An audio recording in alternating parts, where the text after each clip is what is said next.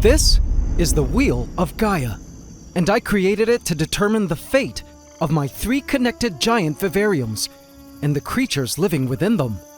Pantdora, my giant rainforest floor vivarium. Orchadia, my giant tree canopy vivarium. And Hydromeda, my tropical wetlands vivarium. All the creatures and life within have no idea their fate will be determined by the spin of this new wheel of events. I moved in to spin the wheel.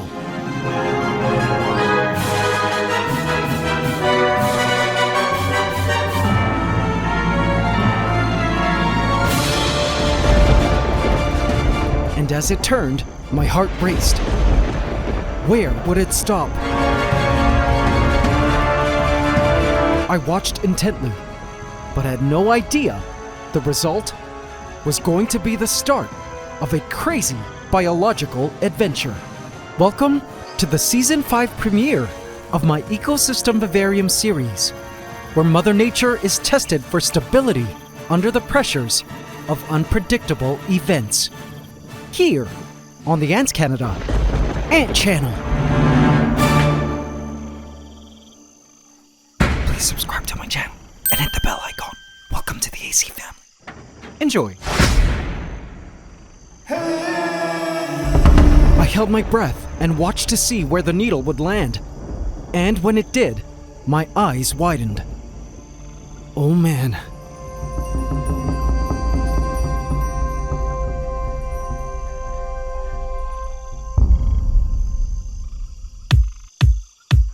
Said what I said, yeah, I thought it'd go away. Was something on my mind, something I had to say. I was so excited to launch this new operation in the ant room. Something I've been dying to do for years, but haven't gotten around to doing until now. For the longest time, I promised you guys, the AC family, that I would set up a live stream in the ant room so you guys could watch the creatures under my care anytime you wanted by simply logging onto my YouTube channel and tuning into my live stream. And first up was setting up a live stream for Hydromeda, my tropical wetlands vivarium.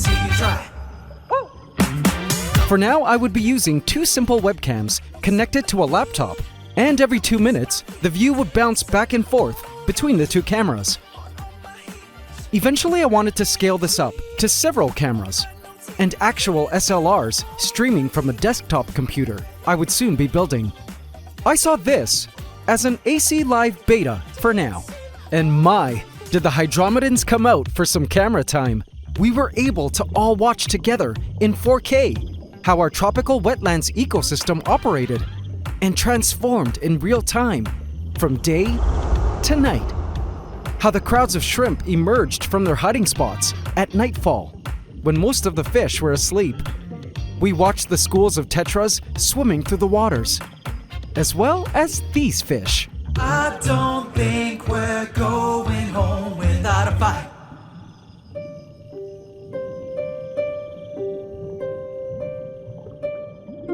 One of the dwarf pea pufferfish was on the hunt.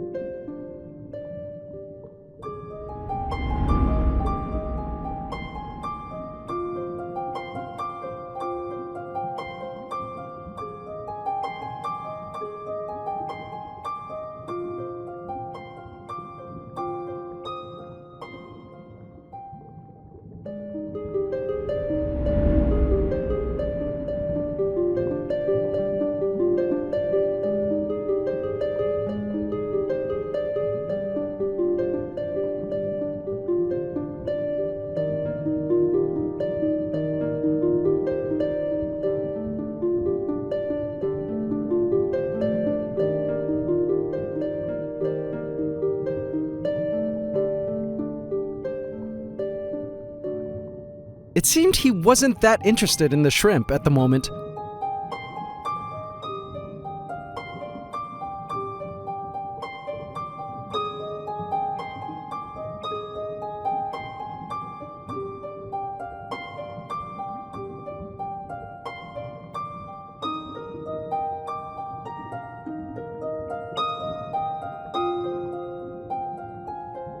A swarm of tetras had caught something nearby, but I couldn't quite see what. The puffers normally feed on pest snails, not these huge ones. This puffer was on a mission to find a certain morsel. I have also seen the puffers have a special taste for the red shrimp among all the color types. Not sure why that is, but a new aquatic species had just been introduced into these waters that I knew the tetras and the puffers had a new taste for. AC family, it's time for the big surprise.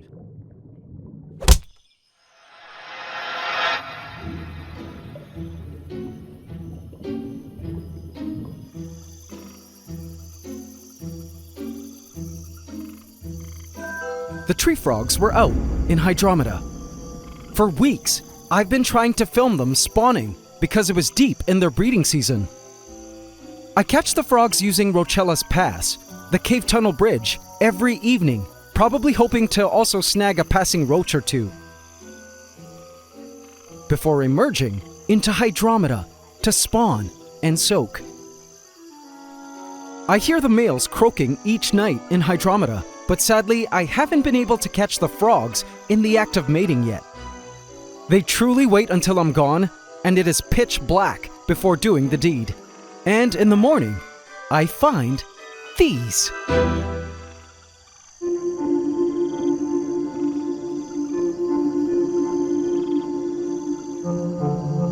A foamy mass of eggs. So cool! I couldn't wait for tadpoles. And sure enough, just a couple days after the eggs were laid, I spotted these cuties emerging at night. Newborn tadpoles. There were several of them. At first I thought they may be baby algae eater fish, but upon closer inspection, the body shape and spots truly screamed tadpole.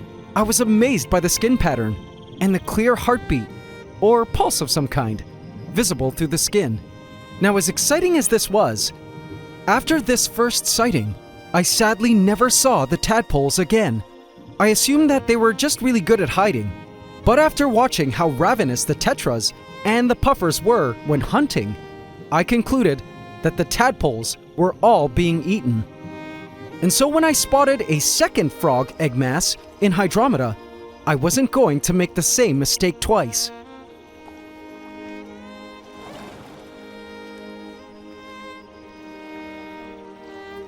I placed the eggs into a container, and sure enough, I began to see newborn tadpoles emerging. The tadpoles were super tiny, and I could see how they could make such a tasty treat for any fish. Over the next few weeks, the frogs continued to lay eggs like crazy, and each time, I collected them until eventually my collection gave rise to this.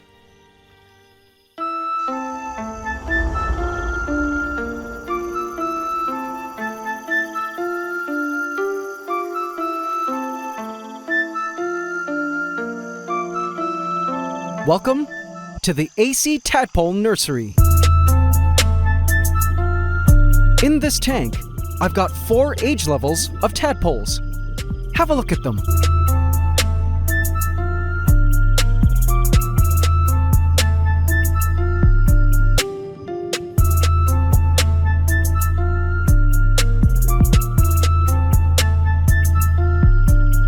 Now there's currently a lot of debris floating around because these tadpoles are very skittish and are quick to dart away every time I approach the tank to watch them. And they end up kicking up organic sediments everywhere in the process. But these waters are quite clean, and the tank is equipped with a small filter.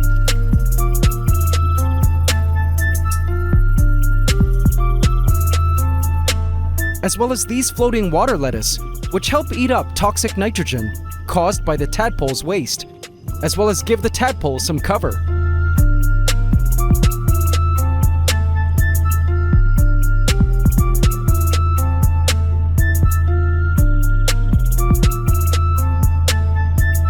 Now, according to online sources, tadpoles are primarily herbivorous, munching away on algae, diatoms, bacteria, and organic detritus found in their environment.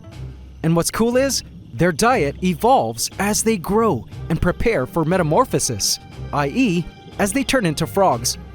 Now, after observing these tadpoles, I believe they are pretty much opportunistic and will feed on anything organic and decaying.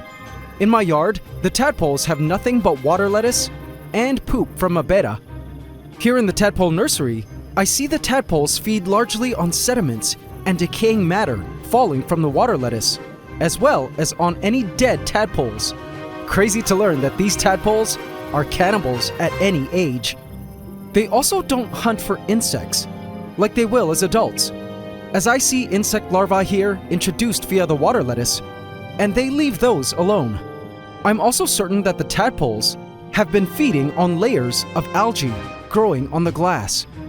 But their most favorite food of all was something I discovered while doing a food test a few weeks back. AC family, check this out.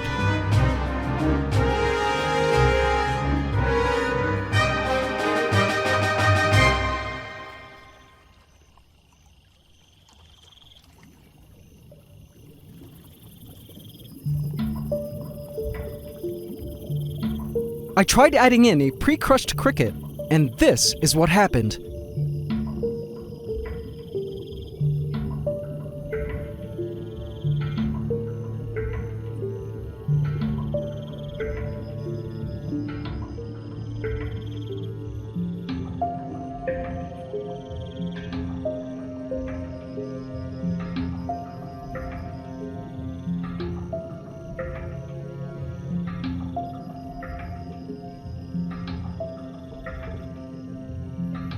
At first, they kind of ignored the cricket, but hours later, as the water softened it, the tadpoles were happy to munch on it.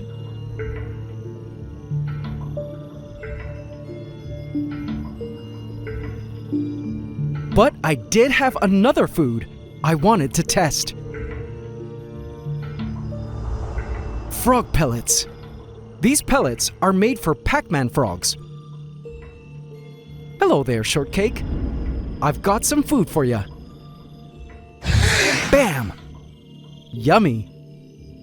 It's been an amazing non-living food for my other horned frog, Jabba the Hutt, who was a decade old. And reading its ingredients, its main constituents are krill meal, fish meal, and cassava starch. So mostly protein, fats, and some carbs. It even helped resolve Shortcake's calcium deficiency and has helped grow out her lower jaw. She can completely close her mouth now, which she couldn't do when I first got her. After placing one of these frog pellets in, I couldn't believe the reaction from the tadpoles.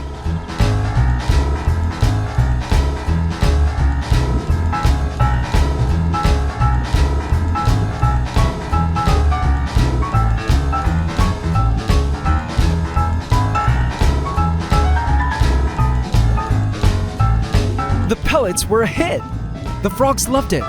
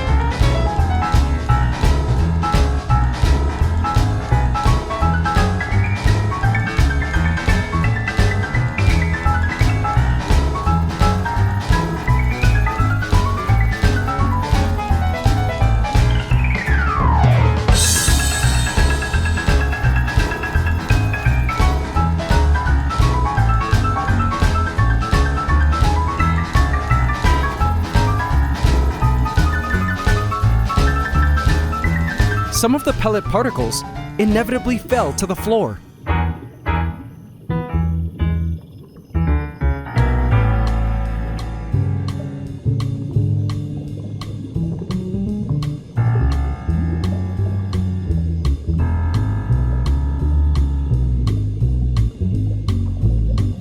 Where the tadpoles happily sucked them up.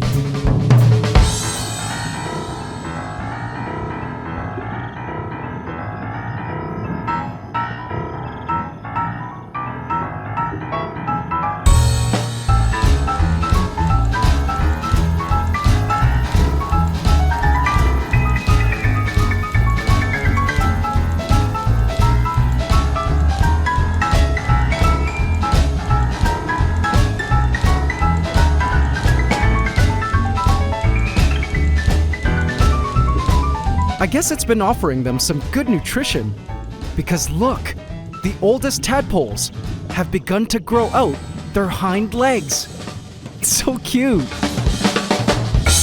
So I felt these tadpoles would be amazing to add to Hydromeda and do their great work in our aquatic rainforest ecosystem and eventually develop into froglets.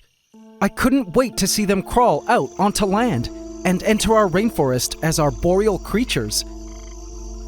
Now, I began to wonder if I should just add the medium-sized and largest tadpoles, as these surely would be safe from being eaten by the fish, and simply raise the little ones until they reached a safe size to be added in. Or should I just place all of them in at once and let the ecosystem call away the weak, slow, and unskilled tadpoles, just as would happen in the wild? There were at least 100 or so tadpoles in the nursery, and more on the way. And I couldn't possibly keep all the frogs. In nature, many aquatic predators depend on such seasonal bursts of protein, and with it being tadpole season where I live, perhaps it might be prudent to just dump all of these tadpoles into Hydromeda. I'll also eventually need to get some creature that eats tree frogs if we end up with too many. I knew the tadpoles would surely thrive in Hydromeda. There was plenty of food for them to eat. Lots of decaying plant matter, lots of algae growing everywhere, and to be frank, Hydromeda could use some help with algae eaters. And there were lots of these. A cricket had fallen in and was attempting to swim to safety. This happens quite a lot. If this cricket fails to climb up onto dry land, it will end up becoming food for aquatic creatures. This cricket, however, was lucky to swim to safety. For some reason, the crickets love visiting the wetlands. Even if the danger of drowning is so high, they love hiding in the driftwood bridge, coming from Rochella's Pass cave tunnel. The crickets have been using Rochella's Pass, migrating to Hydromeda from Pantdora, where they spend a lot of their time. I spotted a male who had lost his hind legs. Poor guy. He probably lost them by escaping a predator or from a past fight with other males. But I was about to discover that I shouldn't judge a book by its cover. This male was a tough one.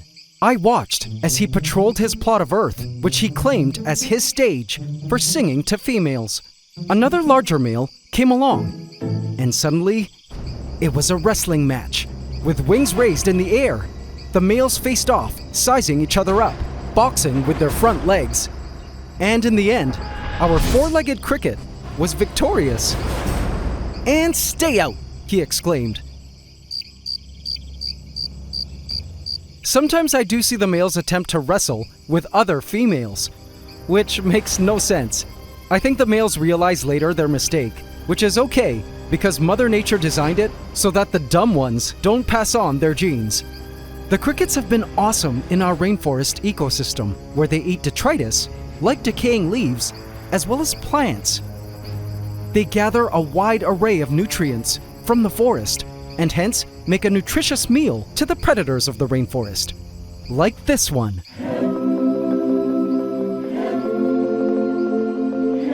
Snap, our resident sun skink, had just woken up and was resting. Before heading out to hunt, we discovered in a live stream that she routinely comes out into the open like this, twice a day to swallow up a cricket, bask, then hide away in the foliage of the rainforest. Based on analysis of her droppings, the crickets make a good portion of her diet, at least at this part of the year.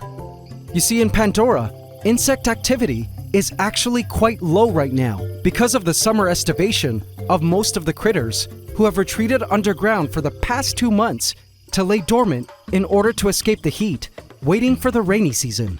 Good news is, rainy season officially started a couple days ago, so our rainforest creatures should be coming out soon. In fact, here's one of them now. A chubby frog named JZ has already begun to emerge. He's kind of in a dazed state at the moment, and will take a few days to truly wake up, and hopefully by then, his partner Beyonce, who is somewhere underground still, will also emerge, and they will both get right into breeding. For now though, there aren't a whole lot of prey for JZ to eat. Chubby frogs specialize in eating ants, and the only ants I see in Pantdora right now are these guys, the nomads, our gnome ants. But I think they're much too small for JZ's taste. I do see some spider activity, like this jumping spider, and some snails. But other than that, Pantdora is a bit devoid of animal activity presently. Sorry, JZ. Perhaps in a week's time, the rainforest will be up and active again. Up in the trees, however, it's kind of a different story, especially at night. From a live stream session, we all were surprised to see how active Orchadia becomes each night, with the emergence of these critters, our Microsquirrels. And man, did they show up for some camera time. My internet was spotty at the time, but the camera would often freeze at just the right moments.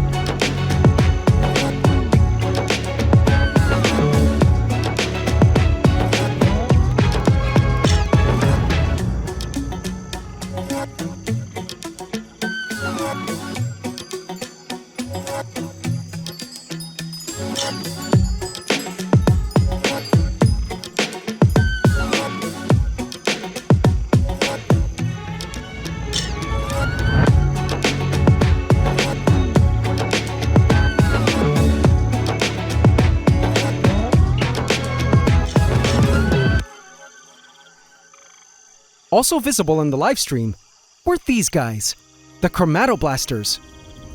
The chromatoblasters were active and busy, crawling around everywhere, scouring the canopy for food. To my surprise, they were also busy having another nuptial flight. They were still in their breeding season. Man, these ants have been having nuptial flights for the past 3 months. It's no wonder these ants dominate our rainforest trees. I also spotted a small beetle,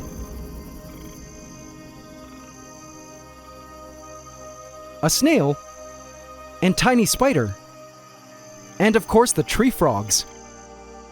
Lots of cricket activity up here in the canopy as well. So as you can see, life in our 3 connected Vivaria has been okay so far, now that they are connected and sharing creatures who can move between worlds. There's been nothing too major to update on, other than the tadpole nursery, due to the summer lull.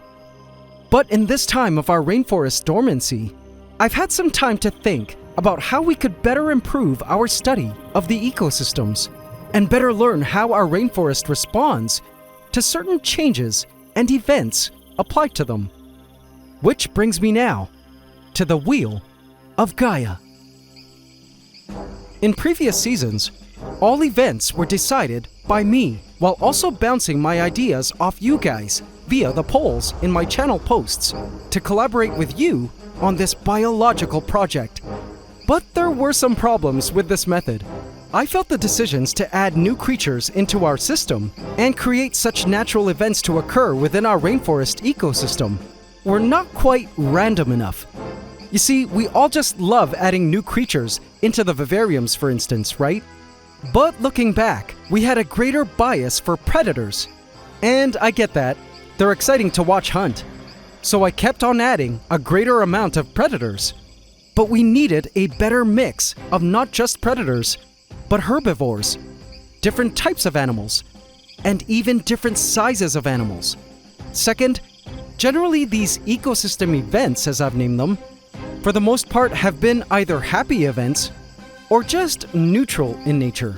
This was understandable, seeing as we humans tend to build emotional ties to our favorite creatures that we follow along in each of their life's journey. But that is not exactly how Mother Nature works. Sometimes she has ecological disruptions. Sometimes there are invasions of foreign species, and even events that can be classified as natural disasters.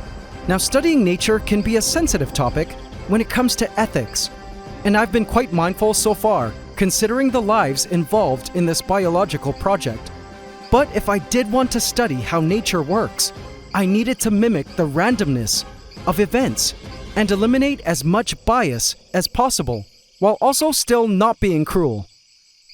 And so, my solution to this was to create a randomizer, something to help determine the events happening in our ecosystem. And that way, we wouldn't have to choose, nor have a bias towards a specific event over others, and could simply just sit back and leave the decision of our rainforest ecosystem events to the spin of a wheel. AC family, behold the wheel of Gaia. I think you understand the principle of how this will work. We spin the wheel, which has a list of ecological events, and where it lands is what we will be executing within our rainforest. Here are the list of 15 events. A lot of these are adding various kinds of animals in. Some of the larger, more impactful animals are simply an introduction for 24 hours. Some of these events can either be good or not so good for certain creatures. But I obviously don't want to kill our ecosystems, so I made sure not to add any events that would cause a total catastrophe and mass death, like forest fire or something. The events on this wheel were all events that I felt would lead to the highest opportunity to learn things about how ecosystems work and respond to each. Now, for every episode of the season, I plan on spinning this wheel and doing what it says. But here's a question I haven't decided on yet. Once the needle lands on an event, should we make that event no longer an option for future spins? Or should we allow all events to happen as many times as the needle lands on them? Let me know what you guys think in the comments. So, it was time to have the Wheel of Gaia choose our great rainforest ecosystem's first event. When I spun the wheel, this was what it landed on.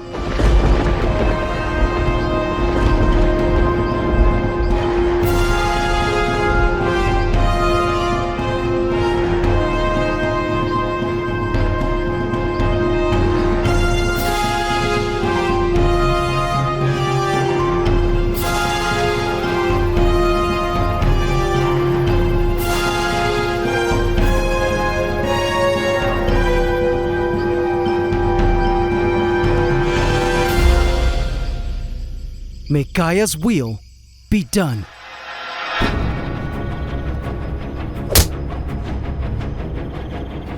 Vote in my community tab to affect this story. This is Pantdora, my 1,000-gallon cloud rainforest vivarium. It's a stunning slice of nature, complete with exotic plants, fungi, and animals, all involved in a complex food web.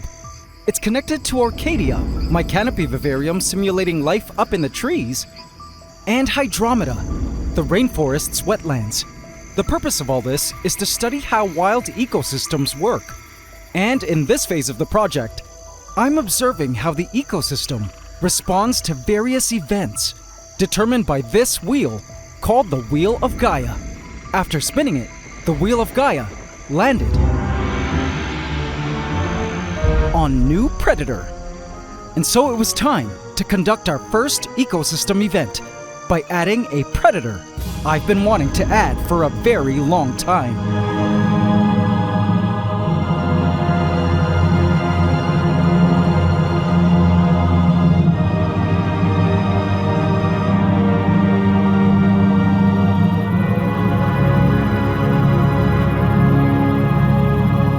Come with me, my precious.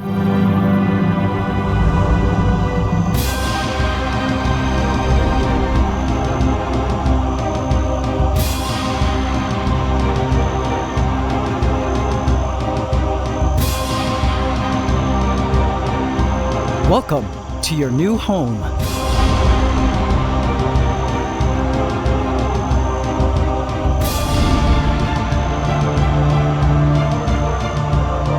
The prey creatures of the rainforest floor dashed away as I placed our new green predator into Pantdora.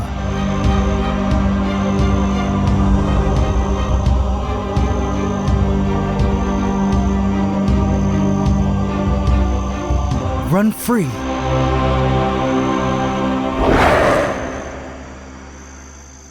Please subscribe to my channel and hit the bell icon. Welcome to the AC fam.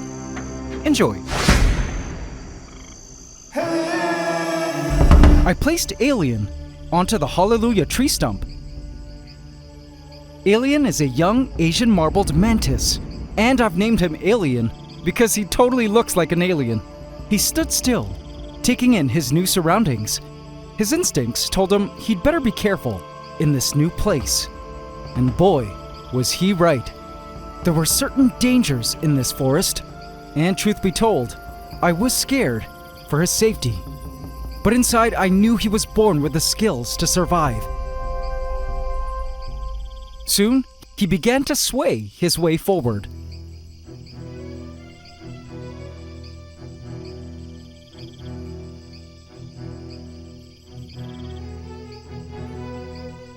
This is the typical mantis sway walk. Now there's some debate on why mantises do this. Some say it's to better hide from predators or potential prey targets by mimicking a leaf swaying in the wind. Others say it's better depth perception, so they have better aim when striking at prey.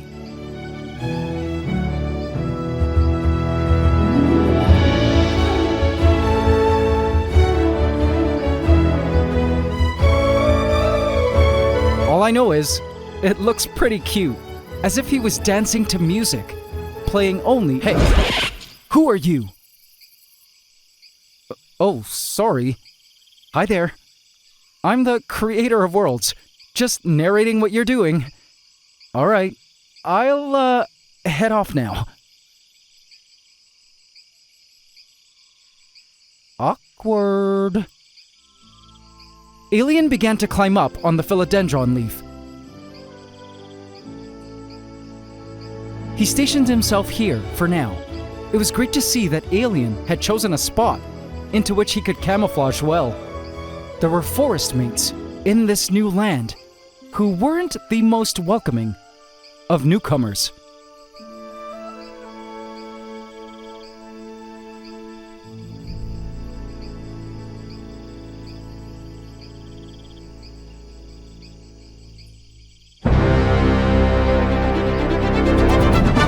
Racing down the vine branch was an acrobat ant.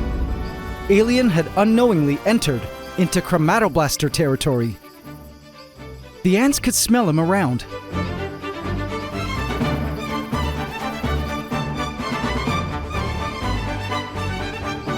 An acrobat ant stood in defense position, gaster up and ready to spray formic acid. Eventually, Alien decided to move on. He stopped to clean himself. Chromatoblasters ran up and down the vine, trying to locate the trespasser. They had been smelling for a while now. I swear I smell it somewhere close. Keep searching! We must protect our highways. He stopped to watch something in the distance. I tried to spot what he was looking at, but couldn't see anything. Comes to show you how visual these mantises are. I watched as he continued to climb the branch.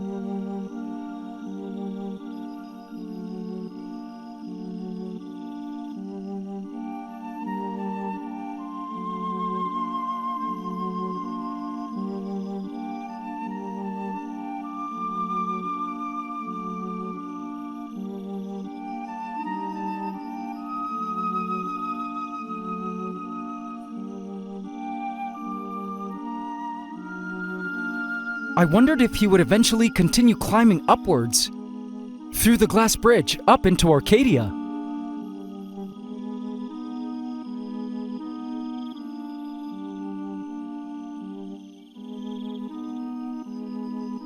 Or if he would choose to wander the upper viney regions of Pantdora.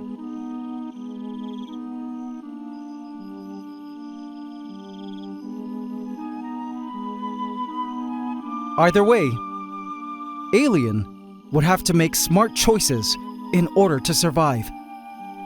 Up in the canopy lived 3 lethal beasts who will be emerging at night, who may find Alien to be a tasty treat. Down here in Pantdora, a dragon hides in the shadows, who feasts on insects like him. For now, Alien found his next spot to chill. Up here, hanging from this vine branch. I felt for now at least, it was a wise spot to rest, safe from predators. It's extra dangerous for all insects because food has been quite scarce for our rainforest's predators for the past couple of months due to the recent summer. Where I live in tropical Southeast Asia, the intense summer heat causes many creatures to either die out or head underground to lay dormant as they wait for the cooler, wetter, rainy season. This means that the predators are extra hungry at this time of the year. The huntsmen were out and about in broad daylight. These nomadic spiders usually hide away during the day and only emerge at night. But all summer, they've been out in search of prey.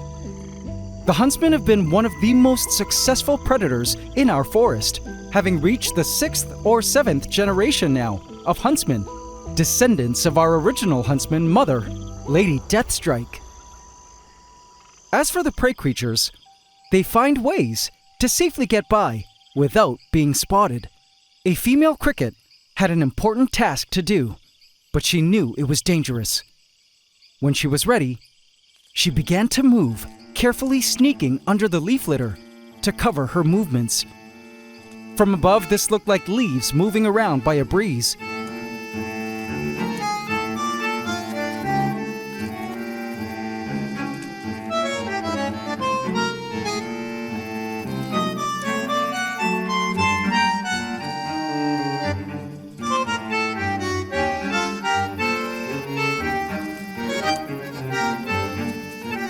Then, she carefully inserted her ovipositor into the soil to lay her eggs.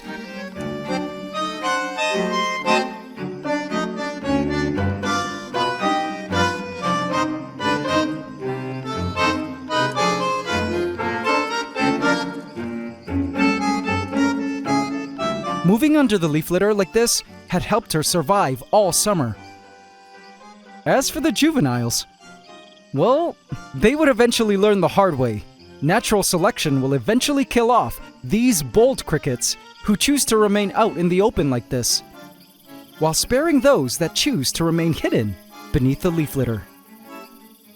It's not easy being a cricket growing up in Pantdora. You gotta eat. These crickets are rummaging through some decayed dried fruit, casted off by the 3 beasts of Orchadia. As for other prey insects, they found some really good places to hide. Roaches were tucked away in the mossy areas behind the rock wall. They would all be safe here when not out foraging for food. Other prey creatures were actually safely living below ground. Giant beetle grubs were reaching their final stages of growth before pupating and emerging as adult beetles. I spotted these huge larvae against the glass, digging around.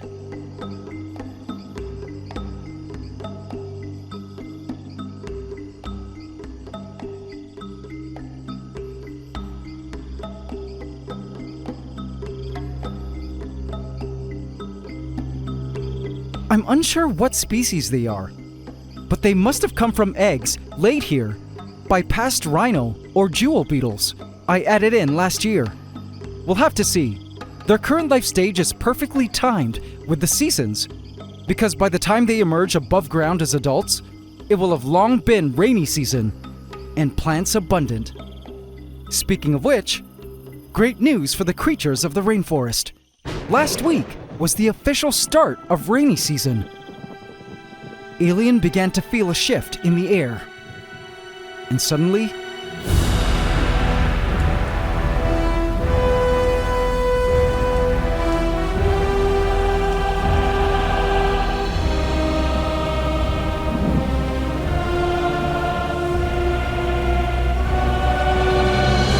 the rains blew through the rainforest. I love watching it rain in Pantdora.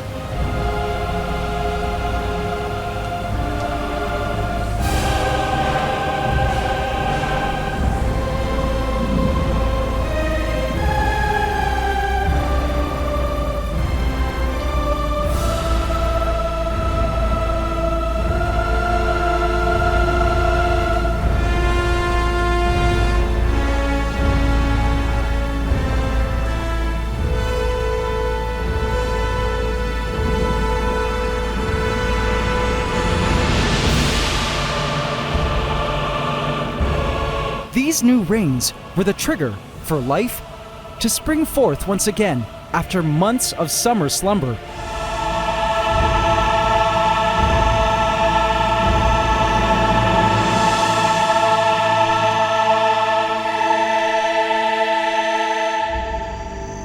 Once the rain stopped, it was crazy to see all the life emerge. Check it out.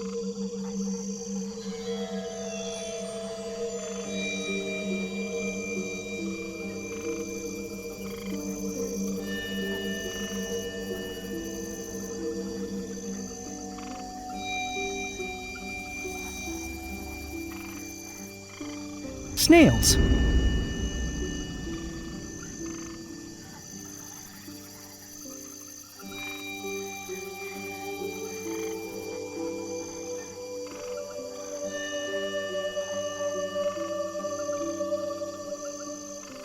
The nomads, our resident nomads, were out making use of the moist soils to build new tunnels and amp up on the house chores. And I shuddered when I saw this. Land planaria. Ew! These are tiny predatory flatworms I hadn't seen for over a year. I had thought they had completely gone extinct from our rainforest. But guess not. They're back. I just hate worms. Ugh!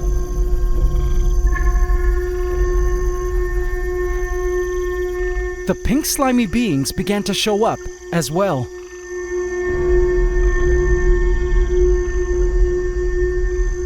Earthworms emerged from all corners, just like they do after every rain shower.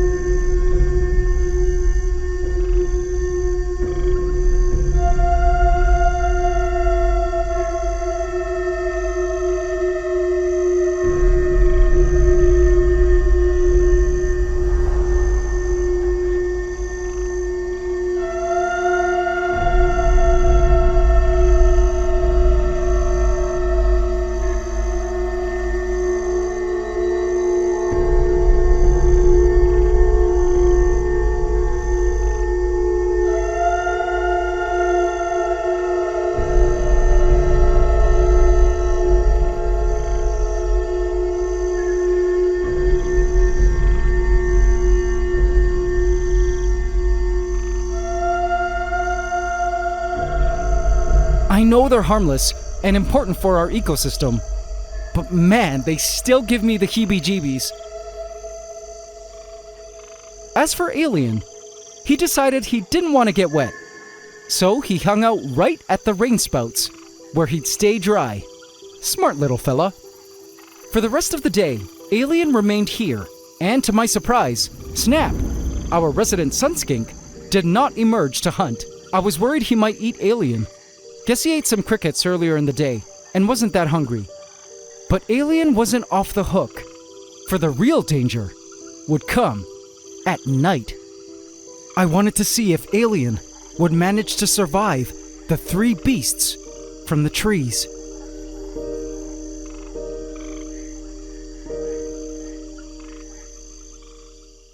Gather round, all ye chromatoblasters! It's here! Our monthly offering from the heavens is here! A worker exclaimed, running up and down the branch, wafting pheromones to call the gang.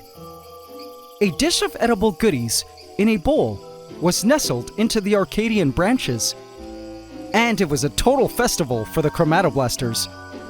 The colony was happy every time this happened, and were even bringing bits of it down into Pantdora to satellite nests at ground level. But I don't place these food items into Orchadia for the ants, but rather to supplement the three beasts of the canopy who were emerging now. Dorothy, the leader of the Microsquirrels, grabbed a handful of food, then dashed back to home base to share it with her two friends.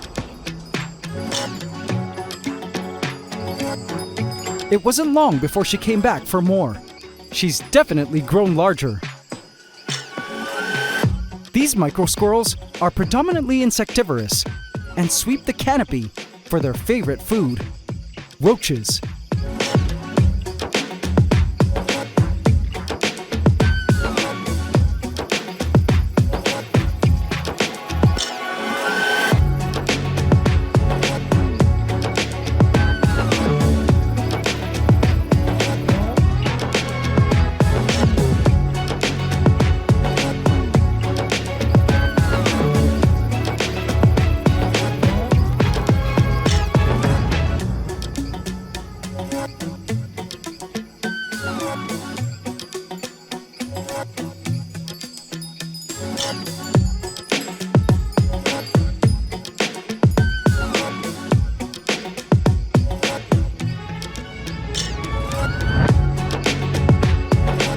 No roaches tonight, so they also appreciated the random fruit, veg, seeds, and pellets in the bowls. The ants, however, did not appreciate the theft. Down in Pantdora, the mists were blowing through the forest floor, hydrating the lands.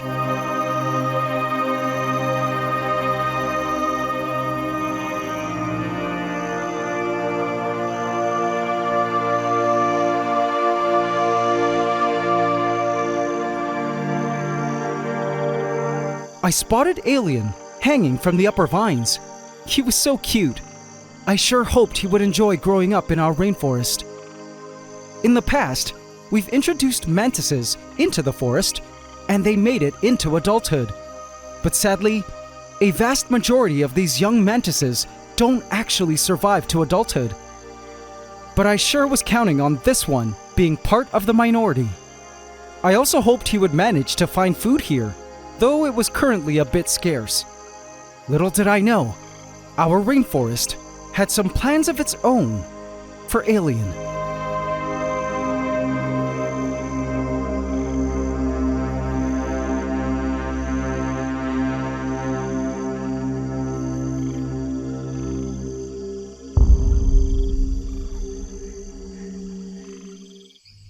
The next day, I returned to Pantdora and looked around for Alien.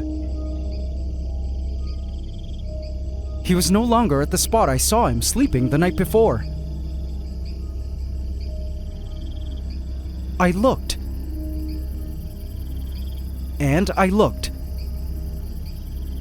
Searching everywhere, but Alien was nowhere to be found.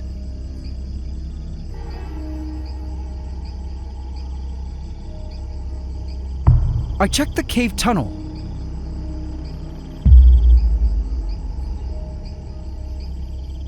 nothing.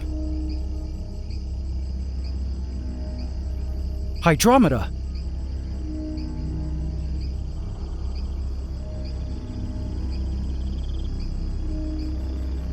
Nowhere to be seen. Had he possibly drowned? I checked Orchadia. Perhaps he had climbed up into the treetops. Still, no signs of our new baby mantis. After searching the whole day and not being able to spot him, I was sad to accept that my fears had come true. I believe Alien was eaten, either by Snap or by the Microsquirrels. I was sad, but this was a possibility all along that I needed to accept. Alien had become the majority. It's always sad knowing a creature I've added into our rainforest disappears due to predation or other means of death. But I've come to realize that when introducing any creature into our rainforest, it's ultimately up to the rainforest to decide how the creature will integrate into it. Sometimes they find ways to survive and go on to found a next generation, sometimes producing multiple generations. Other times, they integrate into our rainforest as nutrients and energy for other creatures, which was the fate of little Alien. His time with us was quite short, but his essence was now part of our rainforest forever.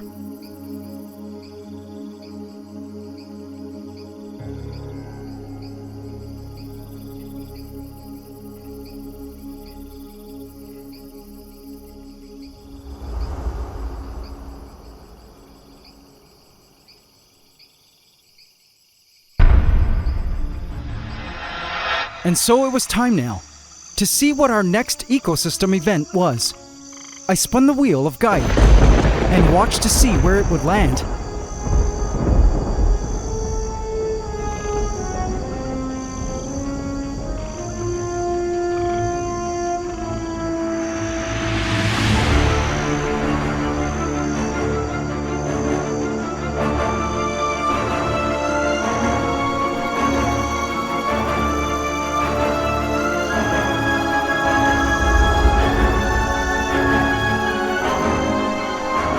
New amphibian. Perfect. I had just the colony to introduce.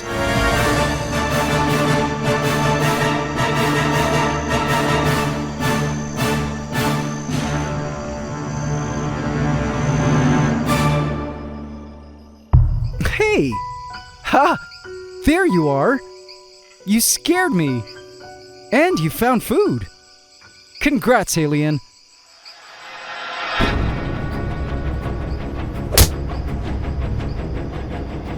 Vote in my community tab to affect this story. This is absolutely crazy. This is Pantdora, my 1,000-gallon cloud rainforest vivarium, which is connected to Orchadia, my canopy vivarium, simulating life up in the trees, and Hydromeda, the rainforest's wetlands. Within this vivarium trinity lives a thriving biodiverse ecosystem of plants, fungi, and creatures, all involved in a giant food web. It's my personal biological project to study how ecosystems work in the wild. And I'm currently using a wheel called the Wheel of GAIA to determine the ecological events that happen in our rainforest. And last week, the Wheel of GAIA landed on New Amphibian, which was perfect because I had just the creatures for the introduction.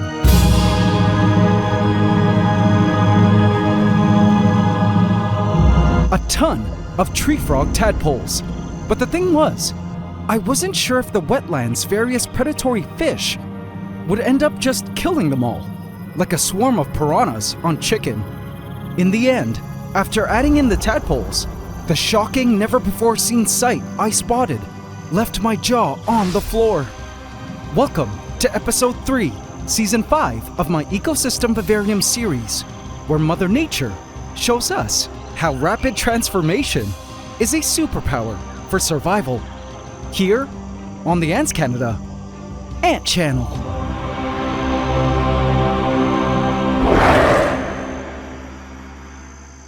Please subscribe to my channel and hit the bell icon. Welcome to the AC family. Enjoy.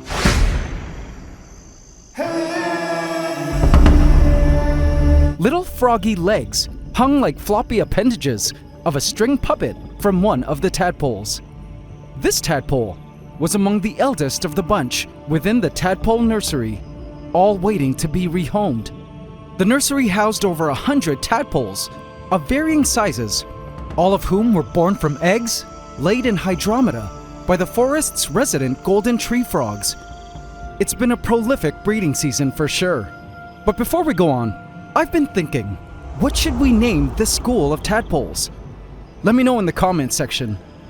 But my biggest concern right now was whether or not these tadpoles could survive Hydromeda, particularly Hydromeda's predators. It would be such a waste to see all these tadpoles eaten. I would soon find out, but nothing could have prepared me for the big surprise I would be seeing later that night after adding the tadpoles in. A surprise that had to do with these floppy tadpole legs. So in case you're new to tadpoles, tadpoles are the larval stage of an amphibian, in this case frogs. These tadpoles are fully aquatic and are born with gills, just like fish, allowing them to breathe underwater. But what's super interesting is as the tadpoles grow up, they start to develop lungs for breathing air. These youngest tadpoles still have their gills covered by skin, so they're happy to remain at the bottom of the tank. But the older tadpoles must come up to the surface periodically to grab a gulp of air. The older the tadpole, the more air they need. Now, around the time their lungs develop, the tadpoles start to grow their pair of hind legs, which at this stage they can't really use. They kind of just flop around as they use their swim tail to propel them where they need to go. Once the tadpole's front legs start growing in, then the tadpole gains the ability to use its legs, at which point it becomes a froglet and crawls onto land to become predators, feeding exclusively on creatures. A complete change in diet from when they're tadpoles, because as tadpoles, they're detritivores, feeding on decaying organic matter, herbivores eating plant material, and algivores consuming diatoms and algae that they find in their environment. It's actually pretty mind-blowing to consider the crazy degree of change these tadpoles undergo in just their first couple of months of life as they transform into frogs. They go from looking like fish to a full-out frog, go from living in water to living on land, and in this species the trees, and go from eating detritus, plants, and algae to eating insects. What a crazy life cycle, wouldn't you say? But back to the question on whether or not these tadpoles could survive Hydromeda. Here's why I wasn't sure if they could.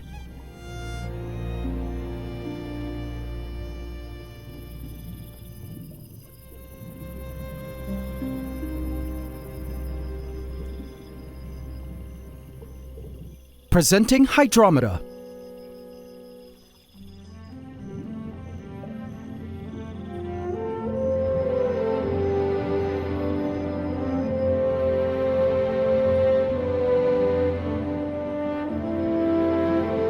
In terms of plant life, Hydromeda has certainly evolved and is flourishing wonderfully. The aquatic vegetation has grown in quite well. Check out the variety of plant life encrusted on the hills of our wetlands.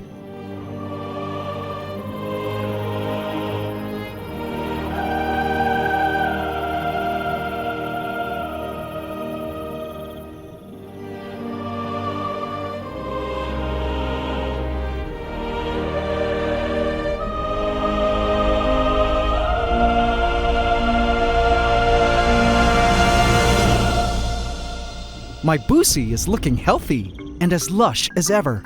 These waters are a stunning garden paradise for all the creatures living within. A nerite snail was sliding along the glass, feeding on algae growing on the glass surface. I love watching its mouth parts scrape the fibers of algae. An algae eater was sucking algae off the surface of leaves.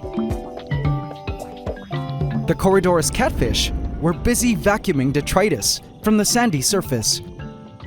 And the shrimp, named the Skittles, picked away at any edibles.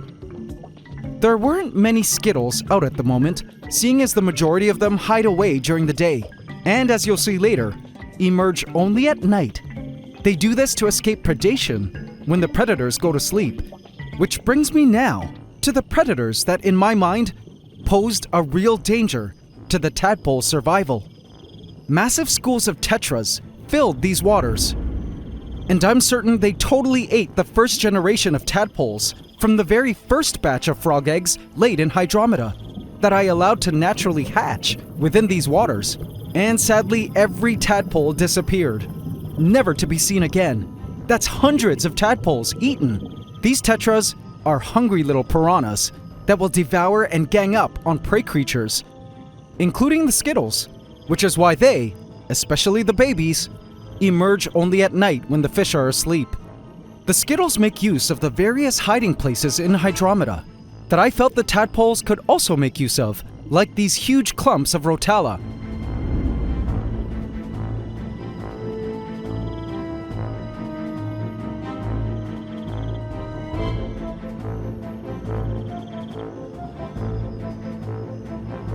And the massive mountains of driftwood.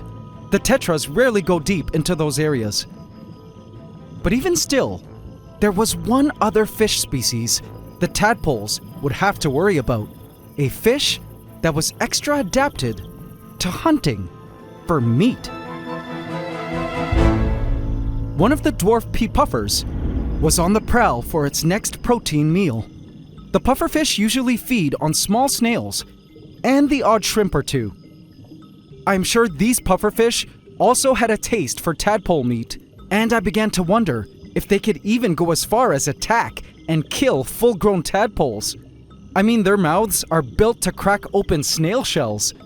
Now, I do agree, however, with what some of you have mentioned, and that is that we should allow the fish to go on and eat some or most of the tadpoles. Because 1, it happens in nature, and 2, if the fish don't eat the tadpoles, they'd eventually all turn into tree frogs, and I'd just end up having one massive tree frog population, which also isn't good. Whatever the case, I felt it would be interesting to find out whether or not this tadpole introduction would lead to a tadpocalypse for the tadpoles or a tree frog population boom in our forest. But the predation issue aside, the tadpoles did have enough food in Hydromeda. In terms of decaying organic matter and vegetation, Hydromeda had plenty of both. Also, see the fuzz on the surface of the sand? Those are diatoms, and the most abundant tadpole food of all, algae, has actually been a growing concern as of late. Despite the wetlands having a small team of algae-eating creatures and cleaners, I've been watching algae grow in patches over some of the mosses and some plant leaves. Now, some algae is okay in a tank, as they're part of healthy ecosystems. But algae, when left unchecked, can totally choke out the plant life, stealing nutrients and sunlight from them, which is bad for the ecosystem. So I felt not only did Hydromeda have all the things the tadpoles needed to survive, but the tadpoles possessed the algae-eating feeding behaviors that Hydromeda, as a wetlands ecosystem, needed to survive.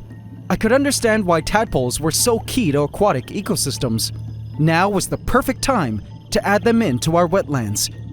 But I decided it was best to take a page from the Skittles and make the tadpole introduction into these waters at night while the fish were asleep, just to give them the best chance at survival. This was going to be epic. Night fell in Hydromeda, and at this hour, the wetlands transform as the day shift creatures go to bed and the night shift creatures emerge.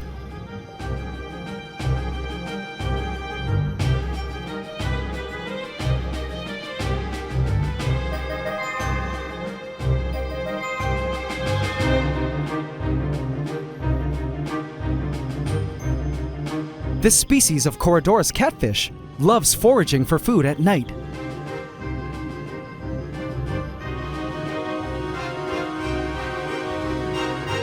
The fish, including the puffers, were all entering their sleep mode now, which meant it was witching hour for the shrimp.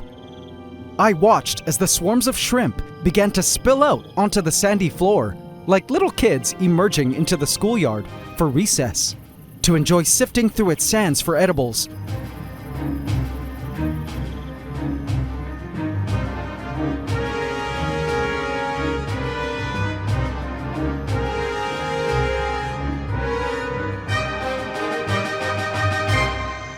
Suddenly, a flash of pink caught my eye.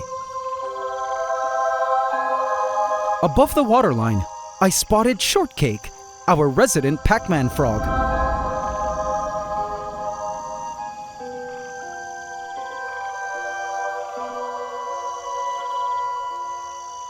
She was also up and waiting for food to scuttle by. I watched as she nestled herself comfortably into a bed of moss.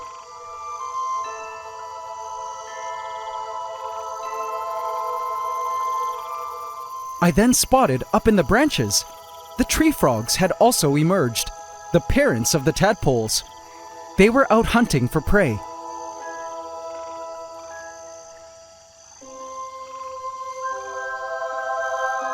Seeing the frogs all out now here in Hydromeda made me feel really happy as I began to consider that at one point, each one of these frogs began as tiny tadpoles, born from a mass of eggs. I never really stopped to consider how incredible of a transformational journey these frogs underwent since they were born. And after having watched the journey of our tadpoles, I now understood how miraculous it was to have these frogs here with us in Hydromeda. In nature, not all tadpoles make it to adulthood. Only those that manage to survive earn the right to enjoy life up on land, and later to pass on their genes over to found the next generation. It was in that moment that I realized how much I loved frogs.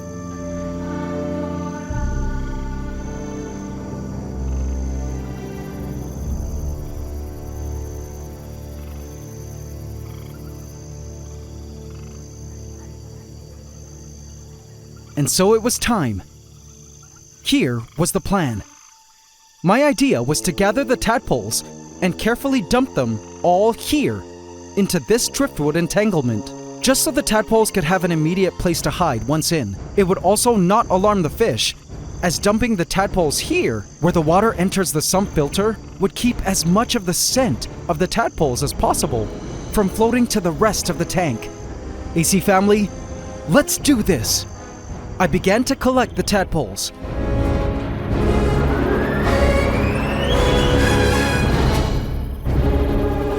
I fished out as many of the tadpoles as I could, placing them into a container.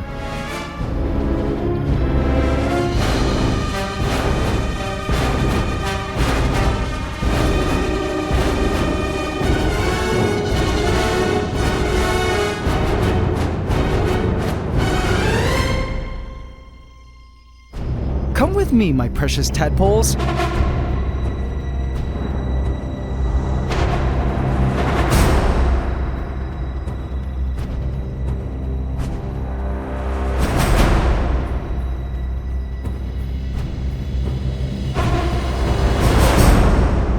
Welcome to your new home of Hydromeda. I carefully dumped the tadpoles into the waters.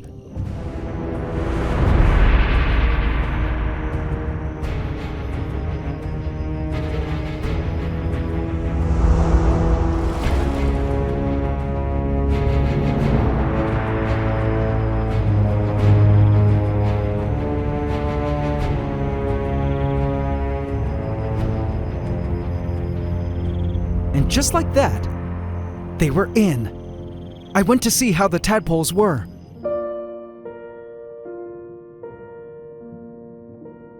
I spotted a few with legs, swimming and surfacing for air.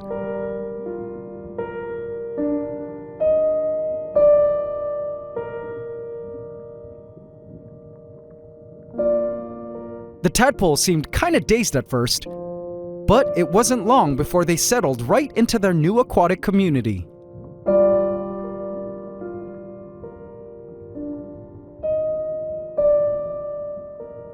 of my way, bobblehead, a shrimp pinched, pushing the tadpole forward.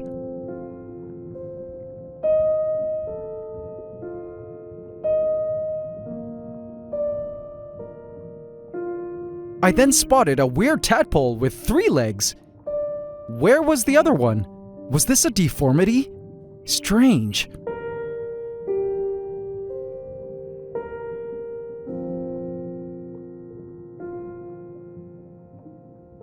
Once the tadpoles got over their first few minutes of shock, I noticed them beginning to feed from the floor. Mesmerized, I watched the tadpoles of all sizes feed and explore their new massive home. A vast world they never knew existed.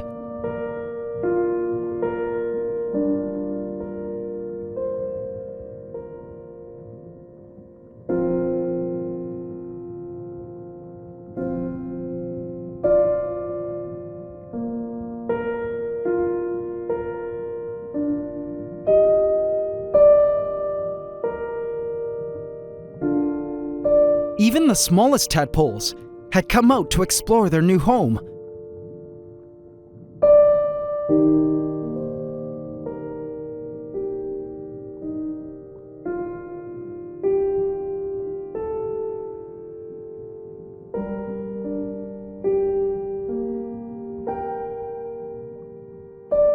Mixing in with their ecological competitors, the shrimp, a cardinal tetra who had stayed up late was snooping around, but didn't seem to bother with the tadpoles. I guess the tadpoles were now too large for the tetras to eat. It actually looked like the tetras had not been alarmed by the introduction of the tadpoles, and that our plan to add them in discreetly had worked. I watched in awe as the tadpoles fit right into their new aquatic home.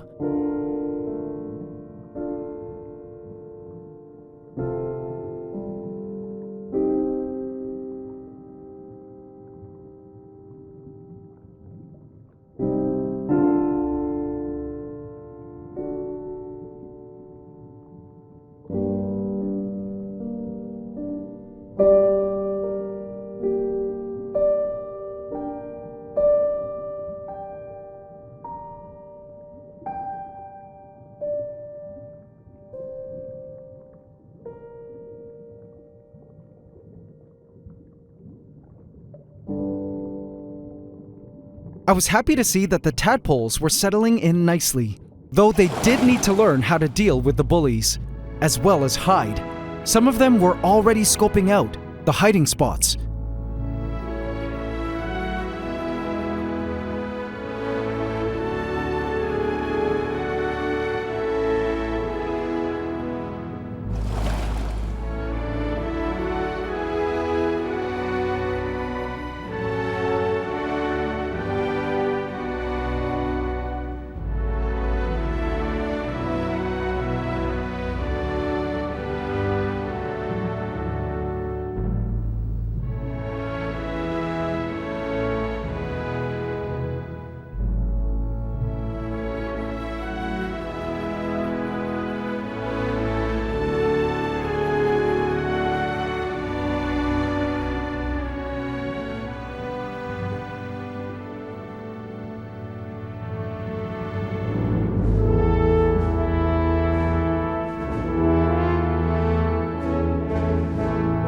The tadpoles were absolutely stunning in their new home, and only time would tell if they would survive. Even if just one of this whole swarm of tadpoles could survive, I would be happy. It was then that I spotted something truly spectacular.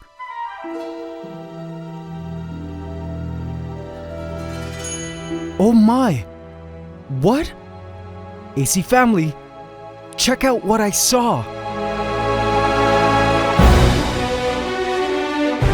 A froglet, with all 4 of its legs, emerged from the water.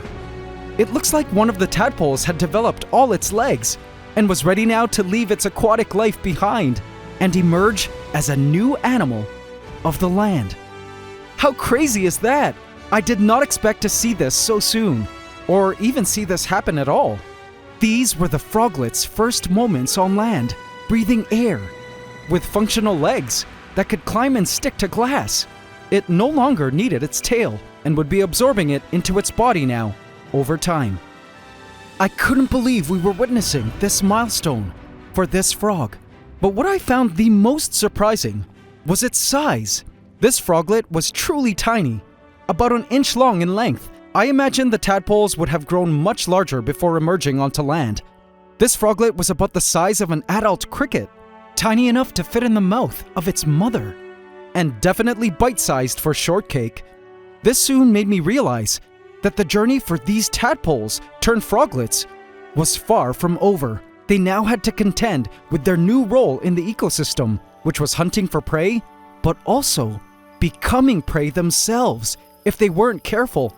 The latter was definitely key to me, because I completely assumed that once they reached the froglet stage, that they were pretty much free from danger at that point and would grow up into adult frogs until I had a tree frog overpopulation. But now I realized this wasn't the case. They still had to evade getting eaten by other frogs, huntsmen, the microsquirrels, and plus they also had to learn to hunt for prey now. As froglets, they would still be completely at the mercy of the ecosystem, but with a whole new slew of challenges on land to contend with. The next day, I checked Hydromeda, and indeed the tadpoles had all gone into hiding. Just like the shrimp, I could only spot the largest of tadpoles here and there, but they were also tucked away within the foliage, trying to be discreet. The pufferfish looked extra fat and were hyper-focused on the hunt today, which to me meant that yes, the pufferfish did manage to eat some of the tadpole meat. But I wasn't too worried, as I felt the puffers wouldn't be able to eat enough of the tadpoles fast enough to make that big of a difference.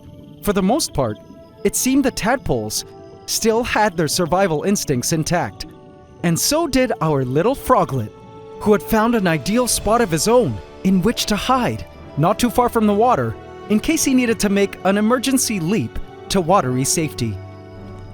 Having tadpoles living in Hydromeda and developing into frogs was a long-time dream of mine since I first built these wetlands.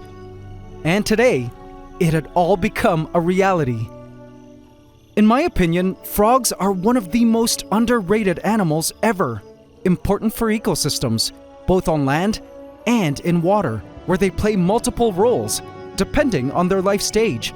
And after seeing all that I have with these tadpoles, I've come to realize that frogs are definitely one of Mother Nature's coolest creatures, real-life Pokemon that evolve and morph into higher forms along its life journey. I couldn't wait to see how many of these tadpoles would actually survive into adulthood, and hopefully go on to found a second generation of Hydromedan-born tree frogs. Next year, the frog story in our rainforest had only just begun and can only get more and more riveting from here on in.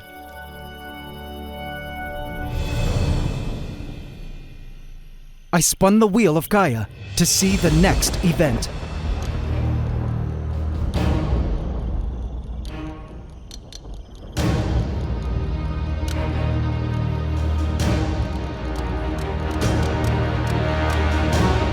Oh. Interesting.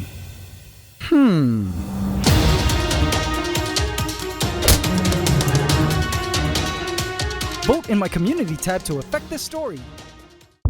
This is Pantdora, my 1,000-gallon cloud rainforest floor vivarium.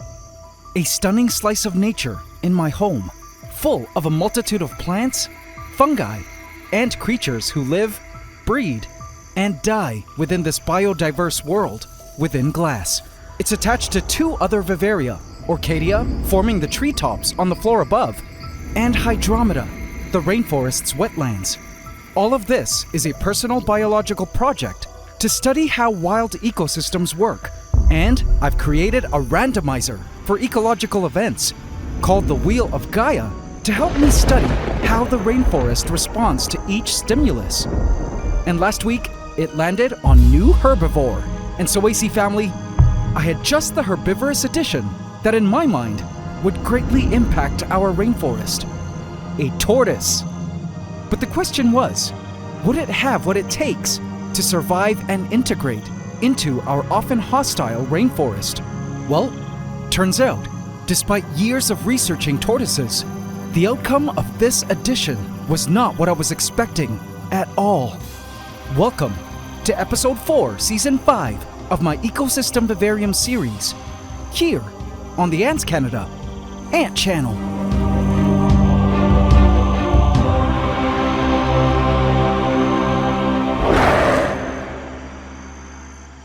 Please subscribe to my channel and hit the bell icon. Welcome to the AC fam. Enjoy.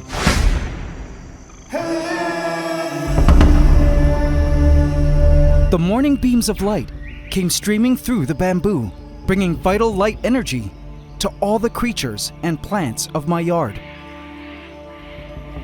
The sunlight always heralds a brand new day for all the animals and creatures emerging from the tropical forest around my home, here in Southeast Asia where I now live.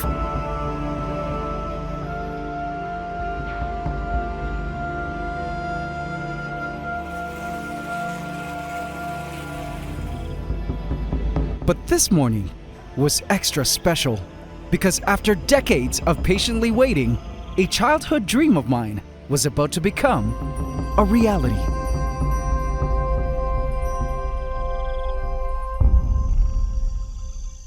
I carefully set our new baby tortoise onto the leaf-littered floor of Pantdora. It looked around in wonder at its vast new home, one larger than it had ever known before. I just couldn't wait to see how much it would love its new rainforest residence. I didn't know it yet, but this new tortoise's first day in our forest would not unfold how I thought it would. It slowly began to move.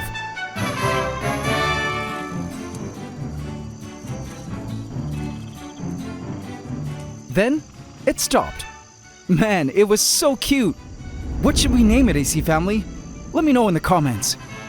So if you're new to these awesome creatures, this little guy is a baby red-footed tortoise, native to the rainforests of South America. A rescue from a friend of mine who had bought it, but couldn't get it to eat consistently.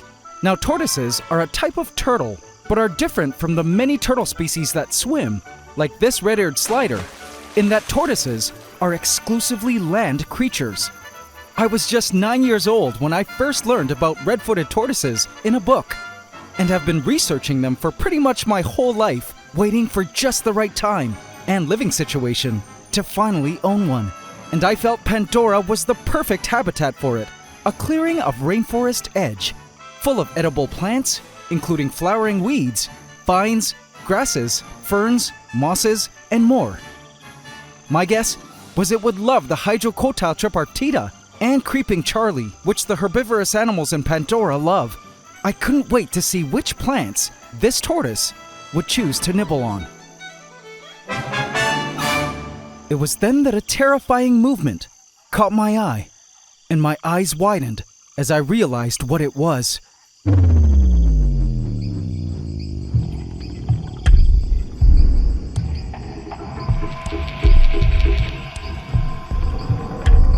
A long body slithered forward, and it gave me the shivers. Ugh. Though it may look like it at first glance, this hideous creature was no earthworm.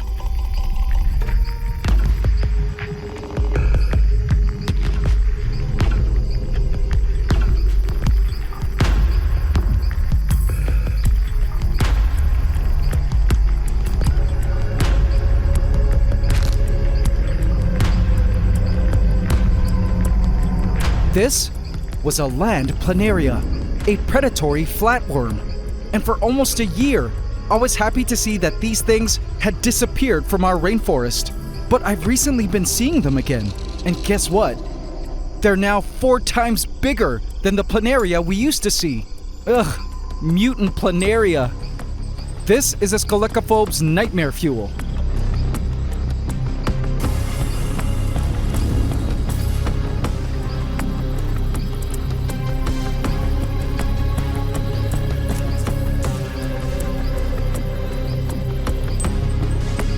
I watched as one slithered towards the tortoise.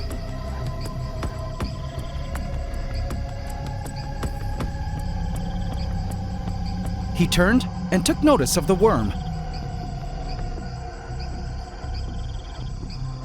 Red-footed tortoises are mostly herbivorous, but will eat insects and even meat on occasion. It looked like the tortoise was willing to let this one pass, and the planaria wasn't interested in the tortoise either, as it was looking to snag a baby cricket or some other small insect. The tortoise suddenly turned.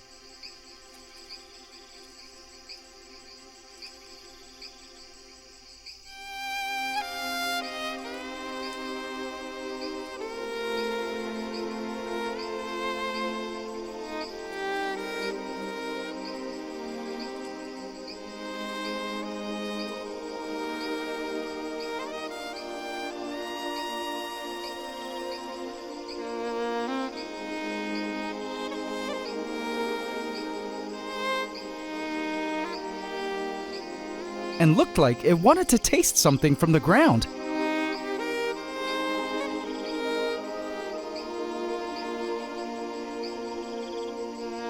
Oh! It took a bite of a stick. Silly tortoise. But good to see that it seemed interested in eating.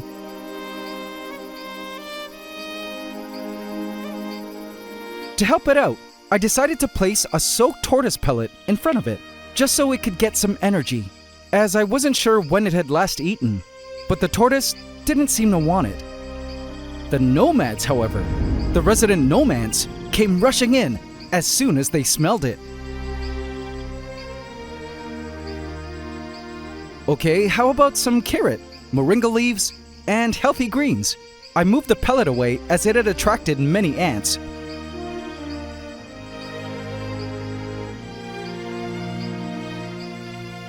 To my surprise, the tortoise was not really moving, seeming uninterested in the food. I was beginning to grow concerned. With fresh greens right in front of it, and the tortoise not wanting to eat, it could be signs of stress, an underlying health issue, or both. This was not what I was expecting my first experience with a tortoise to be like.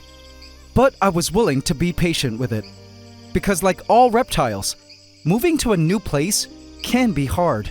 Inside, I was just so excited to finally have a red-footed tortoise. But there was one creature in our rainforest that I felt might not share the same joyous sentiments.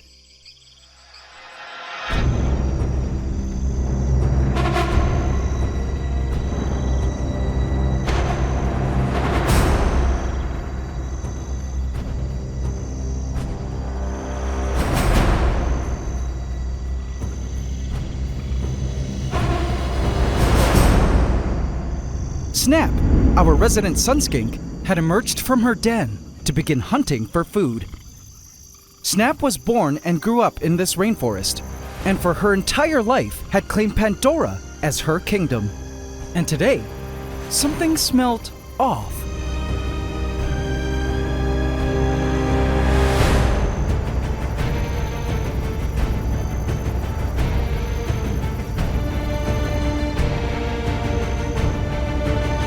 She was actually the one I was concerned about, as I've never seen how she would react to another larger daytime creature sharing her territory.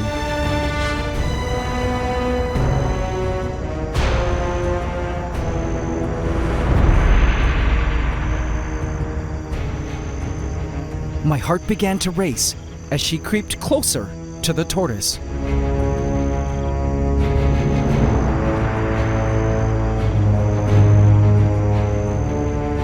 As she got close, she spotted something under the driftwood and ate something, probably a roach or a cricket. When she was done, she continued forward, and my heart raced.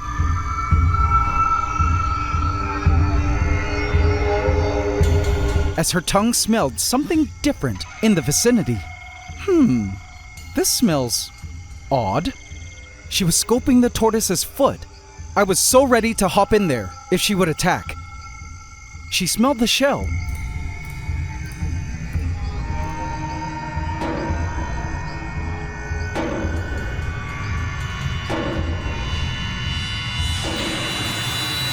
and eventually moved on, seeming to not notice the tortoise. Guess she thought it was just a weird rock.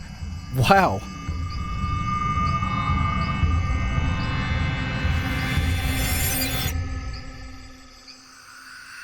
Guess staying totally still has its advantages.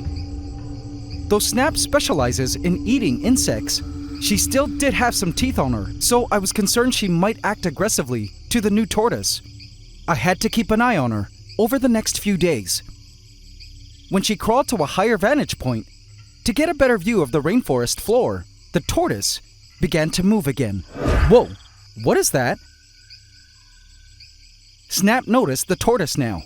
Both her and I watched as the tortoise attempted to eat something again. Yes, it ate a leaf. Finally, I was so happy the tortoise was Okay? It spit it out. Guess it didn't like the taste of arugula. Just when things were looking hopeful, and the tortoise was about to eat, and even actually move somewhere, it kind of just stood there, not wanting to move. For a moment, it began to rotate its body.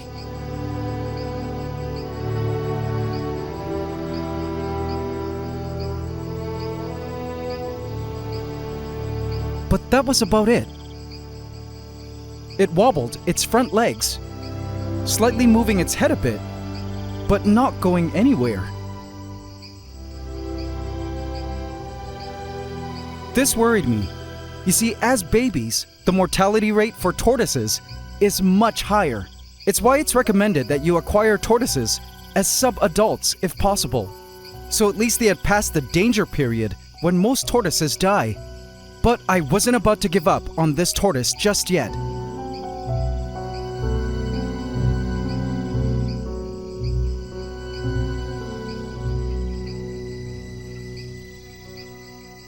Later that day, I caught Snap coming close to the tortoise to check him out. It was almost as if the two were having stare-offs.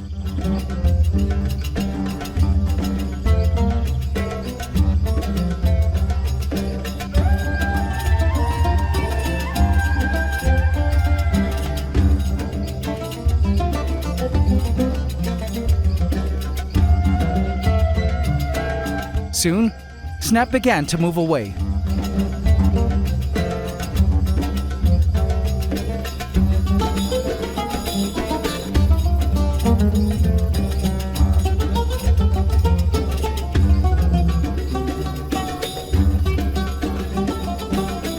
I wasn't sure what the sunskink had planned, or if she was just genuinely intrigued by the tortoise. The tortoise did have a thick protective shell and really tough skin, so it's not like it was defenseless against any kind of sunskink attack, but I still had to watch their interactions very closely.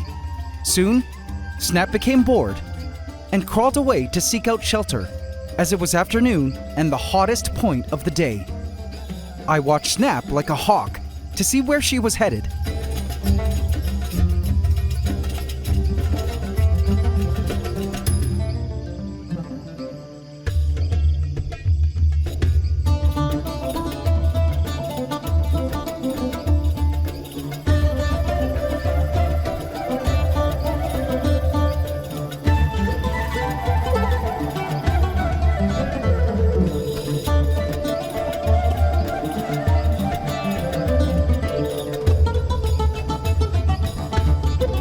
Eventually, I spotted her crawling into a discreet slit under a rock. Aha! So that's where you've been denning. Now usually, tortoises for most of the day are also burrowed underground, resting within the cool and damp soils. But again, it seemed our tortoise had no desire to burrow.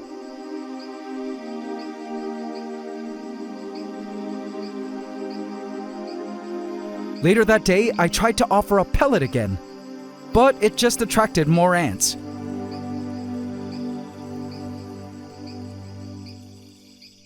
A cricket came around and began nibbling on the carrot. And even the pellet. If this tortoise was going to be a resident of Pantdora, I knew it still needed to be supplemented with pellets and some veggies for complete nutrition. But how would it be able to eat these things if other creatures were eating it first? In the rainforest, if you snooze, you lose. And man, this tortoise sure was snoozing. Later in the day, I caught Snap spying on the tortoise like a creeper. I was beginning to think that perhaps Pantdora might not be so ideal for our tortoise after all. For the rest of the day, I watched our tortoise sit in the same spot and not move. It was anticlimactic and also worrying. And little did I know, the biggest tortoise lesson was soon to come.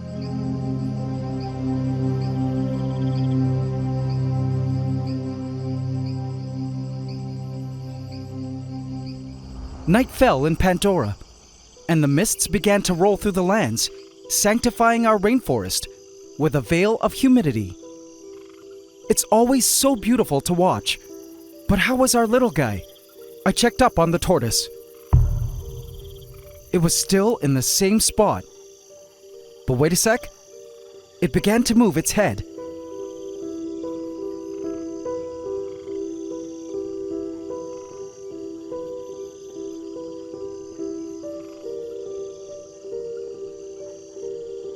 I watched in delight as it tried to take a bite off the pellet.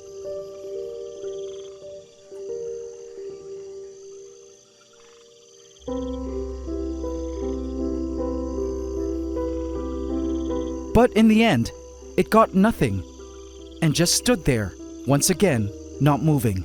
Sadly, if this continued, my fear was that the tortoise would die. This little one needed to see a vet in the morning. I was so afraid it was on the way to dying.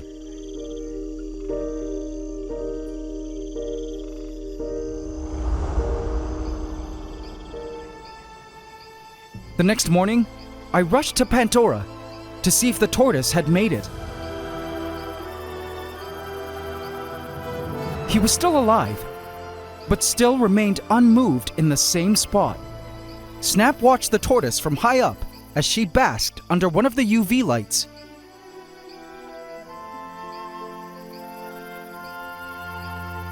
Now, although I did outfit a basking and UV spot for our tortoise, at ground level, off to the side, I felt it was time to try something else. I was determined to save this little one from becoming a statistic. I was going to try everything in my power to help our tortoise thrive under our care. After a warm soak in some shallow water, I carried our tortoise over to a sort of pen I prepared with a mix of cocoa peat and cocoa wood shavings, a shallow dish of water, and fresh greens, grasses, and weeds. I placed him inside.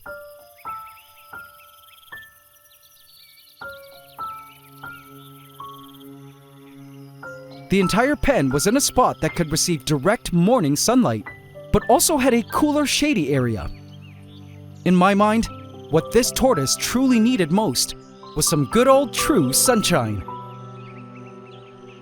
I watched the tortoise to see if this would help bring some life to him.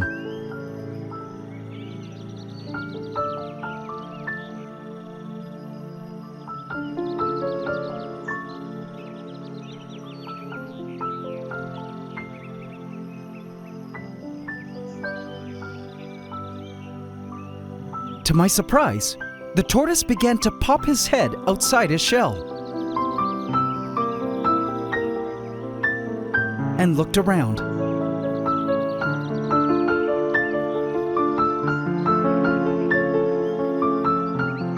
It looked as though the sun was giving him power. And then, after several minutes, what happened next truly surprised me. He actually began to move off his bark.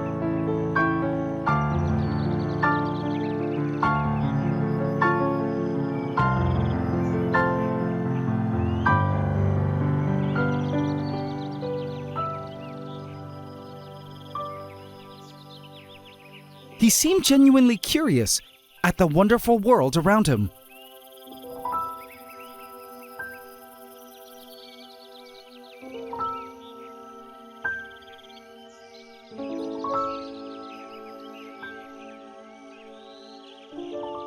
and then he spotted the foliage growing in my planters to the side of the tank.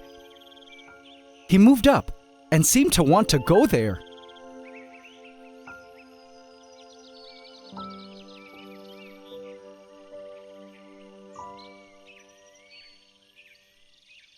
To me, this meant he might be more willing to eat now. So I tried to offer him some greens, and lo and behold, finally he took a bite and began to chew. Oh, so you're open to hand feeding, I see. I loved watching him munch on greens. Now this is what I imagined having a tortoise as a pet would be like. What a dream!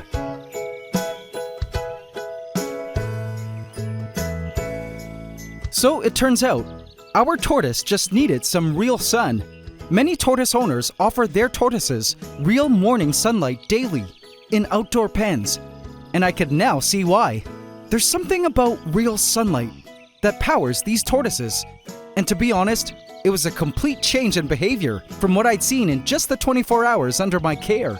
I felt this routine of having our tortoise enjoy some outdoor time would be a daily thing from here on in. He could benefit from the daily heat and UV from natural sunlight. He could also enjoy a daily change in scenery, as these tortoises are very intelligent and need mental stimulation. Plus, the act of handling him would help him get accustomed to me, as tortoises learn to recognize their owners.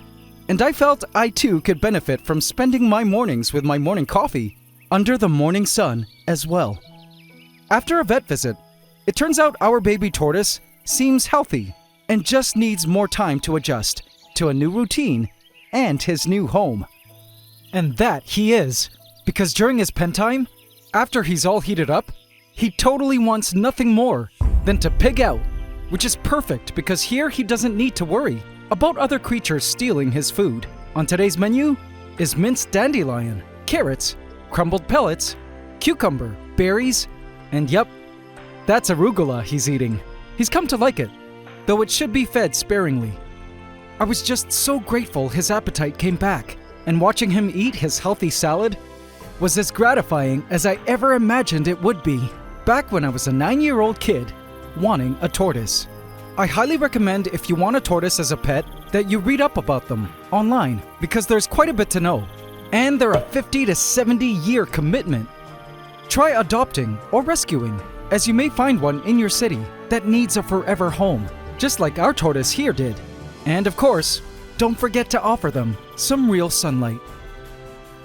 After he burrows himself, I take him inside, making sure to show him the giant aviary inside my home, which I've decided will be his future home, where he can live with some placid birds and munch on greens all day under natural sunlight. As for Pantdora, I feel for now it can be his temporary residence when he's not outside, but I'll eventually need to move him out, just like how we must cycle through our predators. Which still stays true to how nature would work, with herbivores moving in and out of a plot of rainforest space. But while he's living here, he could contribute to the rainforest by eating plants and pooping, which would nourish the soils, which would in turn grow more plants. Him digging around and burrowing will also help aerate the soil and create burrows for other creatures, like Snap, who actually treats our tortoise like a buddy she can't stop watching. I don't know how long I'll be keeping him in Pantdora, but for now, I just want to let him do what he wants, on his own time. Because as with most pets, and certainly with these tortoises, slow and steady wins the race. Welcome home, little one.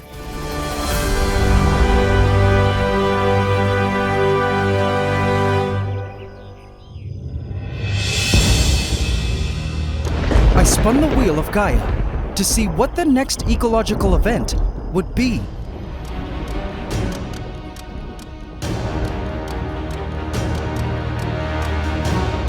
Oh.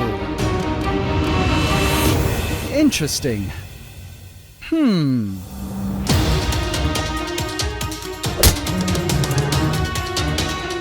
Vote in my community tab to affect this story. Things are about to get a whole level of crazy. This is my 1,000-gallon cloud rainforest vivarium called Pantdora, attached to a tree vivarium called Orchadia and a tropical wetlands vivarium called Hydromeda. They're home to a biodiverse array of plants, fungi, and of course, animals galore, from invertebrates to fish to amphibians, reptiles, and even mammals. A rainforest ecosystem within glass. But I've been waiting for this grand day to come. The day when a new type of animal joins our ever-growing rainforest within glass.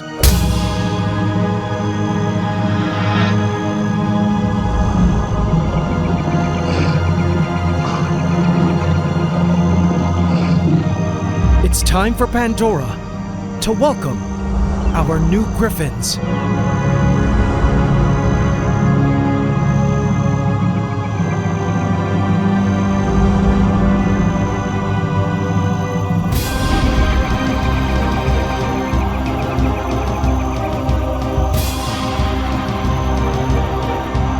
The age of aves has begun.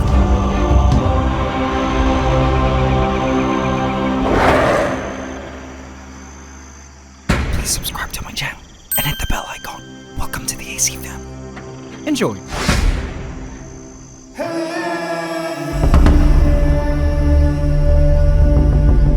A plague had hit the rainforest this week. After months of a scorching hot and dry summer, the new rainy season in the forest had brought heavy rainfall and cooler temperatures over the past 3 weeks, and with it, an explosion of life. Where I live in Southeast Asia, many creatures were waking up now that it was the rainy season, after a summer-long sleep to wait out the heat. Life in our forest has begun to ramp up again, but the first to take full advantage of the favorable conditions have been these prey insects.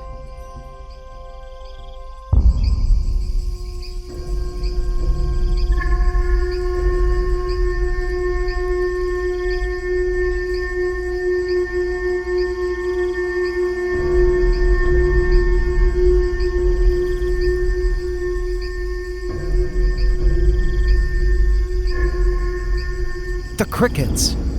A new generation of baby crickets had emerged from the soils, but this generation was much more plentiful than previous ones.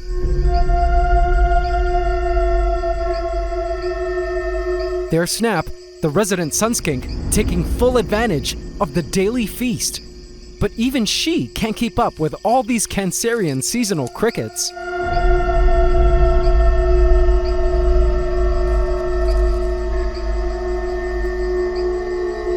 Not even the nomads, the super colony of nomads that dominate the soils, could keep up with the abundance.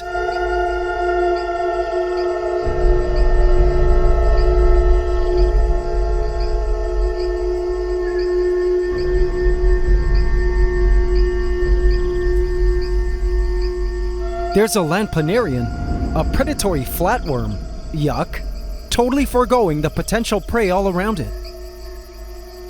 I actually find this cricket plague staggering, as this didn't quite happen last year. If this massive cricket generation is allowed to grow up, we may have some problems on our hands.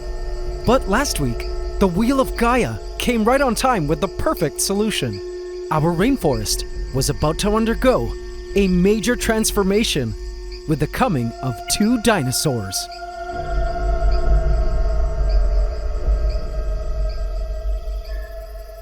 The birds hopped eagerly out of my hands onto the Pandoran forest floor. Both birds stood there, stunned, as they took in the new forest world around them. They stood completely still as they scanned the forest.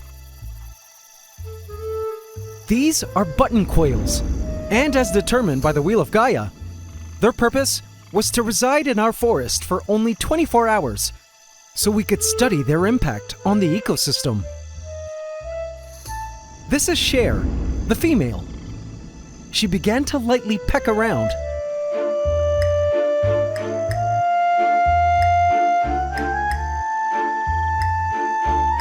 The male, Sunny, was a bit freaked out and ran into the bushes, but also began to forage.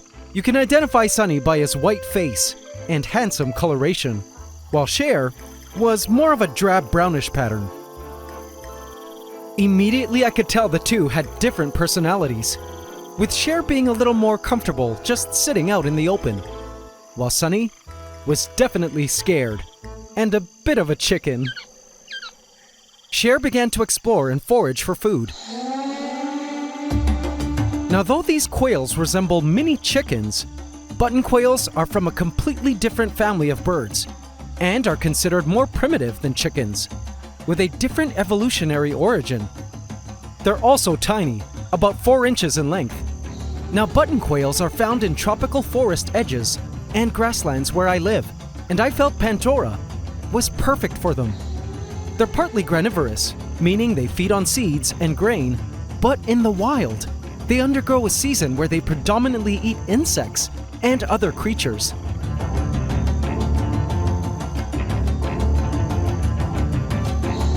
I watched as Cher gazed as baby crickets stood perfectly still, hoping the dinosaur wouldn't notice them. They scuttled about as Cher pecked around the water instead.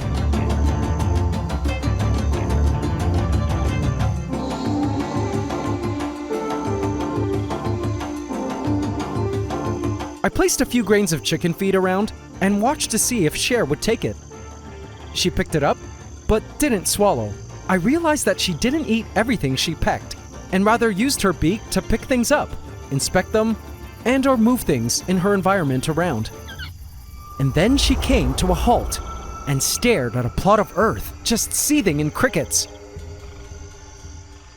A cricket froze in its tracks. Would she go for it? Nope. Hopped away. She also ate a few small pebble grains, which is also known as grit, small abrasive particles to help with digestion. Grit helps to grind down food in the bird's gizzard into smaller particles, making it easier for the bird to absorb nutrients. I could immediately tell these creatures were unique. Cher was so dinosaur-like as she foraged around, and indeed birds are technically considered dinosaurs, as modern science has established that all birds descended from a specific group of small, meat-eating dinosaurs. In fact, fossil evidence shows that many theropod dinosaurs had feathers long before the first birds appeared.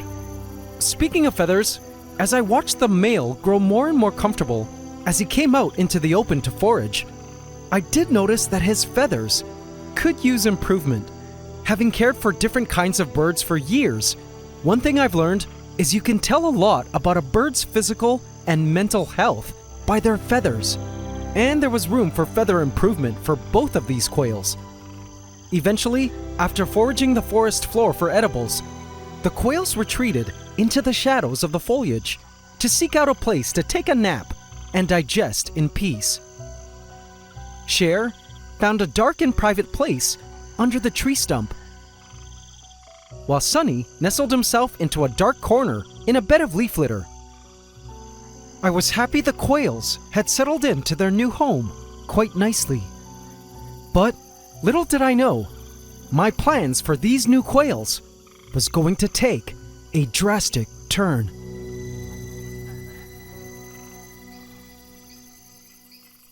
Watching from the upper driftwood was Snap, basking under the lamps. Snap is a lizard, a reptile, which means he is cold-blooded and requires heat from the sun to keep his body temperature up and have his body running properly.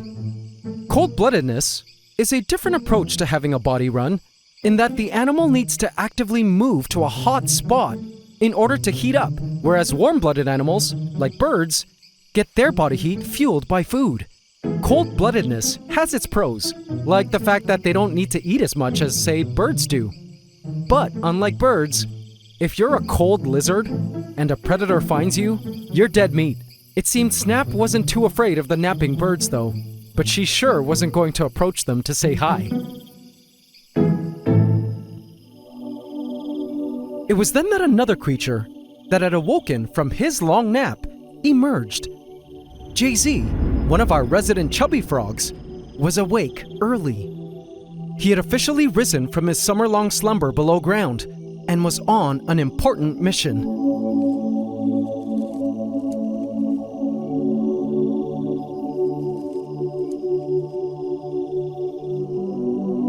He began to feed on the abundance of crickets all around, but food was not on the top of his mind. He was looking for someone in particular. This someone was nowhere in sight.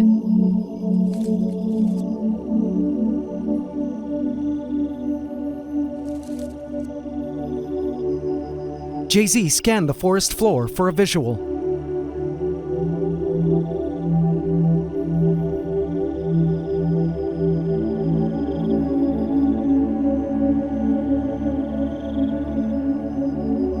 He eventually got distracted by a cricket and followed it.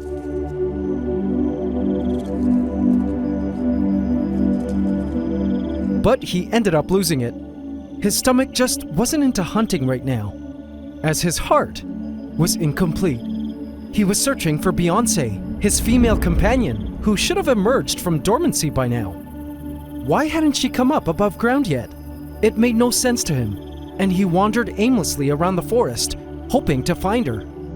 But these frogs are nocturnal, so he hoped tonight was the night she would finally emerge above ground. My heart began to ache for Jay-Z at the thought that perhaps Beyonce didn't make it through the dry soils of summer hibernation. She could have been eaten by ants, dried up to death, or some other fate which can happen in the wild. I didn't know it yet, but the truth about Beyonce's mysterious disappearance and failure to emerge would soon leave me speechless.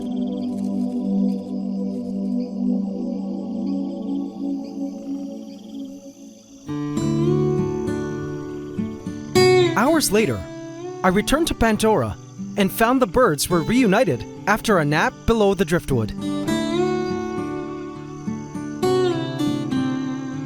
It was obvious now that they had chosen this spot under the wood to be their home base, leaving periodically to forage for food.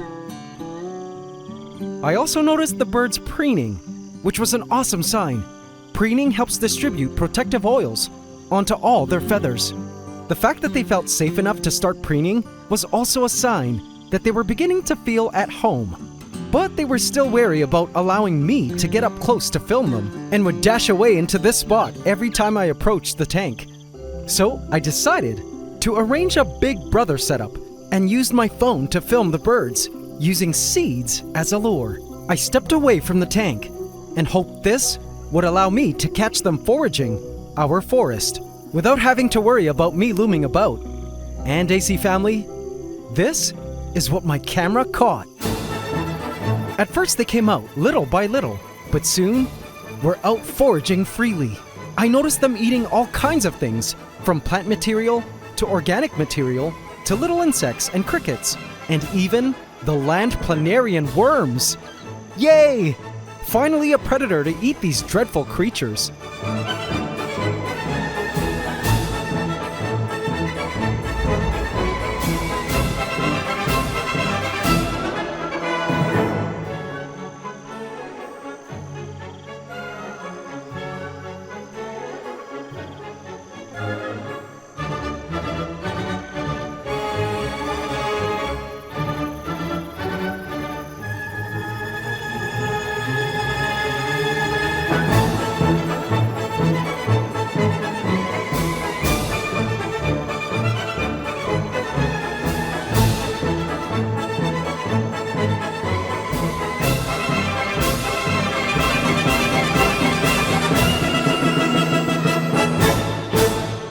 Watching the footage, I could see how these birds were indeed beginning to settle into life within our forest and make an impact on the ecosystem. It was heartwarming to see, but my heart was about to break into a million pieces with what I saw at night. By night, the rainforest was still. Strangely, Sunny and Cher were sleeping in separate places, with Sunny under the driftwood, and Cher on the opposite side in the leaf litter. It was the witching hour for the forest's nighttime creatures. The microsquirrels were awake and hunting down in Pantdora for prey. mostly cockroaches. I spotted Dora scouring Rochella's Pass for roach morsels.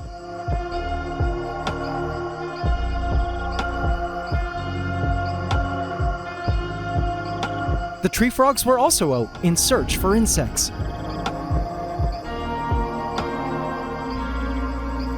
But one frog's nightly search had just begun, and it wasn't for food. Jay-Z had woken up and had one last spot to check for his beloved Beyoncé. Was this the night she would emerge for them to finally breed? He was determined to find out.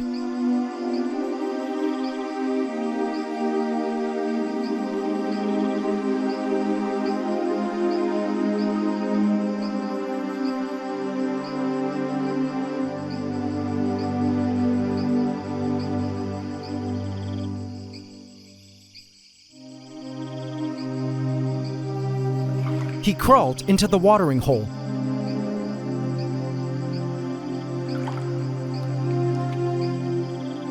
And waited there for Beyoncé to show up.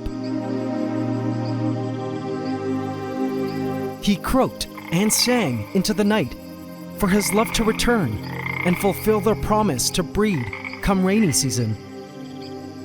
But for hours, he stood there alone. It was actually nearing the end of their breeding season, and if she didn't return, the frogs would be missing their second year to breed. But Jay-Z was determined to wait as many nights as it took to be reunited with his love. What happened to Beyoncé? The answer would be revealed to me the next day, and was something I completely didn't expect.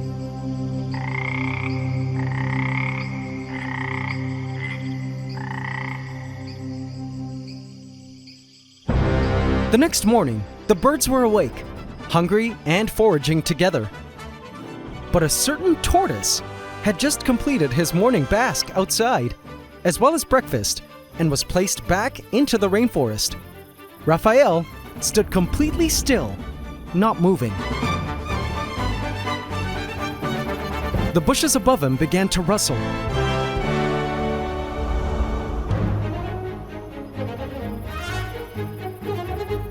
As soon as Cher spotted the tortoise, she was bewildered. What on earth is that? Sonny, get over here. Clearly the birds were freaked out by the tortoise. She had a couple attempts to get close, but chickened out at the last minute. They were just too apprehensive. Birds in general are very slow to trust things, which is by design because everything is out to eat them. But speaking of Raphael, AC family, I've come to make the executive decision that at this age, he isn't suited to life in Pantdora. He always just sits here and doesn't move much, and clearly does much better in a pen, exposed to outdoor light. So for now, he'll have to make a return to our rainforest when he's older and much more equipped for life in our forest. On the other hand, the birds had truly begun to enjoy life in our rainforest. And it was a bit sad to know that their 24 hours was almost up and that this was actually their final hour within Pantdora. According to online sources, the minimum requirement for quails is 1 square foot of space per one quail. Pantdora is 25 square feet of floor space, probably more seeing as the land is sloping, which by this measure means Pantdora can house at least 25 quails. It was amazing to watch the birds performing natural foraging behaviors in a wild-type setting, as opposed to a cage at a quail farm, which is where I got them. In their final hour, I noticed how the quails were making full use of all levels of the forest. Cher really loved this hollow in the wood. They looked so happy, and for a moment, the quails seemed to revert back into wild animal mode as they scoured the forest floor like wild quails would.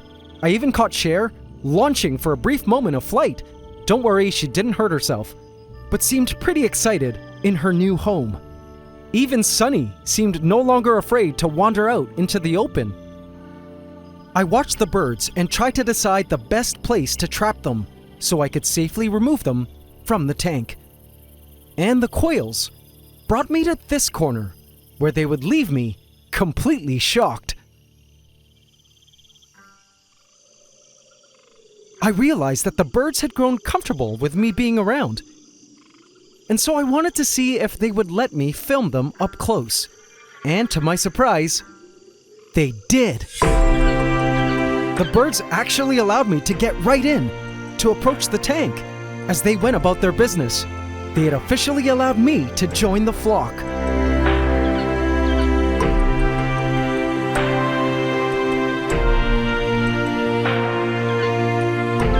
In amazement, I watched as they fed on plants, insects, and other edibles in the soil.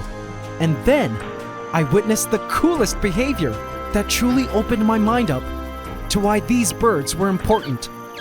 Cher began to dig around with her beak as she searched for hidden things to eat below the soil. Then she began to scratch around and really make a mess of things. I realized that this was probably the most important contribution to the rainforest, as their digging would help aerate the soils, which had been waterlogged from the rains. You see, muddy, waterlogged soils can make it hard for oxygen to reach certain areas of the soil, which can create anaerobic conditions that are toxic to life. With the birds scratching around like this, oxygen could now get into deeper areas of the soil to help promote healthy soil life. It was then that I decided, you know what? Let's just leave our birds in here a while longer. They looked right at home in our forest. Over the next few days, they continued to feed on crickets, and this would not only control the cricket population, but also allow other competing prey creatures, like roaches, to reach maturity and feed other creatures in our rainforest who love them, like the Microsquirrels. They also continued to feed on various critters in the soil, including, land planaria. Their poop would go on to become fertilizer for the plants. Of course, to supplement, I needed to add both seeds and grit to the forest floor as scheduled ecological events, mixing them into the leaf litter for the birds to find on their own. Over time, I also noticed an improvement in their feather quality, which was awesome to see. I also discovered the birds had been dust bathing. Here in this spot, an essential part of a quail's natural grooming behavior, where excess feather oils are absorbed by the dust particles and expelled, along with dry skin, debris, and germs. Here Cher's waiting for me to go away, so she could dust bathe in privacy. As I watched the birds enjoying their new life in Pantdora, I was happy I decided to keep them in. Maybe one day they'll find a spot to nest and lay eggs. Eventually, however, I will have to move them into my aviary to join my other rescued quails and songbirds.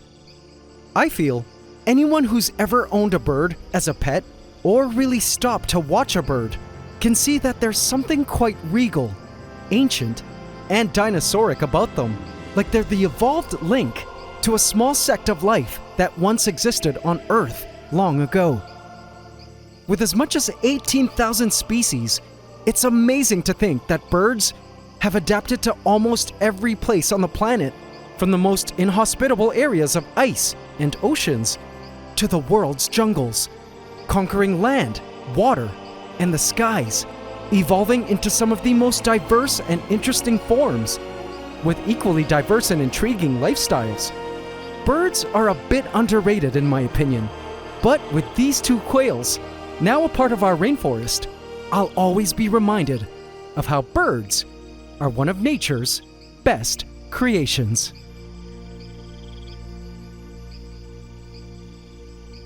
I spun the wheel of Gaia, and this is where it landed.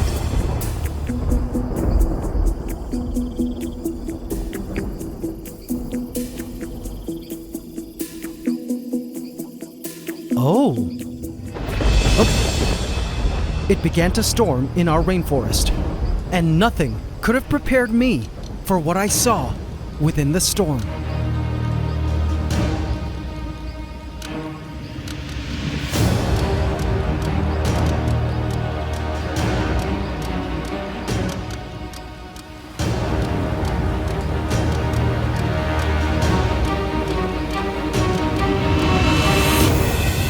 Beyoncé? There you are!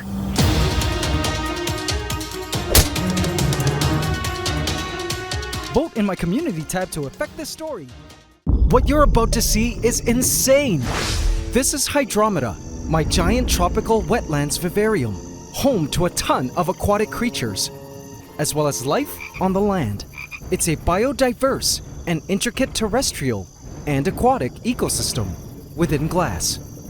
But as with all aquatic systems, I've been keeping an eye on a specific group of life that has slowly been growing in power on a quest to conquer the waters. Algae, every aquarium owner's nightmare. And although Hydromeda already had a group of creatures I've selected whose whole purpose was to eat algae, it seems my chosen algae eaters weren't enough. The algae was starting to grow in like crazy in some places. And so, it was time for Operation Plan B. A second team of algae killers, whose release I was saving as an emergency Plan B in case the first team of algae eaters weren't enough for the job, were now waiting in their bags for their release. I really hoped they would help me deal with the increasing algae crisis. But once the bags were opened, I discovered an entirely different crisis would emerge, and a biological anomaly would be taking place that completely blew my mind. Welcome to my Ecosystem Vivarium series, where Mother Nature and chaos come together to produce the craziest of events. Here on the AntsCanada Ant Channel.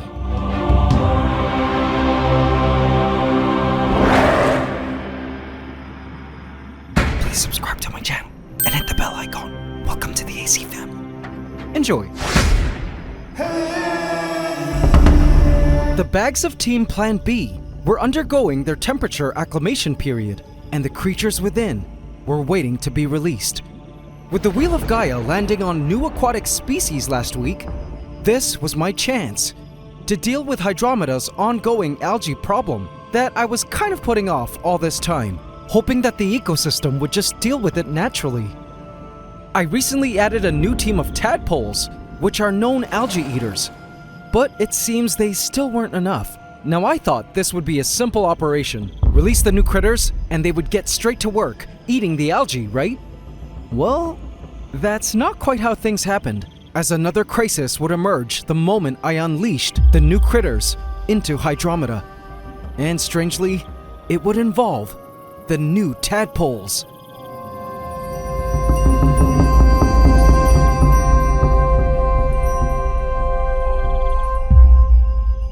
The amber morning light streamed in, bringing warmth and light energy straight from the sun that beamed gloriously through the windows of my ant room and sprawled across the eastern floor of Hydromeda.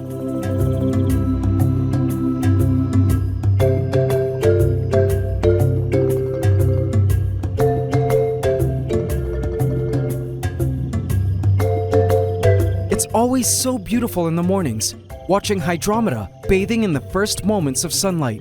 The fish dance and glisten as they pass through the light, as a ton of energy is delivered into the tank, enjoyed by all the plant life that had waited all night to absorb it.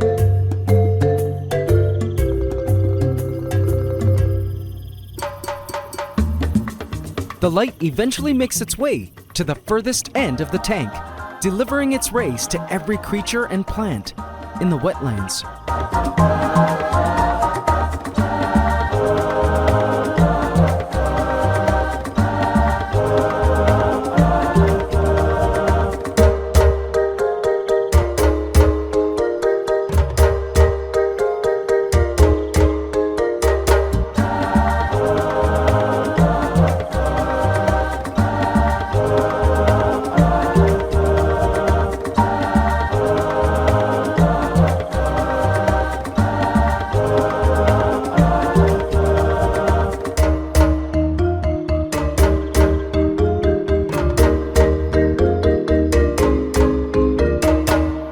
I attribute all this successful plant growth to this 2-hour-long exposure to morning sun.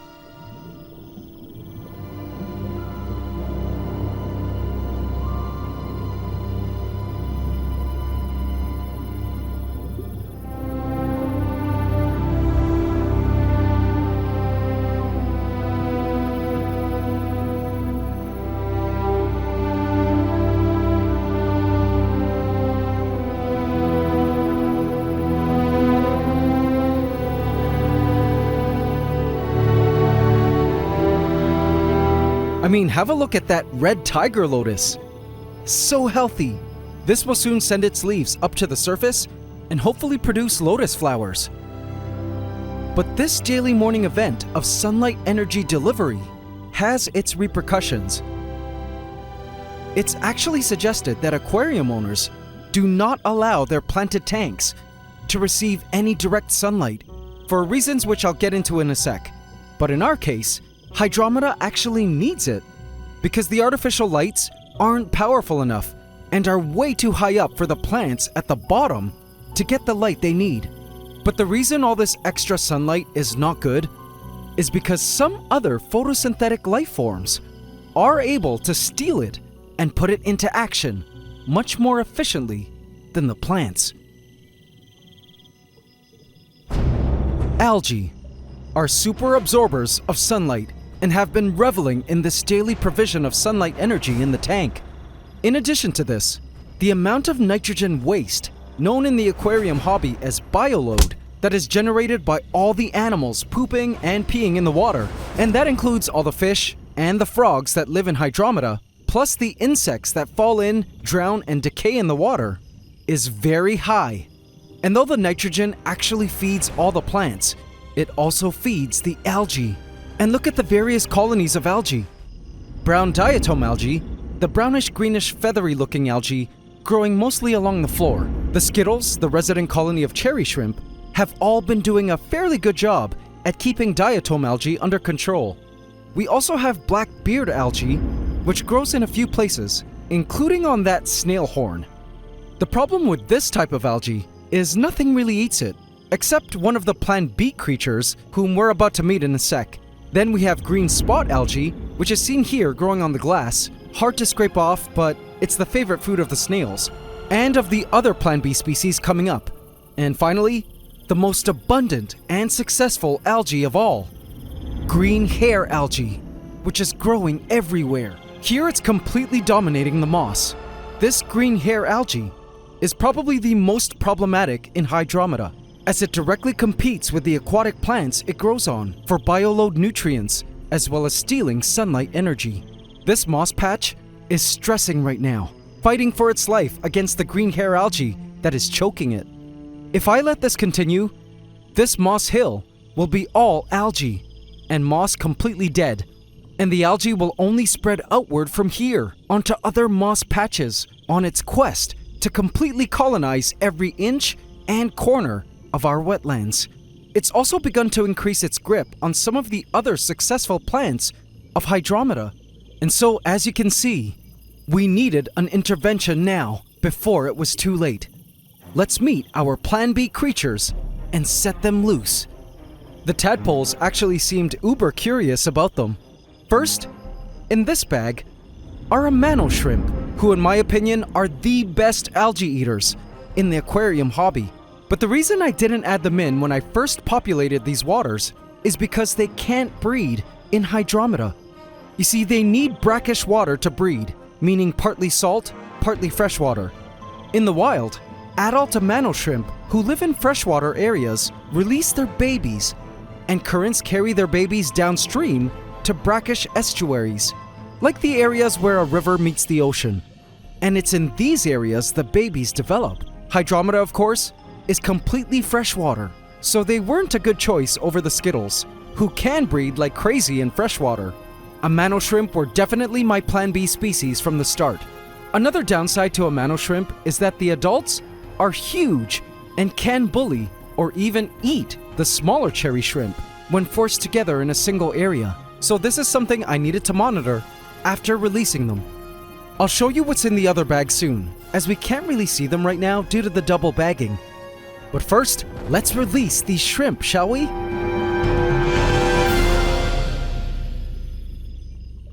The first brave manos leaped from their bag and dove towards the ground.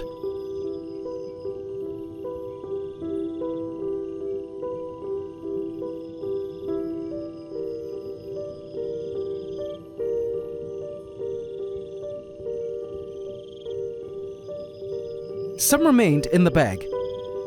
These two mano shrimp charged forward like juggernauts as skittles made way for them.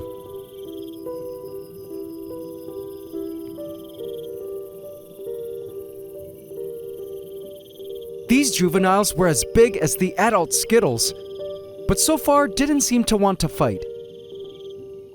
Other Amanos were already finding items to munch on, like this piece of who knows what that is, decaying wood.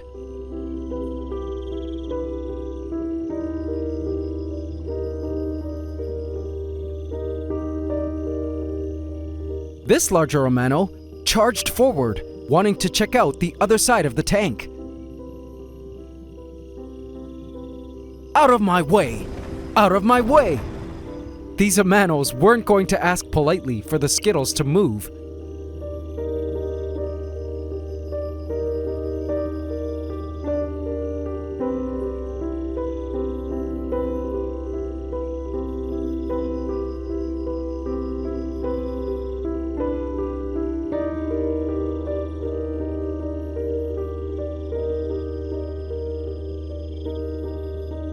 Little by little, more and more of the Amanos took the leap of faith into their new home. The sight of fish swimming around was a bit nerve-wracking for the remaining shrimp. The shrimp continued to search for food in the sand, but what I really wanted to see was them eating algae, specifically the green hair algae, growing everywhere. That was what they were for. The Amano shrimp seemed super intelligent and appeared genuinely curious about some of the other tank mates. I allowed the rest to emerge on their own time, but watching the Amanos that did enter, I saw no apparent aggression so far, which was good. Both species of shrimp had to work together towards the same goal, to help deal with the algae. I couldn't wait to see if our plan B would work.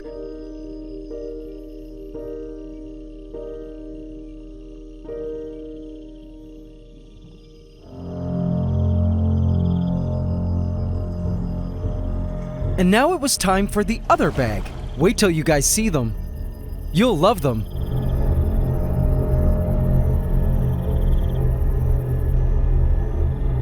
I opened the double bag and unleashed the creatures, not knowing what I was about to discover.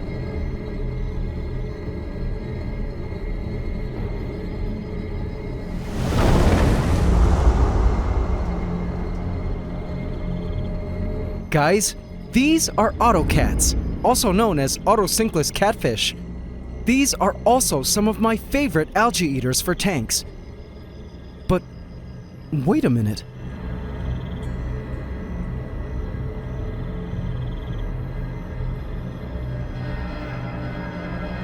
Something is quite wrong. Their skin is not supposed to look like that. As I examined the catfish carefully, I noticed wisps of white tissue flaking off them. It reminded me of ick, also known as white spot disease, a well-known and nasty parasite that attaches to fish's fins, body, and gills. But this wasn't ick. Whatever it was, it didn't look good. What is that? Now these fish came from a new fish supplier I decided to go with, who assured me his stock was healthy. But clearly I was duped. These poor autocats. I surveyed the school, and although a few of them looked okay, most of them were quite in terrible shape. I also noticed that a few members had already died and were being eaten now by Hydromeda's cleanup crew.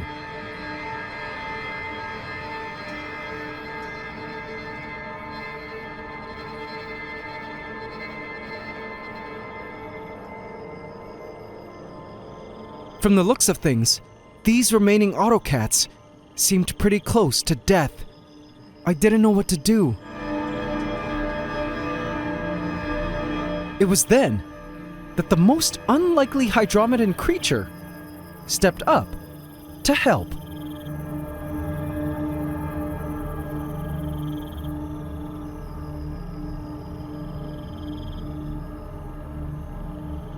Like an angel descending from the heavens, a tadpole came swimming up close and began to perform the craziest thing I've ever seen.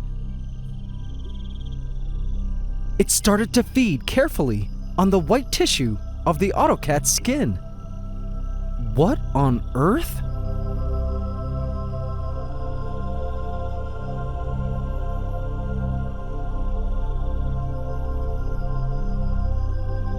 In fact, I saw that this behavior was happening all over the tank. There, my friend, a tadpole comforted. You will be okay. The tadpoles shall heal you now. This was crazy.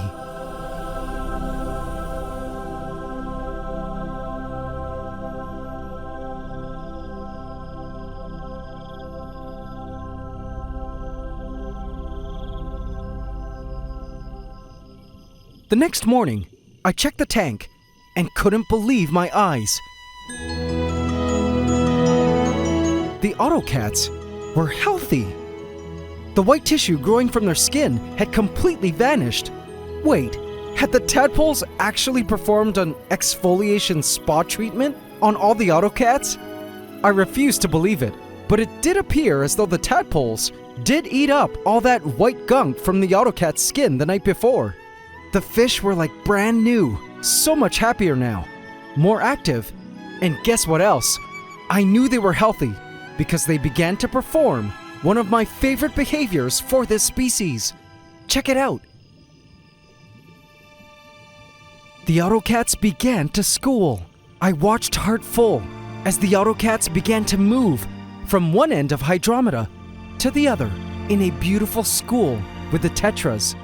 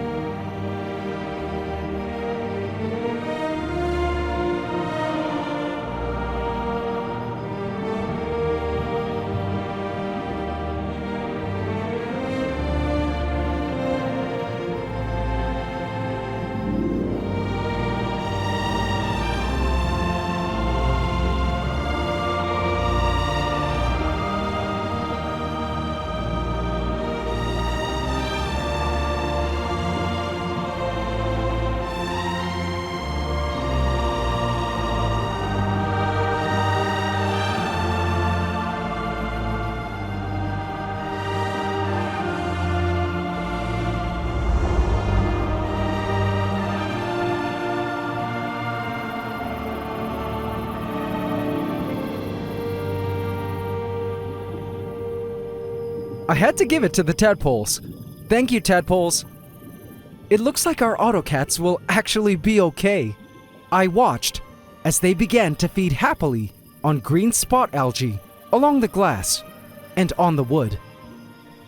But what about all the hair algae? I was depending on our amanos to eat it. I spotted one amano feeding on a dead autocat from the night before. This was okay, but we have other creatures to eat the carcasses. Looking around, I noticed other amanos were also picking away at the dead autocat skeletons. What about the green hair algae? It was then that I noticed this amano. It was working on a piece of moss.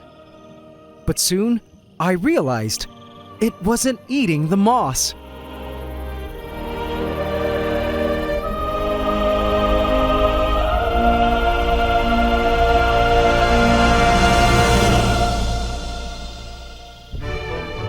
I watched in utter joy as the amano shrimp began shoveling the long green strands of algae into its mouth. You could actually see it eating and swallowing the algae through its transparent body. Yay!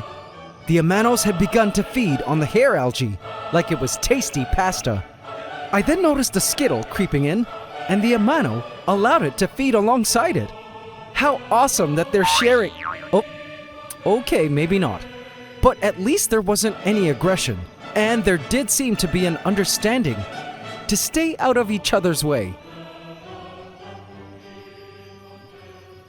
Over the next week, the amanos got straight to work on the algae-filled mossy hills, eating the hair algae growing on it. It was so satisfying watching them feed. With every strand of algae eaten was relief and salvation of our moss. Even through the night, the amanos worked closely alongside the tadpoles, the autocats, the Corridoras, and the Skittles to help clean up and deal with the algae outbreak. And AC Family, a week later, this is what the mossy hills looked like. Before and after. Awesome! That is a major reduction in algae. There was still a bit more on this side of the moss hill, but some algae is okay. At least I knew there would be food for the Amanos for the rest of their time living in Hydromeda. And I was amazed to see the back of these plants that used to be filled with hair algae, now completely clean. The Autocats had done an awesome job at cleaning up the algae growing on all the leaves of the plants around Hydromeda. Check out how clean that grass is. And oh my precious Boosie was also free of algae. All these plants could now absorb light unobstructed. And hey, the black beard algae had been eaten off the snail. All right. I was so happy to see that the entire algae team worked together at weakening the algae colonies throughout the tank. It was clear that the algae was going to lose its grip and that our plants would continue to dominate. Now, it's important to note that the goal here isn't to completely eliminate algae from the tank, but rather to keep it controlled.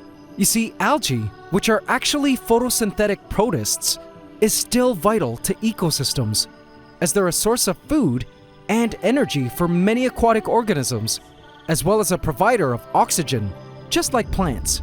In aquatic environments that lack plants or aren't the most plant-friendly, it's algae that comes in to grow and fill that same ecological niche as plants, taking energy from the sun and powering the entire food chain from there. Seaweed, kelp, and phytoplankton are examples of algae. So although it looks unsightly in a tank and can turn your water green, algae isn't bad and plays an important role in nature. They're only a problem if allowed to completely take over. But from the looks of things, with this new, more robust team of algae eaters and cleaners, algae will remain controlled in Hydromeda for now. I also have a chiller to curb the growth of algae, as warmer waters can be bad for plants and great for algae growth, as well as a UV filter to help zap floating algae microbes in the water. Now, I still can't believe nor explain what happened between the Tadpoles and the near-death Autocats. Do any experts out there care to chime in and guess what that white tissue was that the Tadpoles ate off the Autocat's skin? That was truly unreal to capture on film. As I watched the various creatures of our wetlands all going about their business throughout Hydromeda, I realized that in nature, every creature, plant, and living thing had its own unique and vital purpose in the ecosystem, contributing to the balance and health of the whole. Remove any one organism and the system falls apart. No organism was more valuable than the other. Each life form, important for all other life to thrive. If there was a problem threatening the ecosystem, nature had its way to deal with it. And thankfully, the Wheel of Gaia helped send in some well-needed agents. My dream for this whole Vivarium project was to create an ecosystem in a quest to understand the science of its various parts. And this week, I realized that that dream became a reality. I couldn't wait for what new discoveries lay ahead for our tropical ecosystem within glass. And so it was time to spin the Wheel of Gaia once again to see what our next ecological event was. And this is where it landed.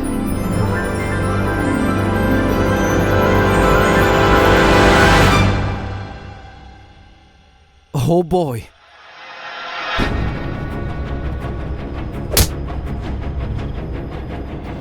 Vote in my community tab to affect this story. What have I done? This is Pantdora, my 1,000-gallon cloud rainforest vivarium, attached to Orchadia, a giant tree vivarium on the floor above, and to Hydromeda, a giant wetlands vivarium. Within these three massive tanks, I'm studying how a robust, tropical ecosystem of plants, fungi, and animals react to certain ecological events acting on the system. And this week, all the creatures of the rainforest were about to undergo an experience of typhonic proportions.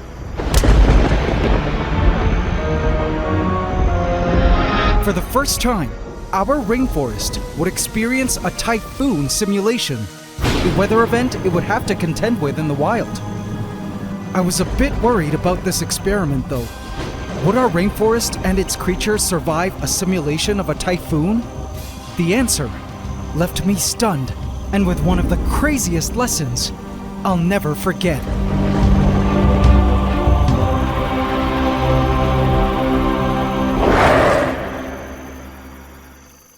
Please subscribe to my channel and hit the bell icon. Welcome to the AC fam. Enjoy. When the Wheel of Gaia, the randomizer I created for determining ecological events in our rainforest, landed on Typhoon last week, I felt a lump in my throat when it occurred to me that I would be organizing a potentially catastrophic event in our forest. All the various creatures living on and in the soils would be directly impacted by this typhoon. But I was willing to try this because I felt nature had to have a reason for typhoons, and that they even somehow benefited rainforests in some way. Perhaps a super watering of the plants? I was determined to find out. I took one last look into the Vivarium and took a deep breath. I'm so sorry about this, Pantdora, but this is for science. I left to trigger the rains and prayed the outcome would not be devastating. Orchadia was first.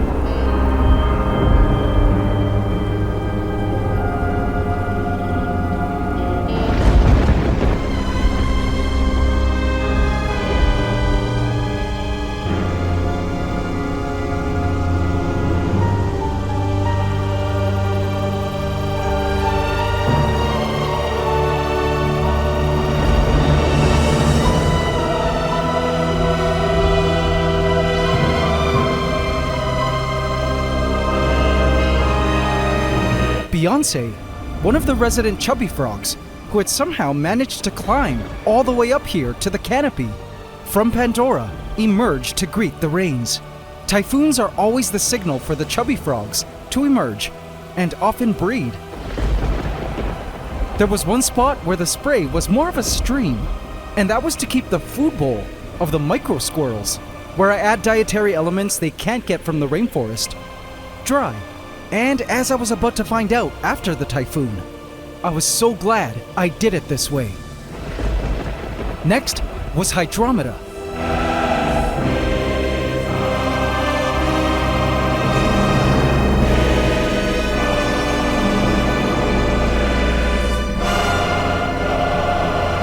The rains didn't quite affect the aquatic residents of the wetlands much. They just danced through the waters as the rain fell from above. And then it was Pandora's turn. This was where the rains would leave the greatest impact. As the water began to fall, I prayed that our rainforest would survive what it was up against for the next 24 hours. Turns out, the craziness had just begun with some insane surprises on the way.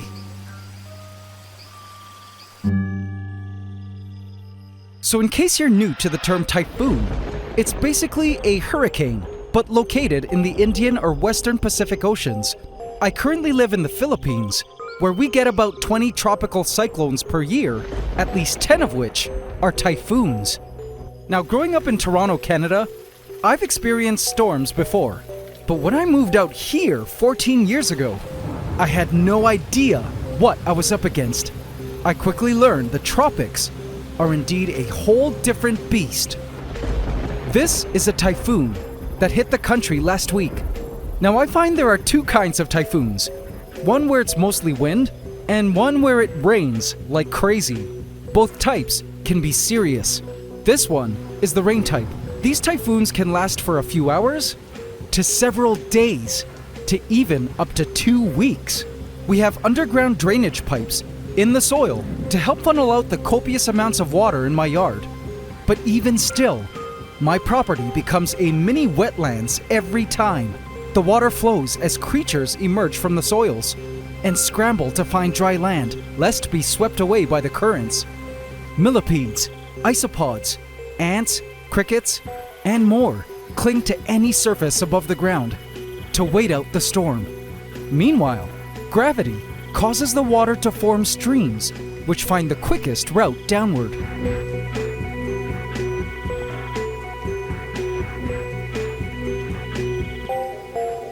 And in this case, it's my stairs, which turns into a mini waterfall every time it storms.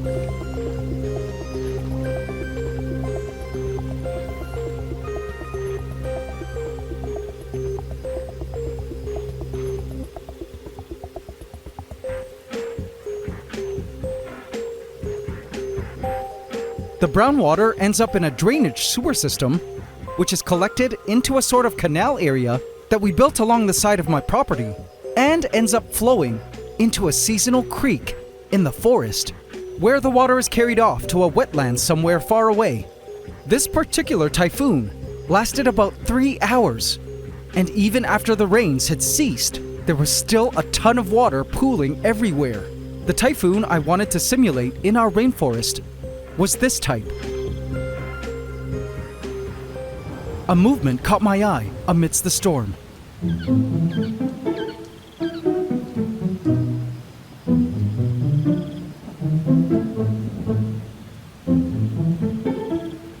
To my surprise, it was the quails.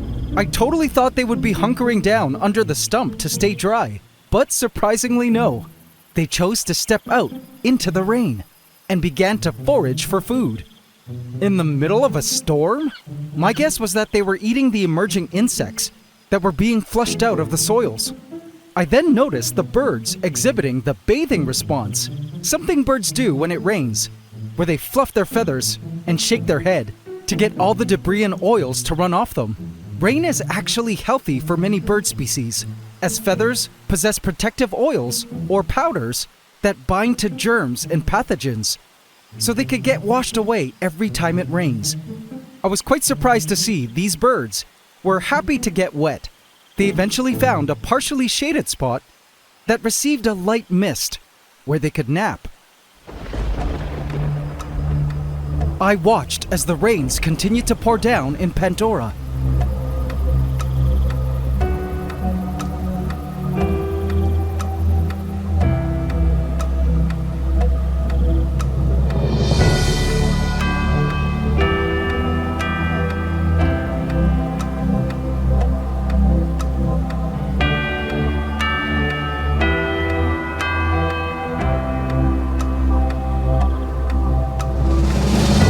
Eventually, a pool began to form on the forest floor, the start of the flood.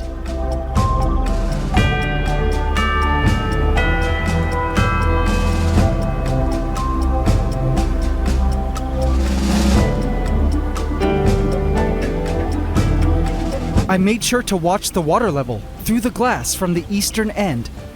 Though a mini flood has happened in Pantdora in the past, due to a malfunction in the irrigation system once, that flood was nothing compared to the flood that was coming this time.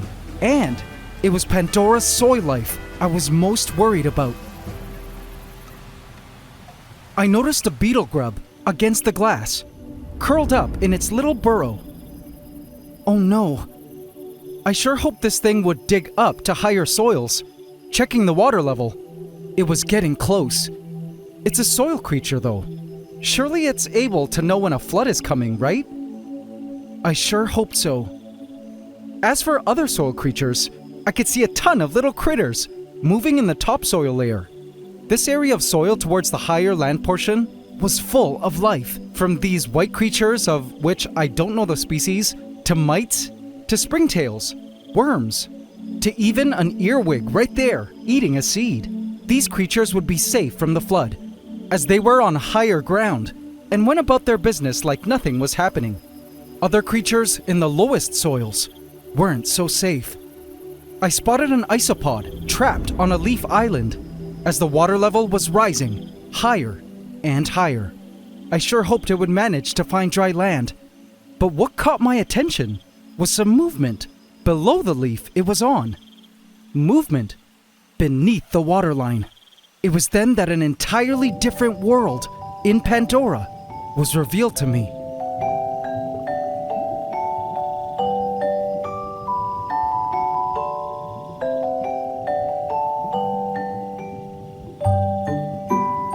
The water was just teeming with life.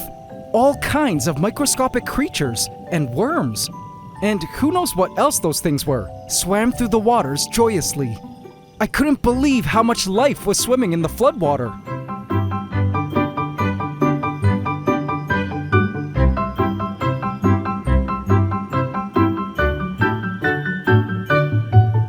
My only guess was that these creatures naturally inhabited the soils of our forest and had been liberated from their usual living space by way of this rising water.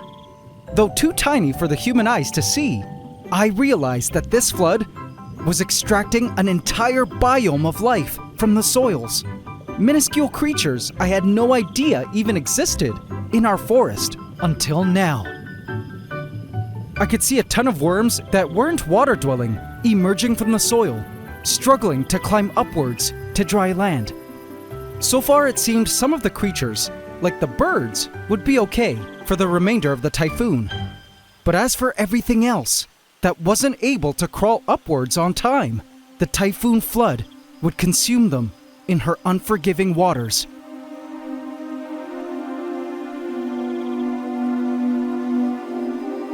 My heart sank as I watched the beetle grub's chamber fill with water. No! Though I knew realistically some lives might be lost during this process, I still felt so guilty actually seeing it happen before my eyes. I wish I hadn't seen it, but I had to remind myself this was all part of Mother Nature's process. Regardless, it hurt me to watch the grub die.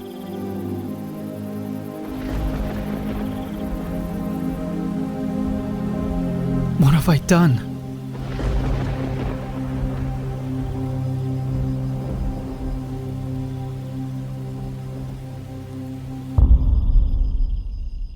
After 3 hours of rain, I approached Pantdora and couldn't believe my eyes.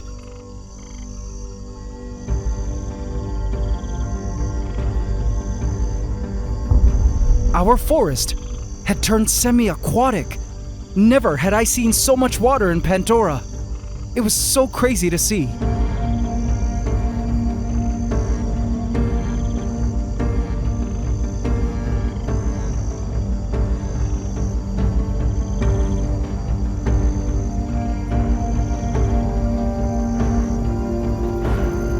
Sunny came out and began to wade and forage along the water's edge.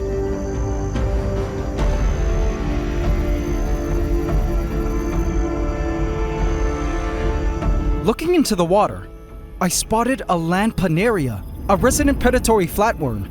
Now normally, as a wormphobe, I would be repulsed, but this time, my heart broke for it. Had it died? Nope. It began to squirm, and it looked like some of the microscopic aquatic creatures were attaching to its skin. I wondered if they were biting it. It struggled to break the water's surface tension to get to the air above. Yes! Go, land planaria, go! It would be surviving today, and I can't believe I was actually celebrating. The plethora of microscopic life residing in the water still blew my mind. I could see worms, but what were those other creatures? I couldn't even begin to guess what category of life they belonged to. Any microbiology experts out there care to chime in to guess what sorts of life is seen swimming here? Seeing this is also why I will never drink water from a pond, swamp, or river, unless it's boiled first. And beyond that, I also noticed the water was developing a sort of cloudiness that was surely masses of microscopic bacteria or protists, too small for the human eye to see. I was blown away by the degree of life that was being pulled from Pandora's soils. But this wasn't all. It turns out I was about to discover some brand new inhabitants in our forest by night that weren't so microscopic.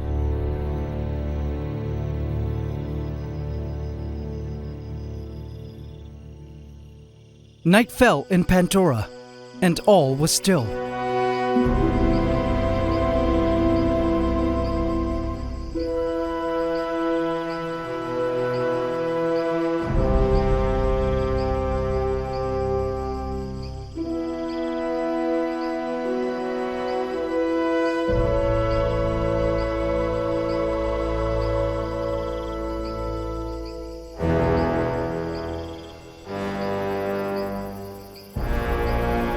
The quails were asleep by the water's edge. I spotted Jay-Z waiting to find Beyonce, as he did every night since the start of rainy season. Poor guy. Let me go check up on her for you. I went up to Orchadia to attempt to find Beyonce, and it was here where I made a crazy discovery. There was one of the 3 resident Microsquirrels. And there's 2. They always dart away when I approach the tank. And 3. Wait, is that a tail? Okay, wait, 2 Microsquirrels now.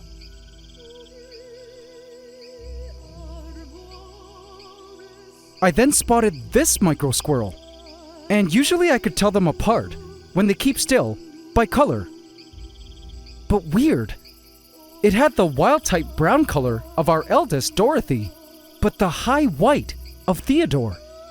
It was then that I realized what I was looking at. AZ family, the Microsquirrels have been breeding. This was a new baby, first generation Orchadian Microsquirrel. No way!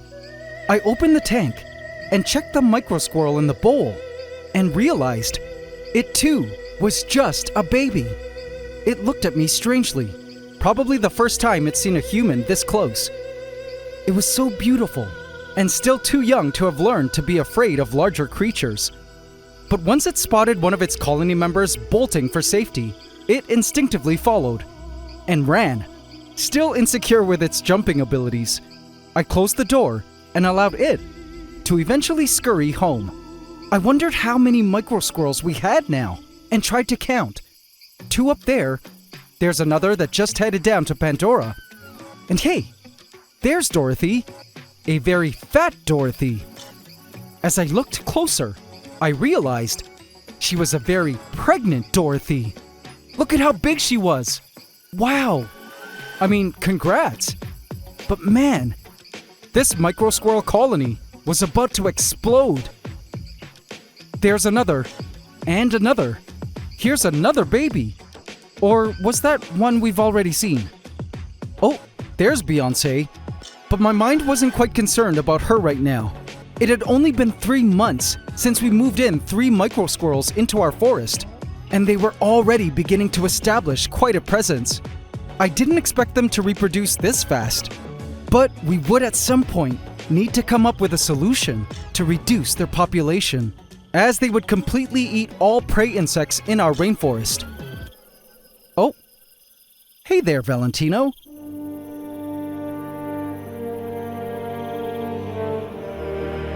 The next morning, I began to drain the water from Pantdora. It had been 12 hours since the flood began.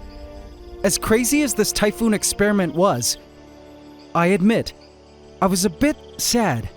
I just wasn't quite sure if this whole typhoon simulation was worth it. Other than the discovery of a ton of microscopic life in the soils, I don't think I had gained any other insight from flooding out Pantdora. I actually wasn't even sure if our rainforest benefited in any way from the simulated typhoon, other than perhaps an extra watering of the plants. But what weighed on my conscience was that this whole typhoon experiment actually cost the ecosystem lives.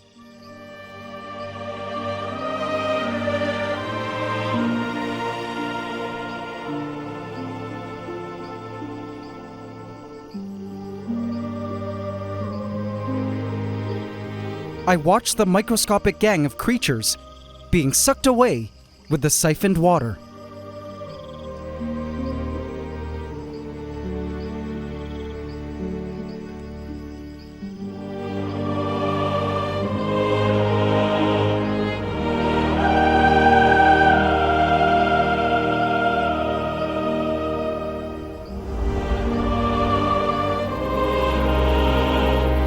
And it was then that something occurred to me.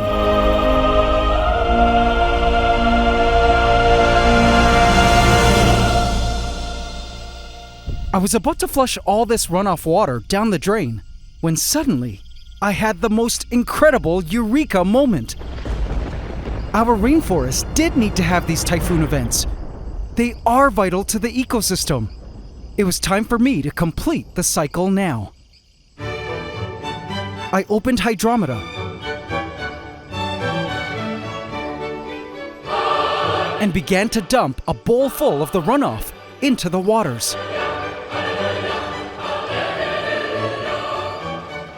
I watched as the fish swam through the brown liquid, entering their home. Why was I doing this? Well, it dawned on me that the removal of this brown floodwater was not the end game.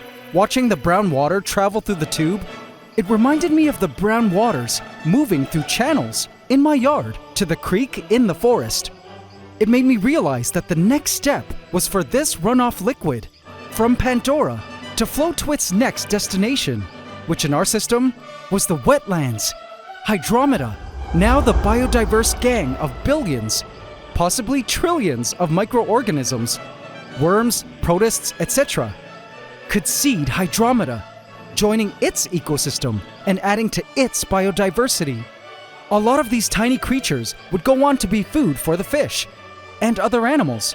Some of them would go to help decompose organic waste in the waters and occupy other possible ecological niches.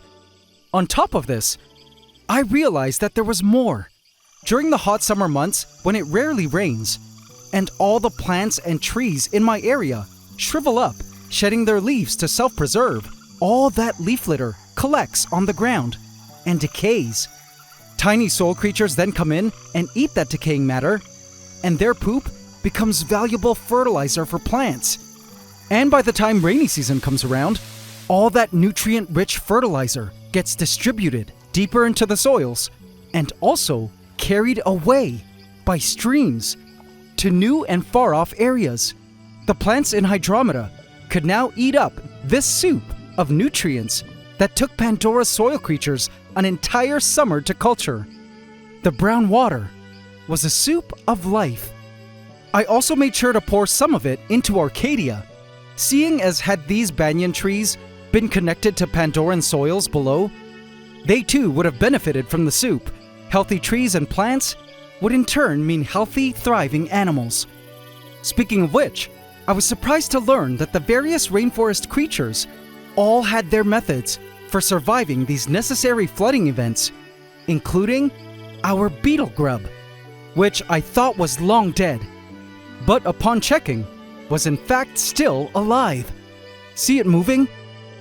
Surviving after being submerged in water for over 12 hours is crazy. Not sure how that worked, but it made sense that each of these animals would have evolved ways to deal with mass flooding of their habitat. Looking around, the soils were back to normal, with a ton of isopods and mites everywhere. I even spotted a crab, which I totally forgot existed in our forest. I noticed mushrooms popping up in certain places in the days following the flood, and realized that the runoff was also a way for spores and seeds to find new places in which to grow. This all opened my eyes to the fact that rains and floods were more than just for the watering of plants. They were nature's delivery systems, superhighways for microorganisms, seeds and spores, and a ton of valuable nutrients to travel to new and far-off areas, allowing for life and life-giving ingredients to cycle around. Rain, once on land and interacting with soils, is like the blood of planet Earth, part of a complex and massive delivery system that I was grateful to have captured a glimpse of on a smaller scale here within our rainforest Vivaria. And in the end, the greatest lesson I learned from all this was that when it rains, it pours life.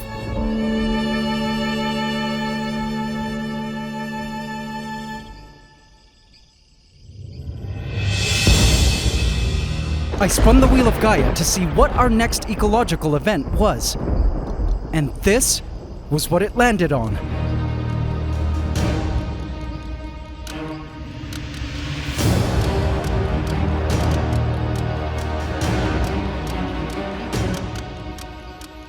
Oh, interesting. I have just the creature in mind.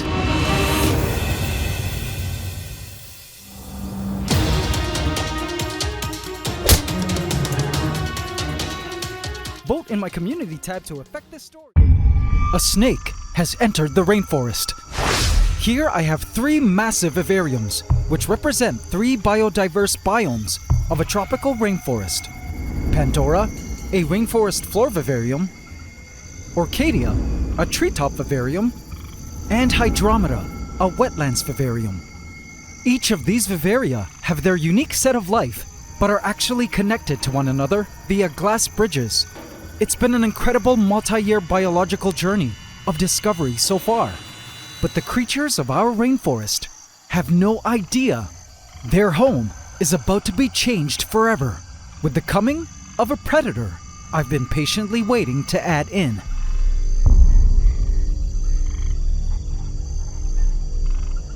Come with me. It's time for you to enter your new home. But, which vivarium shall be your entry point? I stopped to think before making the decision, as this would definitely determine the success or failure of this critical ecological event. On this, the rainforest's year of the snake.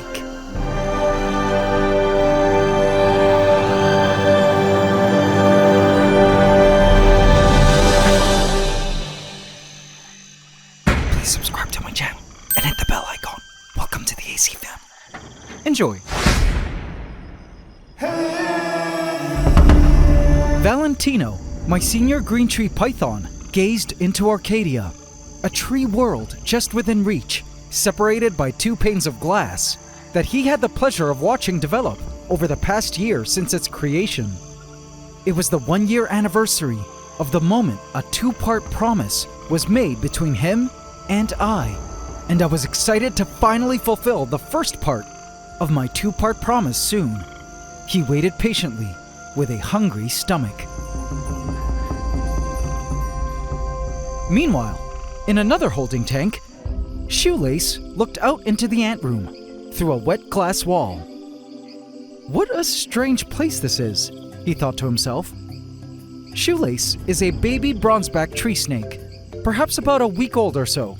Looking at his body, I think you can appreciate why I called him Shoelace.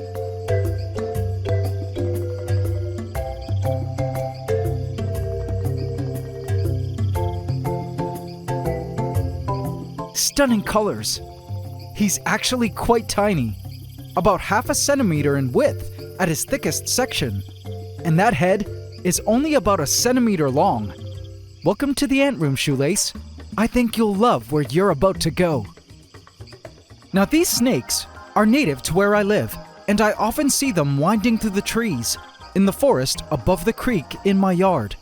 Based on online sources, they feed on frogs, lizards, and sometimes bird hatchlings from nests. But this snake was tiny, and there wasn't much to choose from in our forest that would fit into that small mouth. It was time to find out if our rainforest had food it could eat in order to survive. But guys, viewer discretion is advised. Over the past few weeks, Hydromeda had been welcoming a fleet of new members to its land area. A baby froglet, measuring just 1 centimeter in length, stood perfectly still in the moss. It was one of the hundreds of tadpoles in Hydromeda that had developed into its next stage of life as a tiny frog living on land. The first generation of Hydromedan-born tree frogs whose parents had just completed a successful breeding season. I've begun to spot more and more of them in Hydromeda, here and there. There were still plenty of tadpoles on the way.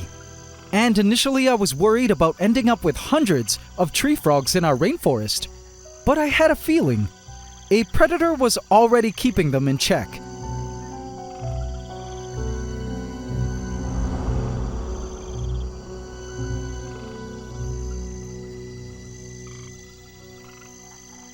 Shortcake, our resident Pac-Man frog, was hanging out in the mosses below.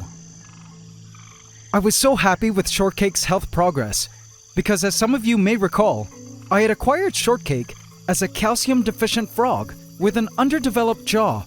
Hand-feeding it pellets and allowing it to enjoy a proper habitat has led to the jaw growing back in, which was awesome. Shortcake was now able to eat on her own and was definitely large enough to make a bite-sized snack of these tree froglets that came down to ground level. I was a bit worried, however, that she might actually be bold enough to even eat Shoelace if she could get a good snap at him, which was something I needed to consider. But otherwise, Hydromeda seemed like a great place to introduce Shoelace, due to all the froglets hopping around on land. That is, assuming Shoelace did eat froglets. I suspected he did. But it was time to test that theory. AC family, again, viewer discretion is advised.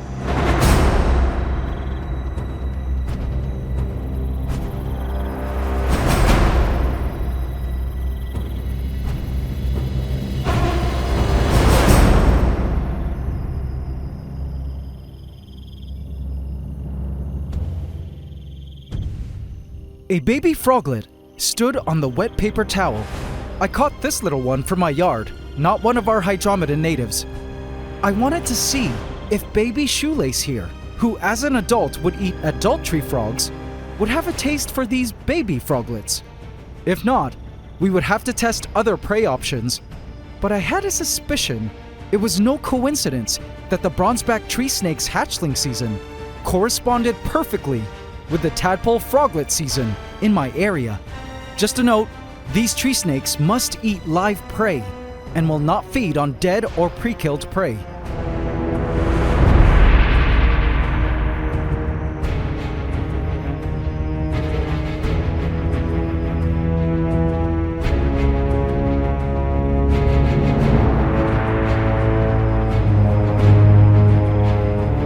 I took the paper towel with the froglet and placed it into a feeding container with Shoelace.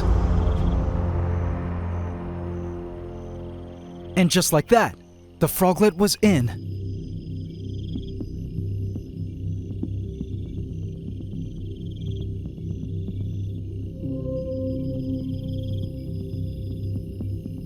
There was no response.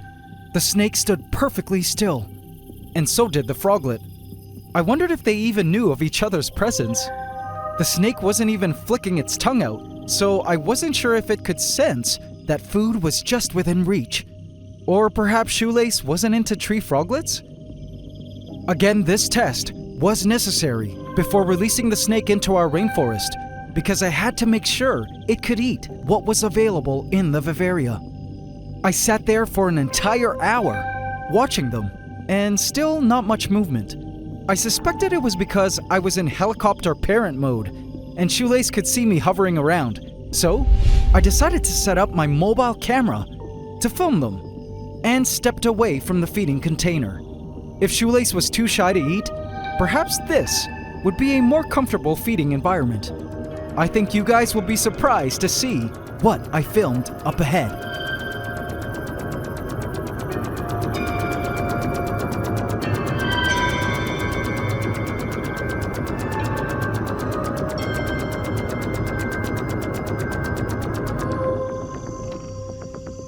But while waiting, I wanted to address a problem that was racking my brain about this new snake.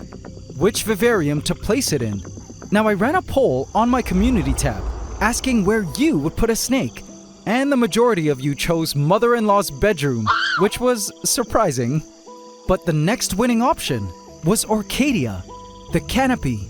Now, I suspect most of you had Valentino in mind when voting, And indeed, his big moment and my promise to him is coming up.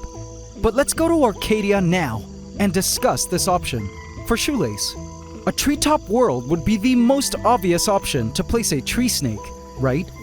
But let's cover what's living up here that he could eat. Basically, there's a ton of prey insects up here, but Shoelace won't eat them. There have been adult tree frogs up here, but whether or not some of the froglets have made their way up to Orchadia is still questionable. I haven't seen any. But every now and then, I will see these baby geckos. The geckos of Orchadia do breed every few months, laying 2 eggs at a time. Because of this generally low frequency in gecko reproduction, I suspect Shoelace, who probably needs to eat on a weekly or bi-weekly basis, might go hungry. If Shoelace doesn't end up liking tree froglets, I would have to test using one of these baby geckos. And if Shoelace does prefer these, I would need to add in more baby geckos on a regular basis. Let's go down now and see if Shoelace decided to have a froglet feast. I returned to the feeding container, and this is what I saw.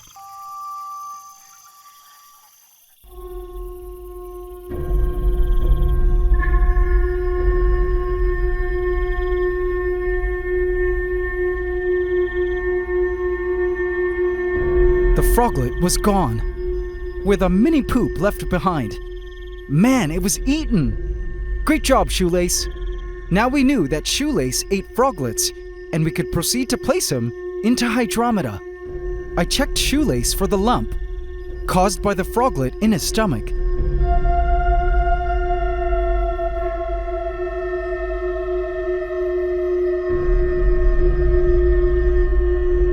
Okay, there's a tick. But strangely, I didn't see a lump.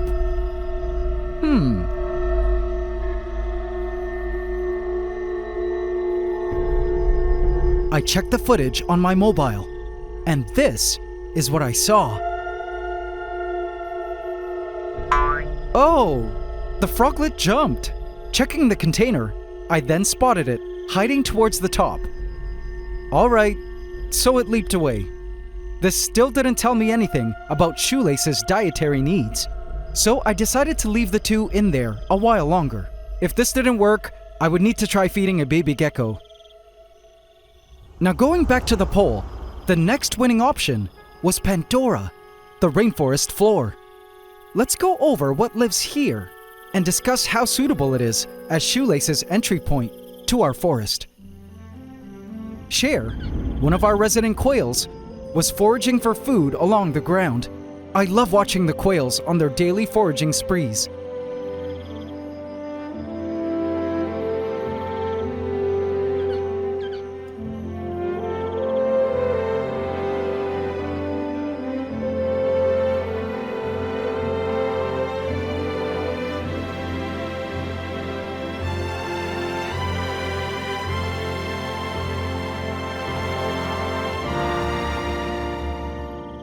I actually get quite a kick out of watching them scratch through the soil as they look for food, especially worms.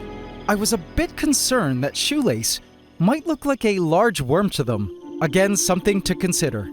Now, though these birds are too big for Shoelace to eat, even as an adult, I suspect if they ever nest and lay eggs, their babies might be a sustainable food source for Shoelace. At night, we have Jay-Z, one of the 2 chubby frogs, and the adult geckos who live here, but both are too large for Shoelace to eat right now. Not sure if there are baby geckos or froglets here at the moment, but there might be. Either way, I'm sure no matter where we put Shoelace, he'll use his tongue to travel to the Vivarium in which he can find food. Now, if only we could find out what food he... Ah! My heart jumped into my throat when I spotted the froglet and Shoelace side by side. What possessed the froglet to jump down to floor level? I was now thinking Shoelace had been chasing this froglet around this whole time. I watched wide-eyed as the 2 stood perfectly still, next to each other. I mean, this was it. If Shoelace didn't eat the froglet now, it definitely didn't eat froglets. I noticed that Shoelace was actually moving closer and closer to the froglet in tiny increments. The suspense was crazy. The froglet then made the mistake of moving. Ah! Shoelace knew for sure now that this froglet was alive. I was afraid to look, but also couldn't look away.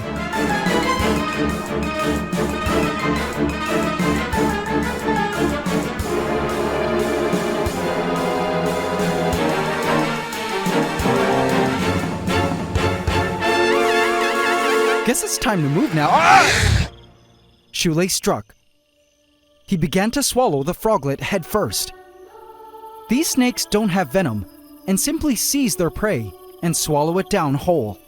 But the sight of watching Shoelace eat was both terrifying and amazing all at once.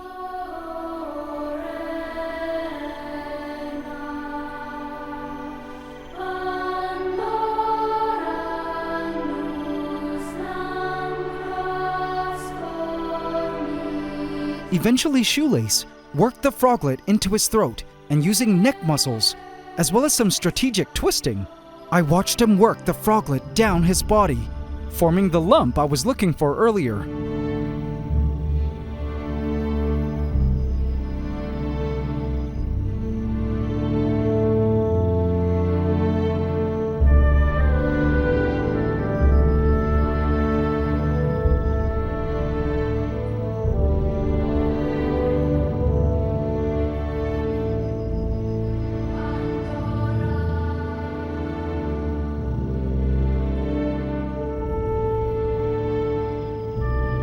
And just like that, the feeding was complete. I actually suspected that this may have been Shoelace's very first meal in his entire life, and it was so cool to be able to witness it.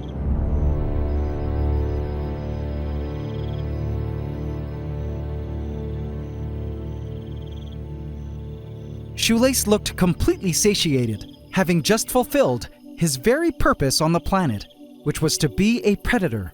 It was time for Shoelace to seek out a place to bask so he could digest in peace. He was eager to head out of here, which meant it was time for me to make a decision. Orchadia, Pantdora, or Hydromeda? The answer here was obvious.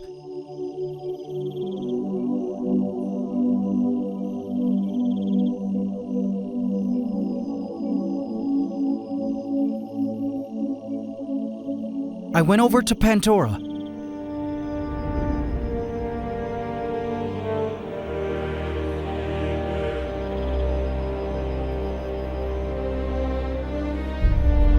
And explained to the birds that they had better be nice to the new guest that would be moving in. I then proceeded to make initial preparations to the Vivarium.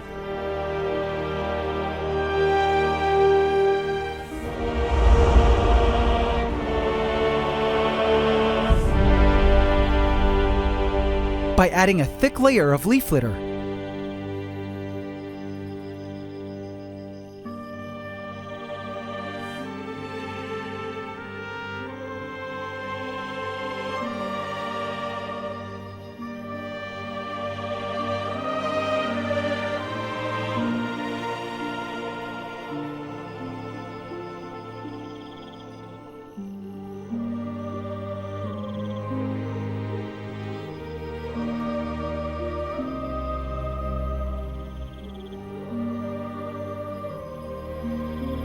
Pantdora was ready now to receive its new resident.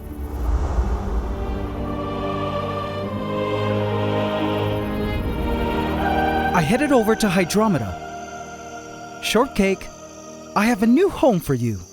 Come with me, babe.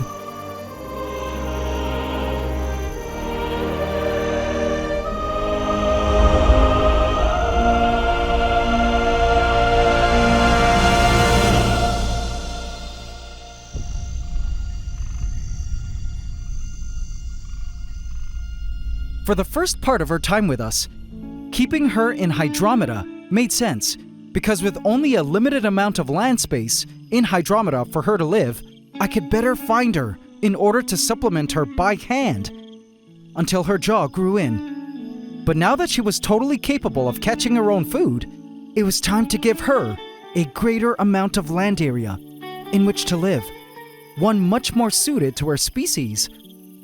I opened Pantdora and placed Shortcake into her new home.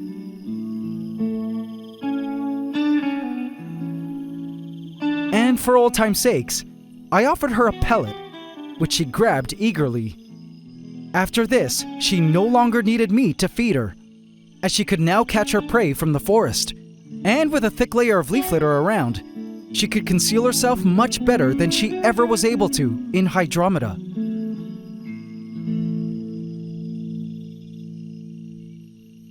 Oh, Shoelace, it's time for you to live in your new home.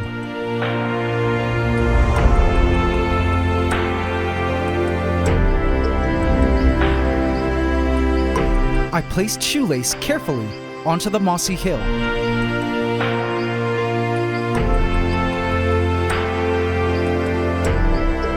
And just like that, he was in.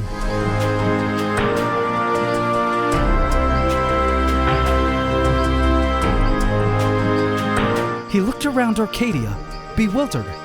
He didn't know it yet, but it was just full of a ton of tiny frogs everywhere for him to hunt and eat. There were still many tadpoles also on the way, which would guarantee him food for at least the next few months. I was so happy to see him, our forest's very first snake, officially part of our rainforest family. In no time, he disappeared into the thick foliage of Hydromeda. I don't know how long Shoelace will be living in our rainforest, or if he'll choose to remain in Hydromeda. But if he follows the scent of his favorite prey, he'll definitely be sticking around for a while. And don't worry, these snakes are great swimmers, a necessary skill if frogs are on your preferred menu. Eventually, if Shoelace eats enough froglets, he'll grow up to be able to eat full-size tree frogs and geckos. Eventually, he would need to be moved out of our rainforest ecosystem though, as we cycle through the predators, one of the rules of this project. But snakes are important predators in ecosystems, as well as prey for larger predators. So I was happy that today our rainforest ecosystem grew that much more complete, with its very first snake to control its populations of froglets.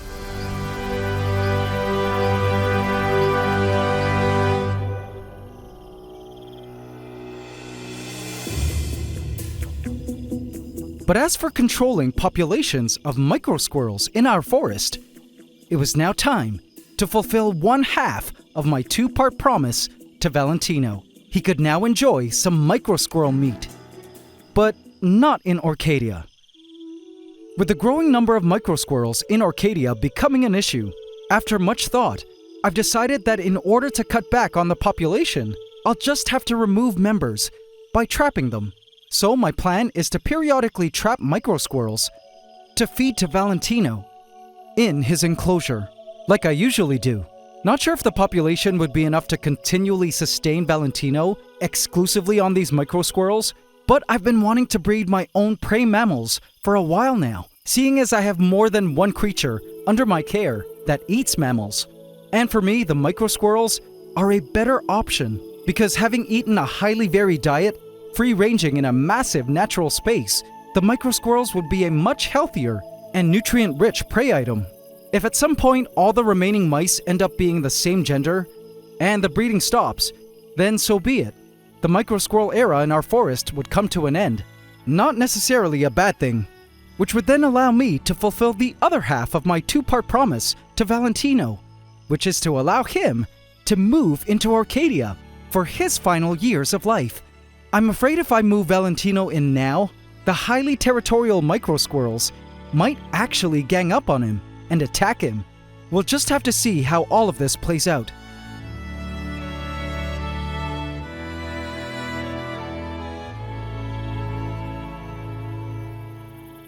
I spun the wheel of Gaia to see what our next ecological event would be, and this is what it landed on.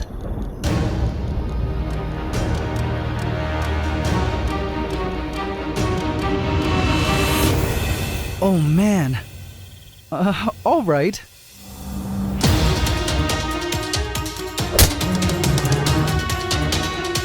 vote in my community tab to affect this story. This is Pantdora, my 1,000-gallon cloud rainforest vivarium, also connected to Orchadia, a giant treetop vivarium, and Hydromeda, a giant wetlands vivarium. These 3 connected tropical ecosystem worlds help me study and understand the workings of wild ecosystems, a personal biological project of mine that has already taught us so much about the natural world. With the spin of a randomizer wheel, our ecosystem has responded to various ecological events, from the addition of new animals, never before done, to Noah-like floods. But this week's challenge was an interesting one. Invasive species. So an invasive species is defined as a non-native species that causes or is likely to cause harm to the environment, economy, or human health. And since spinning the wheel, I've had to choose wisely which invasive species to introduce into our rainforest. After much thought, I've decided on these, one of the most invasive species the world has ever seen. But if my hunch is correct, our rainforest ecosystem will be able to handle their complete takeover.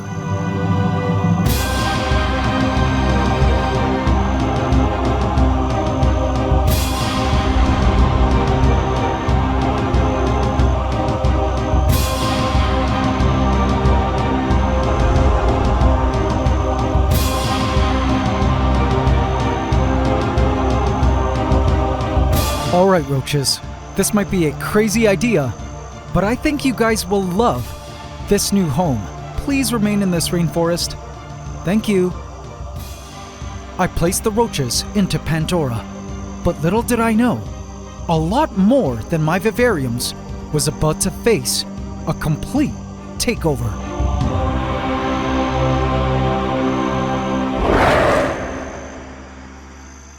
Please subscribe to my channel and hit the bell icon. Welcome to the AC fam. Enjoy. In this holding container is one of the world's most hated invasive pests, Periplaneta americana, the American cockroach, the largest species of common cockroach on the planet. They fly, they reproduce fast, produce a highly repulsive odor, and are a nuisance to exterminate. An entire colony was waiting patiently to be added into their new home. But I felt this was probably the best choice for invasive species to be added in, and I'll be going over why in a bit. But without giving away spoilers, this week, I would be dealing with the craziest thing I completely didn't see coming.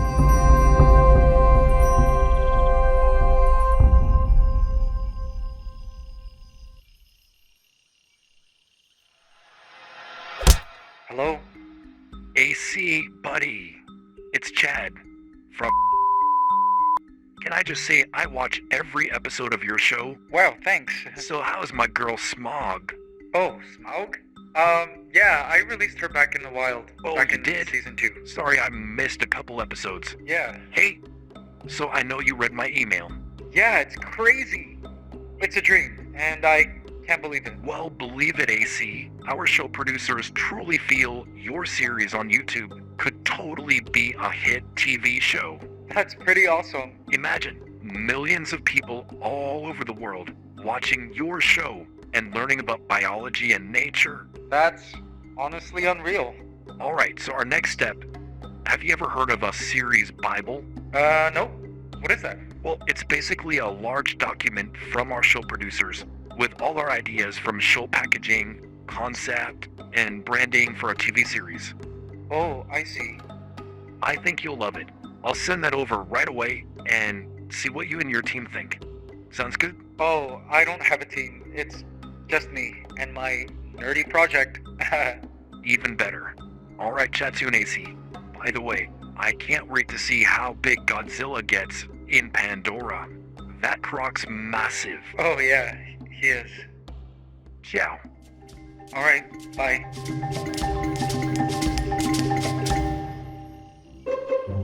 So let me share why I feel these roaches were the best invasive species for introducing into our rainforest. To understand, let's have a closer look at our newcomers. I'm sure many of you have already crossed paths with these giant flying roaches that have taken over many parts of the world, especially human establishments and homes.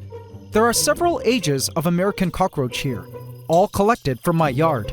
Yes, they've invaded my country of residence too. 2 of them are expecting mothers with babies on the way. See that egg case? That is an uotheka, a sort of purse containing about 16 eggs. She will carry this around for a couple days and drop it in a secure place to hatch. There were also teenage roaches here too. Now these roaches haven't eaten all day, so let's give them some food. A small slice of mango and cucumber should be good. Immediately the roaches began to feast from our food offering. Now despite their name, these roaches didn't originate from the Americas and were introduced to the US way back in the 17th century. They're actually native to Africa and the Middle East, but colonized the world through human commerce, hitching rides on boats and planes.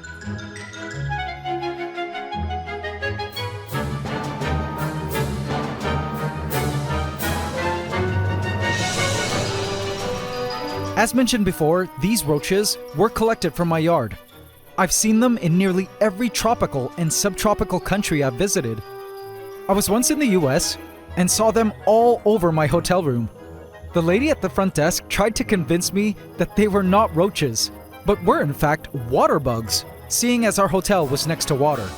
I made sure to give her a lesson on entomology over the phone, so she could let her management know they were perpetuating false information, and they had better deal with the infestation ASAP. Now, though they've been so successful at invading the world and human establishments, they are considered low-risk invasives. They've become part of many ecosystems at this point, like the huge cave I visited in Borneo, whose ecosystem clearly depended on their existence. But they still fall under the invasive category in many places, because they can pose certain health risks to humans, as they've been known to carry certain diseases, parasites, and salmonella, and also can potentially displace native cockroaches in an ecosystem. Now, going back to our rainforest ecosystem, we currently have 2 species of cockroaches living in our forest: Turkestan roaches and dubia roaches. We also tried introducing other roaches like metallic roaches and Madagascar hissing cockroaches in the past, but they went extinct in our forest long ago. Now, the Turkestan and dubia roaches were the species I decided to add way back when we first populated our vivarium, only because they were readily available, as they're popular feeder roaches bred in the pet trade. And if they ever happened to escape in my home, they wouldn't become a pest, simply because they're more adapted to living in forests than a dry and sterile home. But the thing is, in actuality, these 2 feeder roach species were not native to where I live. So in fact, they were the invasive species in our food chain. And so for the longest time, I've been flirting with the idea of adding these American cockroaches to our ecosystem because, well, these roaches are in fact the ones actually found in the forests of where I live. And if they did end up outcompeting and displacing the dubias and Turkestan roaches, then it wouldn't be a total loss, really. I would just need to make sure with all my power that these American cockroaches don't escape into my home whenever I open the doors. Especially dangerous because the females can even reproduce parthenogenically, meaning they don't need a male to lay fertilized eggs. They can just do it when no male is present. I knew I couldn't fumigate my home because it would kill all inverts in my ant room and our forest. So I just had to be careful. That's all. I mean, what could go wrong, right? Anyway, after these roaches were done eating, I would be placing them into Pantdora to begin the roach colonization takeover.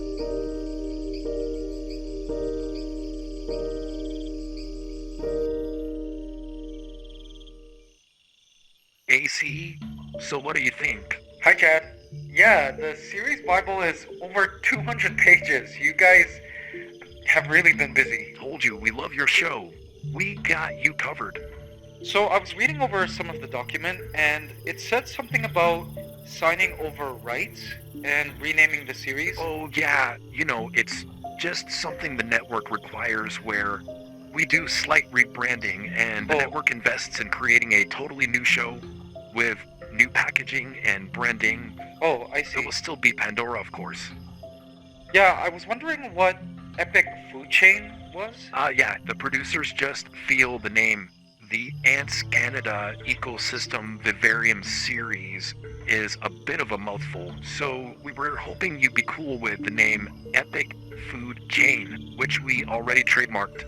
And we were thinking of highlighting, for example, lizards killing smaller creatures like crabs, and then other predators like a huge colony of army ants coming along and devouring the lizards scale by scale. Oh, well, I don't think army ants are native to where I live. Oh, we'll just ship them to your location. Don't worry, we have you covered. Also, I read you want to change the name AntsCanada to God of Pandora, and it's actually Pantdora with a T, because ants, Pandora. Well, we plan on starting a whole new YouTube channel for this series. I see. That's exciting. It is. So we're having a contract drawn as we speak, and I'll have our team send it to your team right away. You can send it to my email. I don't have a team. Well, you will now. Editors, social media marketers, directors, we have you covered. We can get the show on air as early as next year. You kept all your past raw footage, right? Yeah, I did.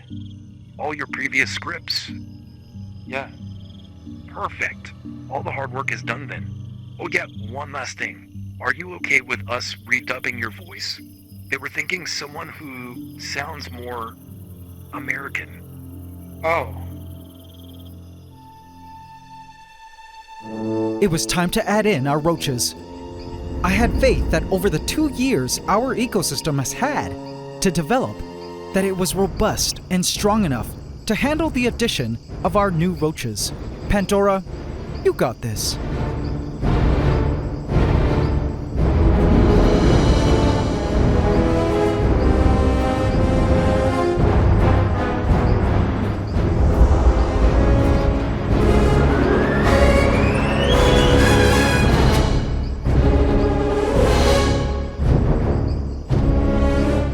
I opened the container.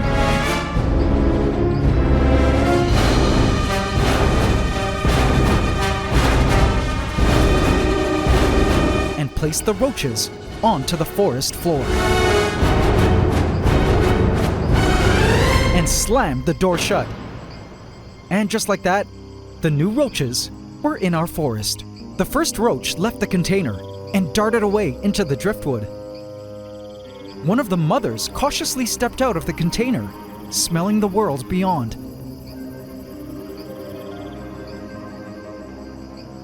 Whoopee! Shrieked the other roach, disappearing in some nearby foliage. She stepped onto the driftwood.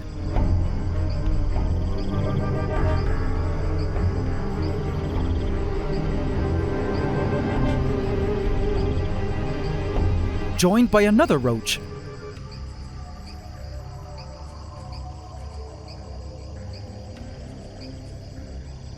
The majority still remained inside the container. The emerged ones were smart to seek refuge immediately because our forest had its own team of insect management patrolling the grounds.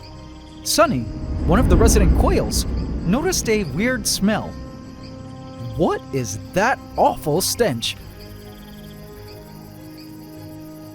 Oh, I see. Oh, dear. He moved away to continue on his quest for ground edibles. The roaches were in no rush to leave the safety of the container, while the emerged ones remained hidden, which was very wise. One of the youngsters darted for the driftwood, and in its excitement, darted out into the open to explore. If he keeps this up, he won't make it to adulthood. But that's a lesson he'll have to learn on his own. One of the roaches totally fled the driftwood. One share came along. Now in our ecosystem, These roaches will act as important prey, as well as detritivores, where they will eat decaying organic matter, both plant and animal. The mother roach began to taste the leaf litter and loved what she was eating. In the ecosystem, roaches are a highly important recycler of nutrients, and their poop makes excellent fertilizer for plant life and food for soil creatures.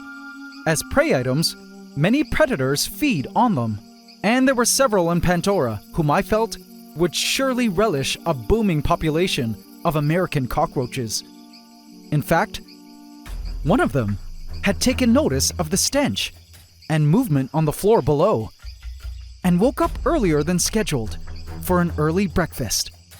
One of the female tree frogs knew that smell from anywhere. Her favorite food was around, and it had been such a long time since she tasted it. She noticed the roaches at ground level.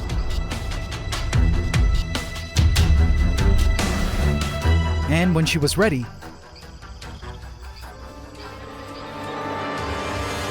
bam! Eaten.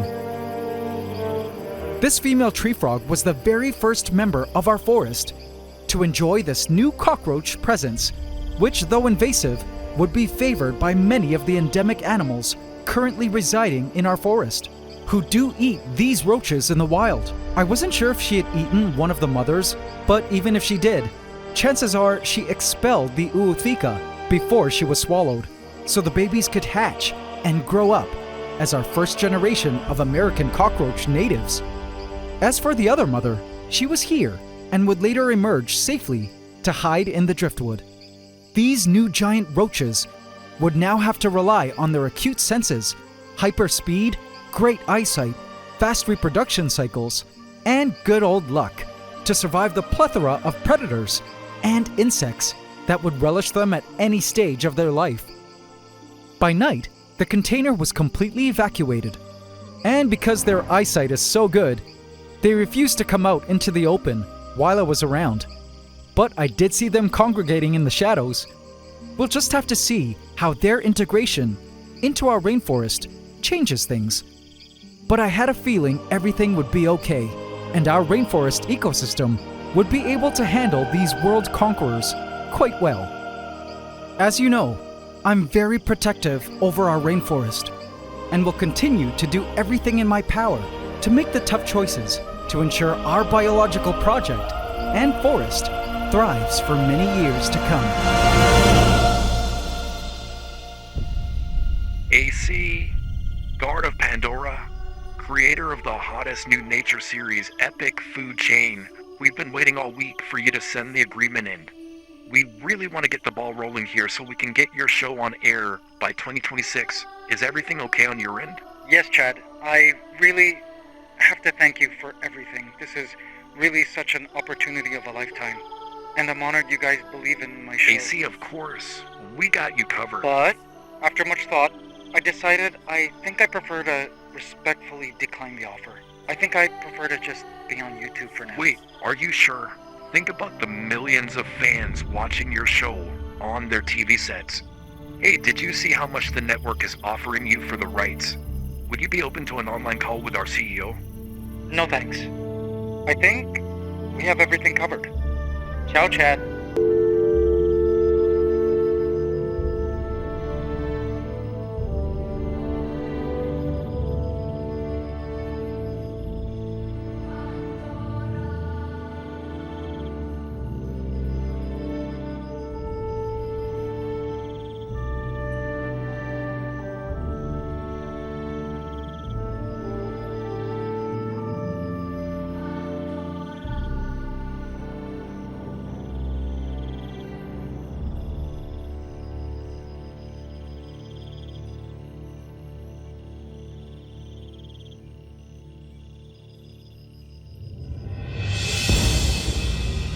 I spun the wheel of Gaia to see what our next ecosystem event was, and this is what it landed on.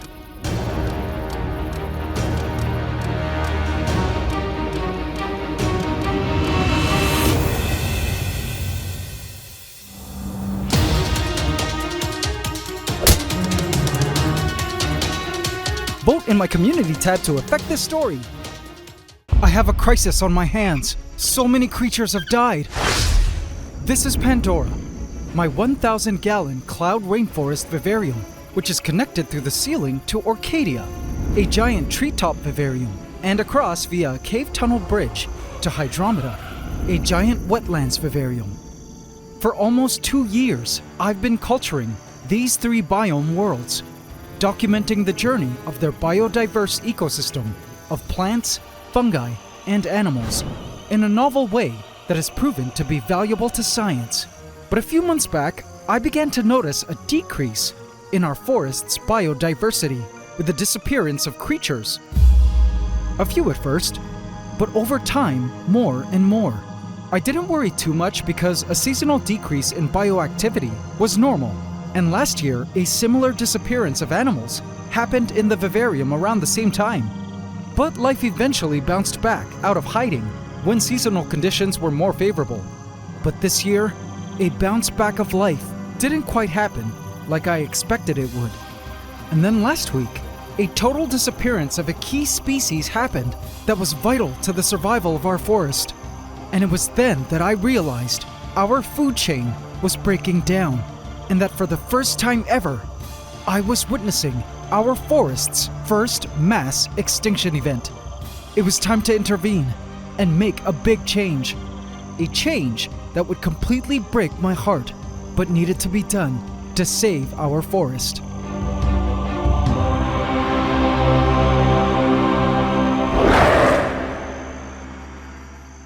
Please subscribe to my channel and hit the bell icon.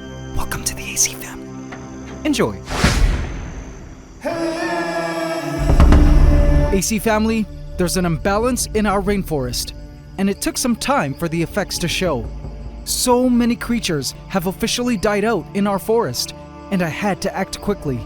I would begin by doing a well-needed official tally of what species were still alive in our rainforest's 3 vivaria, and determine where in the food chain the imbalance was, what could have caused it, and take the steps needed to fix the problem.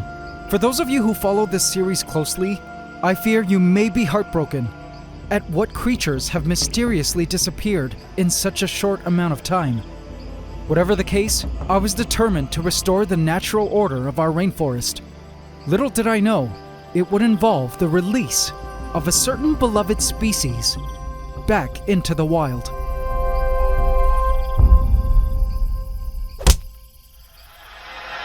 But let's begin our taking of species inventory in Pantdora, which I felt had lost the greatest amount of biodiversity this year.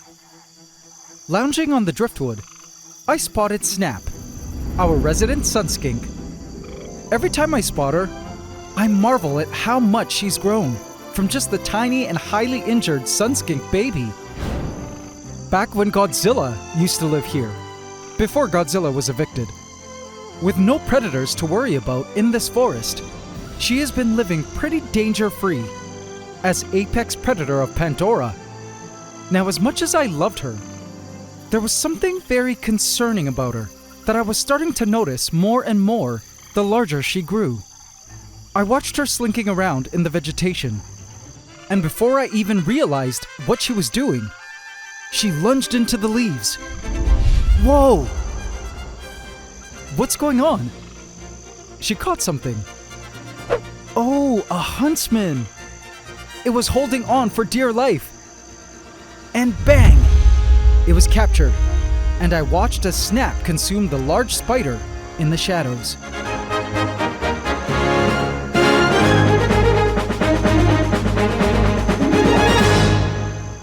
The current generation of huntsmen in our rainforest were now juveniles, and I spotted them all around our rainforest, still doing quite well, but many of them missing legs, probably due to escapes from predation. And some huntsmen were seeking refuge in places that were predator-free, like Hydromeda.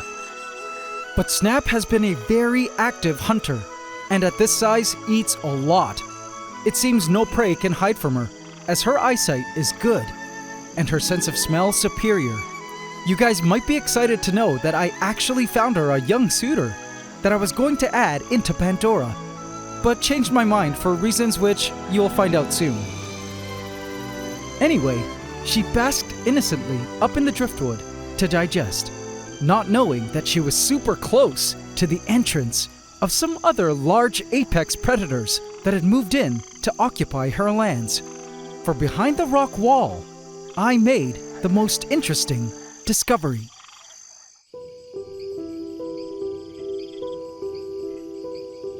Towards the bottom, in a bed of dried moss, a moving ball of gray and white fur caught my eye. Microsquirrels. There were 2 of them, and they were busy grooming themselves. It was super cute to see them up close like this in such an intimate social moment. You see, these microsquirrels always darted away as soon as I approached the tank, but it seemed like these 2 either didn't see me through the glass or just didn't care that I was there, which to me meant they must be young and haven't learned to be afraid of me from other colony members.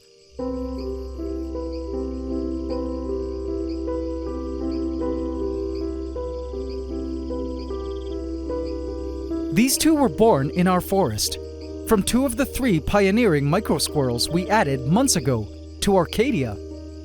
Interesting to see that these 2 had made their way down to rainforest ground level and had chosen this spot as a worthy place to nest. It was clear how bonded these 2 were, as I watched one on the right grooming the other.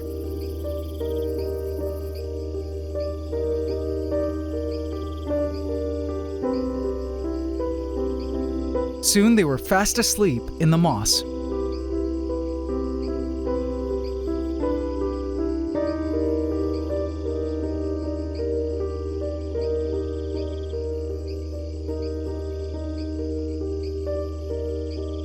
Based on the look of their genitalia, it seemed these 2 may be brothers. What do you guys think?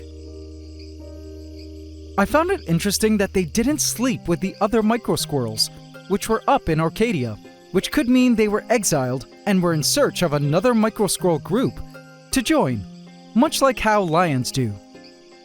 Sleep well, my little microsquirrels. Now, as cute as these youngsters looked, I knew we had a problem. They were beginning to populate really fast, which space-wise is okay right now, but food-wise was an issue. You see, they eat roaches, specifically juvenile dubia roaches being their favorite. And sure enough, I haven't been able to see dubia roaches for a long time now. I suspect the microsquirrels were responsible for this. As an attempt to call back the population, I resolved to use a trap and feed these microsquirrels to my senior green tree python. But I've come to discover that the microsquirrels are too smart and won't go into the traps. I don't know how to catch them, as they're super fast. Perhaps you guys have a solution to propose? Let me know your ideas if you have any. Whatever the case, I hope the microsquirrels continue to nest in this spot, because if any of them start having babies here, man, that would be a super cool and close-up observation opportunity. Now, I suspect these microsquirrels have a nest so low to the ground because it's close to another one of their favorite food sources. Sunny, a resident male quail, walked pompously down an aisle of grass. Grass, you ask? Yeah, it's new. You see, as a regular ecosystem event, I've had to scatter seeds and grains into Pantdora as an extra food source for our quails, which I was certain our microsquirrels also loved. But interestingly enough, the seeds, which weren't eaten, had sprouted into new healthy grass. This was actually quite awesome, because this newly sprouted grass was highly nutritious, and in fact, certain nutrients become more bioavailable once sprouted that aren't so bioavailable when ingested as seed form. Cher loved her sprouts, and I even regularly harvest some for our recently evicted tortoise, who loves them.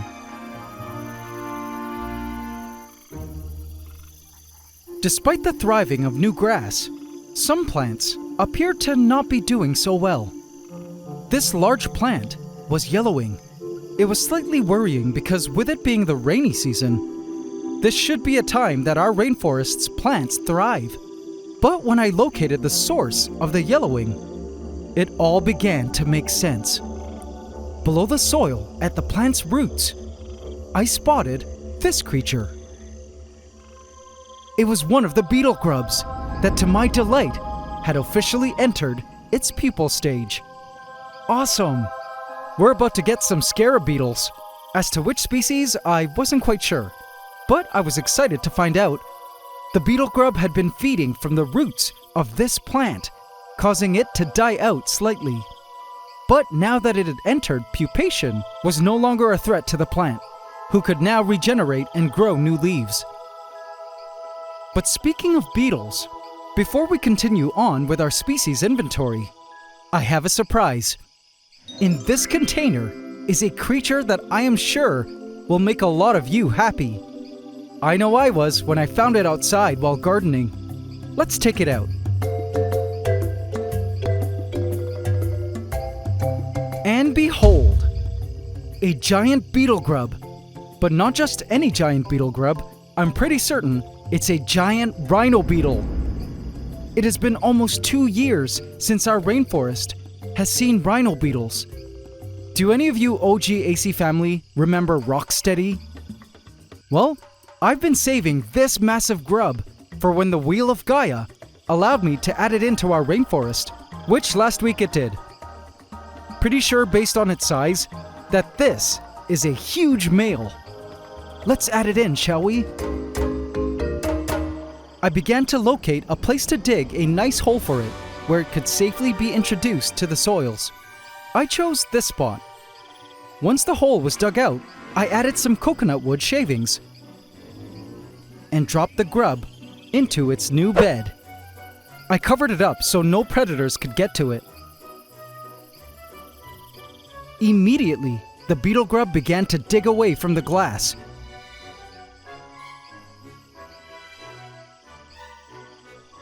Which kicked out a disgruntled earwig from its place in the soil. In Pantdora, it would feed on decaying wood in the soil and would soon pupate. I couldn't wait for it to develop into a fully formed rhino beetle, so we could welcome back an old and beloved species that disappeared from our rainforest long ago. Speaking of a species that has disappeared from our rainforest, this one will shock you. You guys know how long crickets have flourished in the forest, right? Well, you may be shocked to know that for the very first time in the history of our forest, the crickets have officially gone extinct. Yep, I know, it's crazy. No baby crickets, no juveniles, no adults.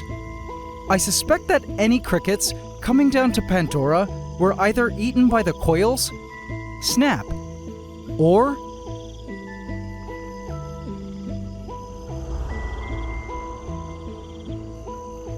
the frogs. See her? Shortcake cosplayed a dead leaf as Sunny came around foraging the area. Shortcake is our resident strawberry horn frog, whom we moved in here a couple weeks back from her former home in Hydromeda. I knew she was loving it here, as there was much more potential for prey to wander close. Other frog species in Pantdora were these guys, golden tree frogs. Though most of the males spend time in Hydromeda hoping to mate with females, this large female had wrapped up her breeding season several weeks back and was enjoying her spawning off-season here in Pantdora. The tree frogs freely move between all 3 Vivaria, the most over any other species in our forest. So the fact that she's chosen Pantdora as her preferred residence probably indicates that feeding is best here over anywhere else in the forest. We actually watched her gobble up one of our newly introduced American cockroaches last week. She hasn't left since. Also up in the driftwood, I spotted a third frog species. JZ, one of our 2 chubby frogs, climbing the plants. These chubby frogs are usually only awake at night, but for some reason, he was awake during the day and was clearly on a mission. I was certain he was trying to climb up to Pantdora, where his long-lost love, Beyoncé, was living. These frogs are semi-arboreal, and he was either trying to reunite with Beyonce, whom he hadn't seen since before their hibernation. It was actually strange, because he and Beyonce were on the verge of missing a second year of breeding. They failed to breed last year, and haven't bred this year, and only had a month or so left before the heavy rains end, along with their breeding season window. For some reason, Beyonce didn't seem to want to come down to ground level to mate with Jay-Z whenever he sung to her every night. And neither of them have decided to migrate to Hydromeda to spawn, which is what I expected them to do. Something in the environment was off that was keeping Beyonce from wanting to breed. I even tried to dig them a temporary pond at one point in hopes that they would breed in Pantdora, but to no avail. But guys, I had a suspicion that the environmental condition that was causing the failure of our chubby frogs to breed had to do with why Jay-Z was trying to ascend into the trees, and was also the cause of our ecosystem's collapse. And that environmental condition was this. Some action was happening at one of the flowering plants.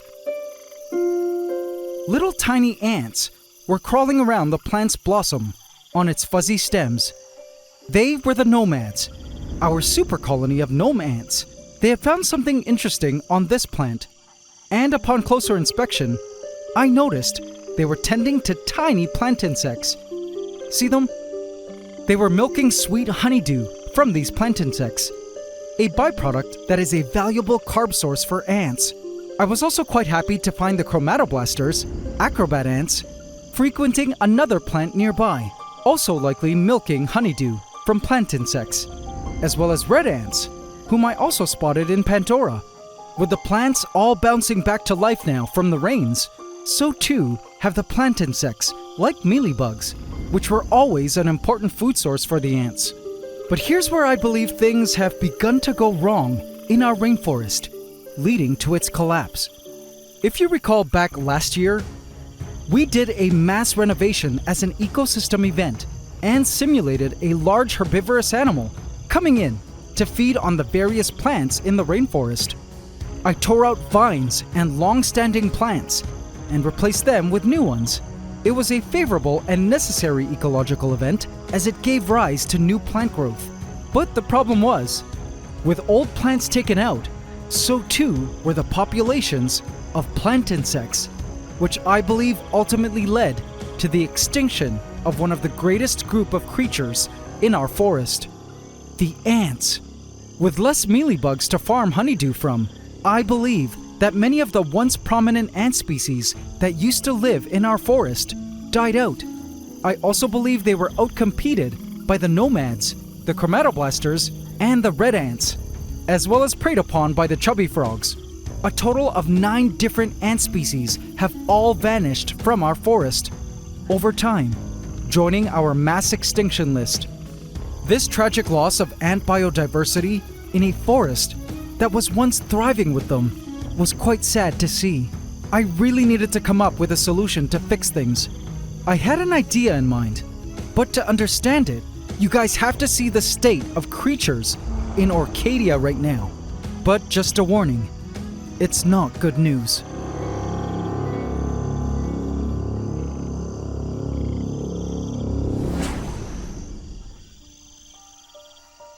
Up in the trees, I spotted a moving ball of fur. It was one of the microsquirrels, eating some of the supplement food I offer at night.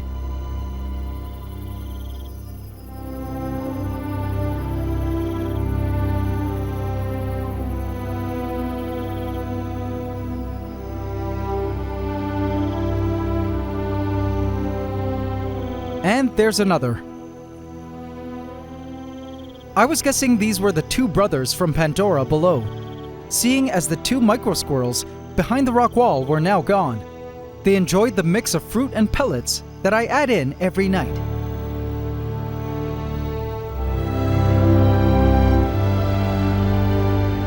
I knew a growing colony of microsquirrels were living up here, somewhere here in the trees.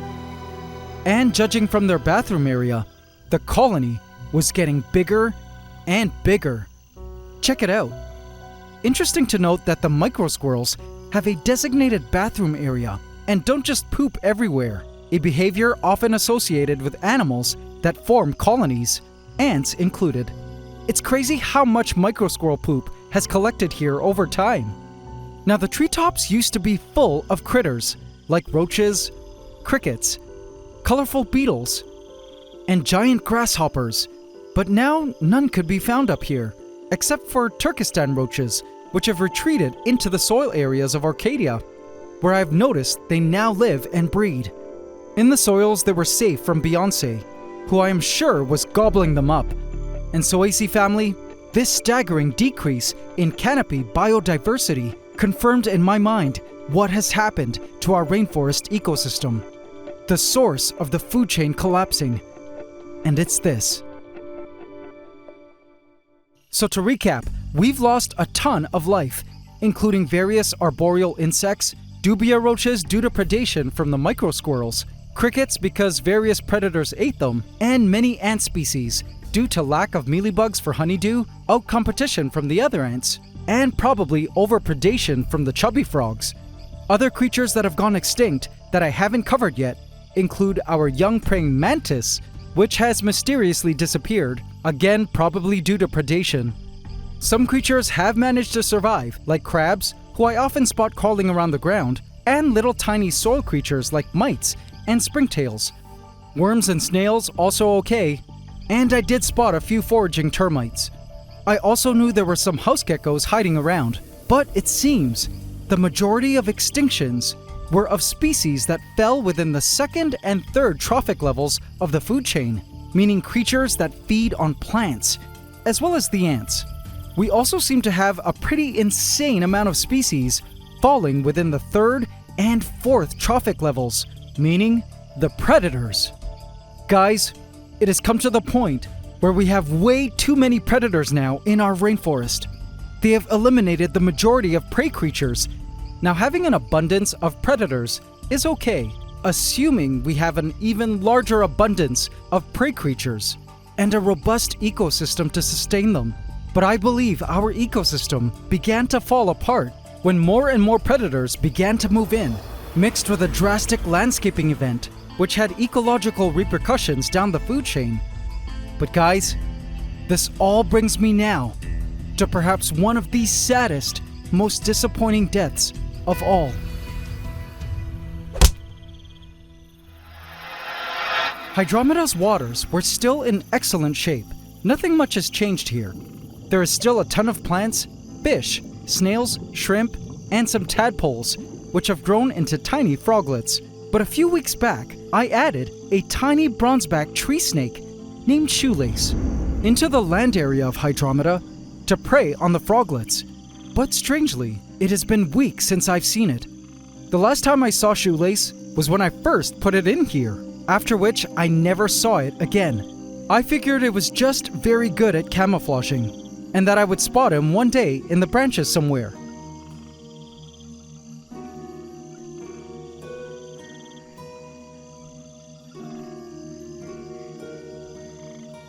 Perhaps one of the other Vivaria.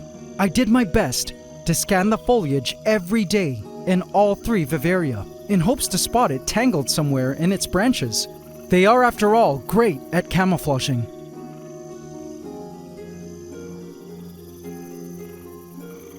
But one day, I caught Snap using the cave tunnel bridge, connecting Pantdora with Hydromeda. That's funny, I never see her using this tunnel. She must really be hungry and is checking for roaches. And then one morning, I noticed something out of the ordinary.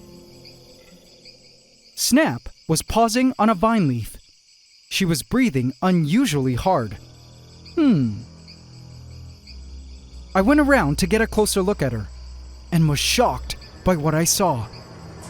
Snap was totally fat, like fatter than usual. Oh no.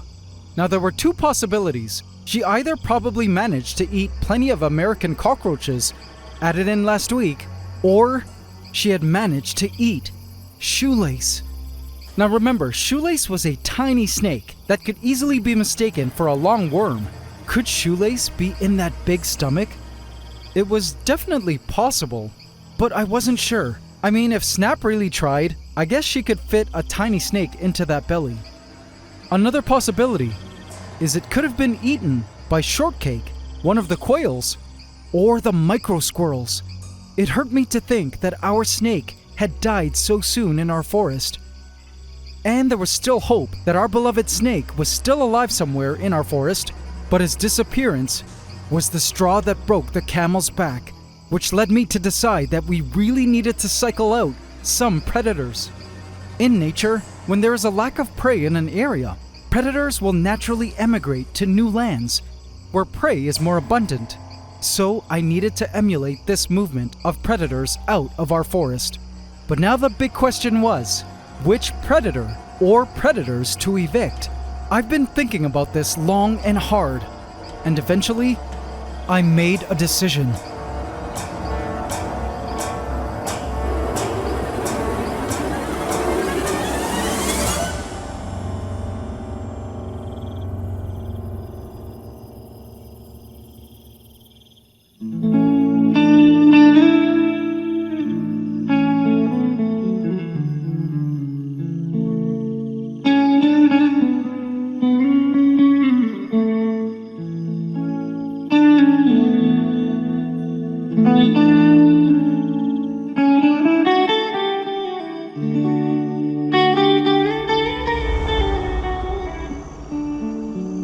My, have you guys gotten chubbier since I first found you guys, hopping around my home, emerging from my houseplants. I'm so sorry. I haven't been able to replicate conditions to get you both to breed in our forest.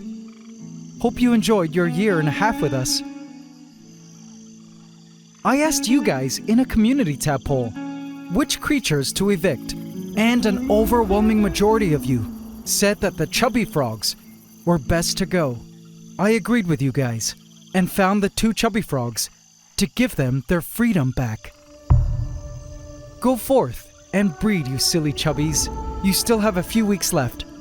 I'll really miss you. I opened the container and allowed them to leave on their own.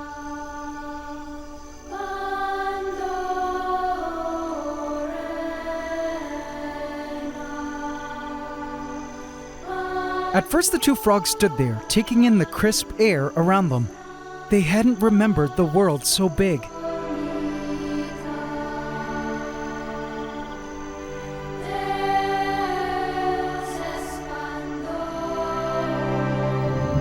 Beyoncé eventually crawled away and hopped happily down the path and down my stairs, where if she continued in that direction, she would find my huge pond. As for Jay-Z, instead of following her, he strangely stood still and decided to go his own way in another direction. I never knew why the 2 frogs never ended up mating. Was it the lack of prey insects? Maybe the timing of rain in the forest? I wasn't sure, but for sure now, they could breed, and perhaps one day Beyoncé and Jay-Z would reunite in my yard, and we can try again in the future with one of their descendants.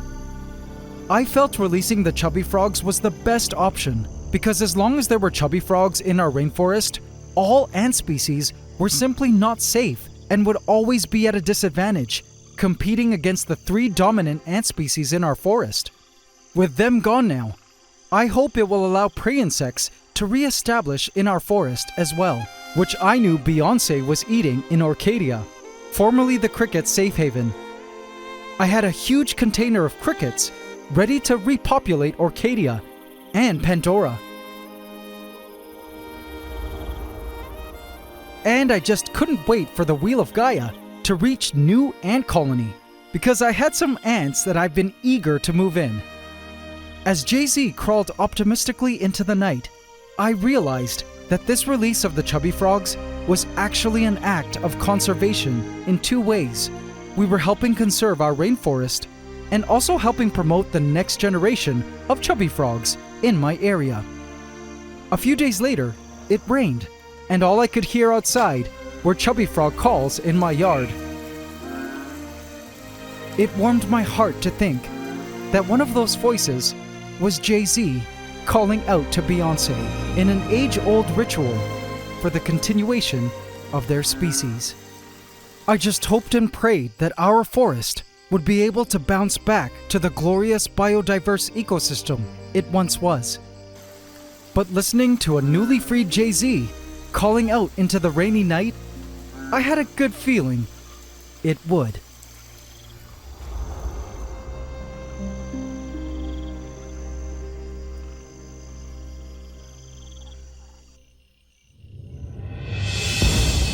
I spun the wheel of Gaia, and this was where it landed.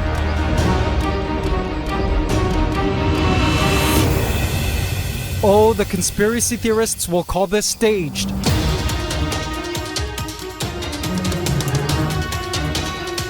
Vote in my community tab to affect this story. A new war of the ants has begun. This is my 1,000-gallon cloud rainforest vivarium called Pantdora, which is connected through the ceiling to Orchadia, a giant treetop vivarium, and across via a cave tunnel bridge to Hydromeda, a giant wetlands vivarium. The three connected vivaria are home to an ecosystem of plants, fungi, and animals. And today, I'll be adding in some new ant colonies to replenish the biodiversity of ants that had decreased over time in our forest. But little did I know, our forest was undergoing a state of emergency. Something was happening down at ant level that I was completely unaware of until after introducing the new ant colonies in. Welcome to Season 5, Episode 11 of my Ecosystem Vivarium series, where despite all my plans to micromanage the forest, Mother Nature steps in with the rule of chaos to show me who truly rules the forest, with a new set of ant geopolitics running the ecological show, here on the AntsCanada Ant Channel.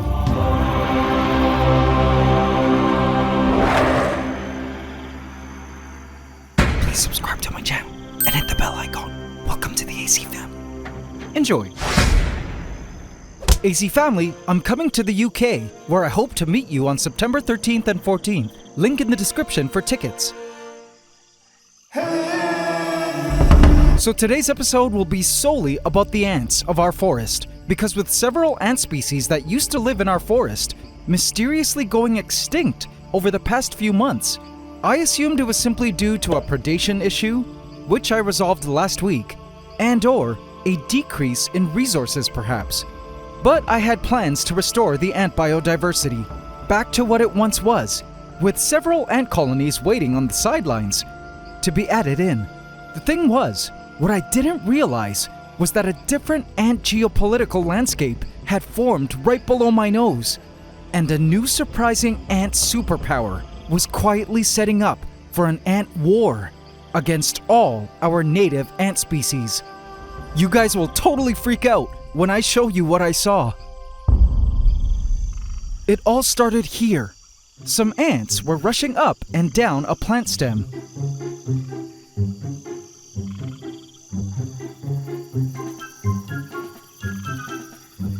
It was the nomads, our resident OG gnome ants.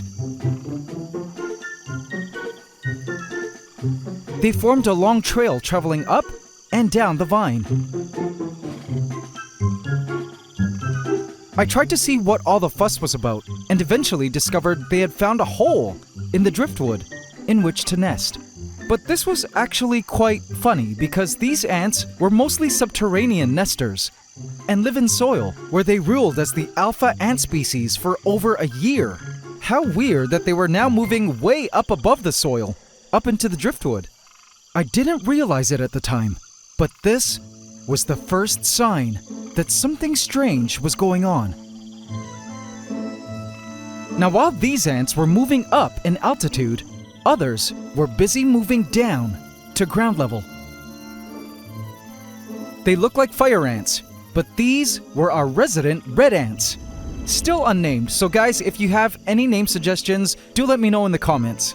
So it turns out, this red ant colony, which was introduced into our rainforest by way of the plant life, back when we first built our canopy vivarium Orchadia, was now much larger and much more far-reaching than ever before.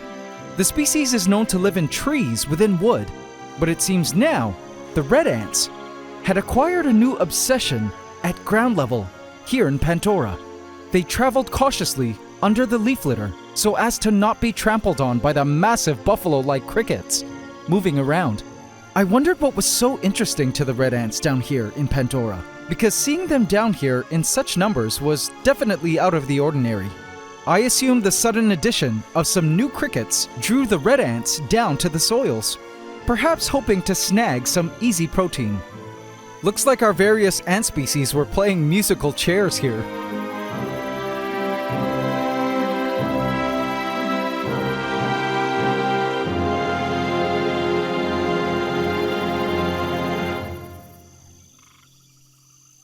But speaking of ants down at ground level, I was ready to add in the first of our 4 new ant colonies into our forest, a species that many of you who watch the channel may already be familiar with. This here is a colony of Asian bullet ants, capable of delivering a searing sting with an aggressive nature packed into a large ant.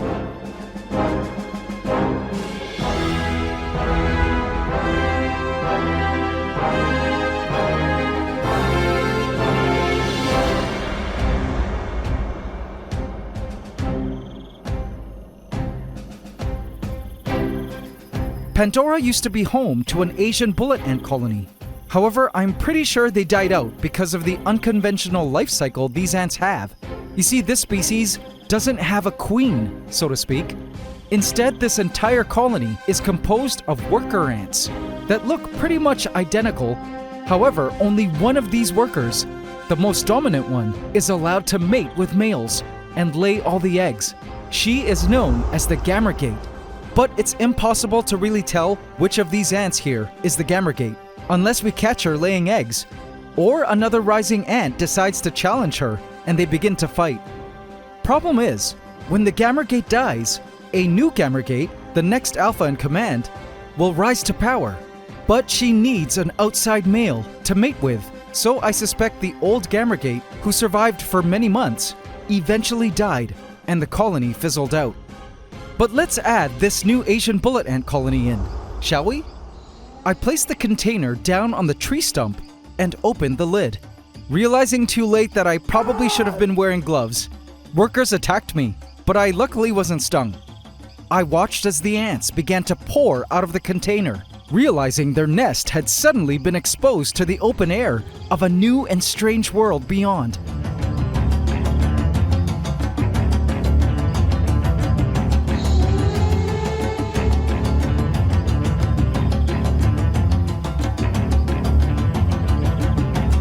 Ah, yeah, oh, hell no!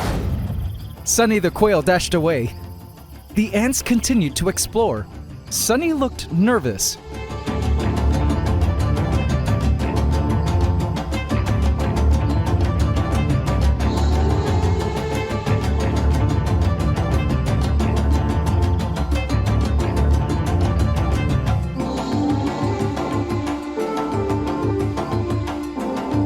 The ants could smell the cricket buffalo meat all around.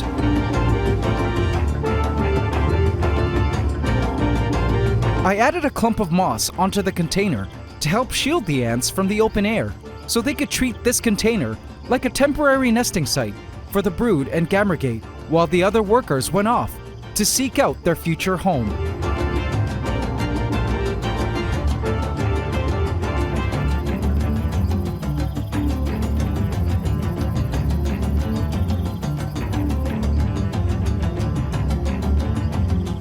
More workers went off to explore and map their surroundings.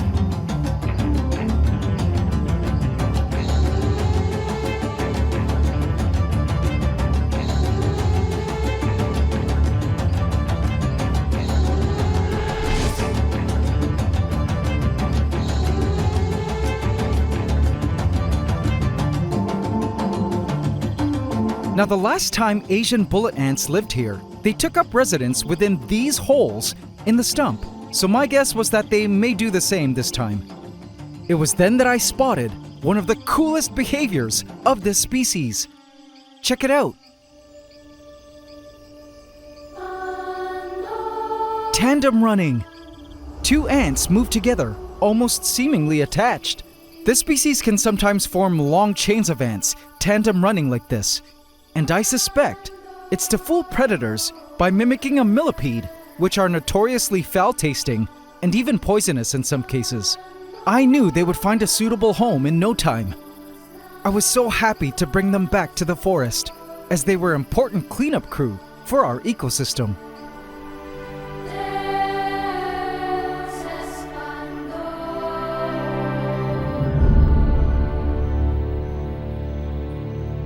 Though the Asian bullet ants weren't able to continue their bloodline, since their first introduction several months back, one species had proven to withstand the test of time and had survived all biological and ecological changes the rainforest threw at them.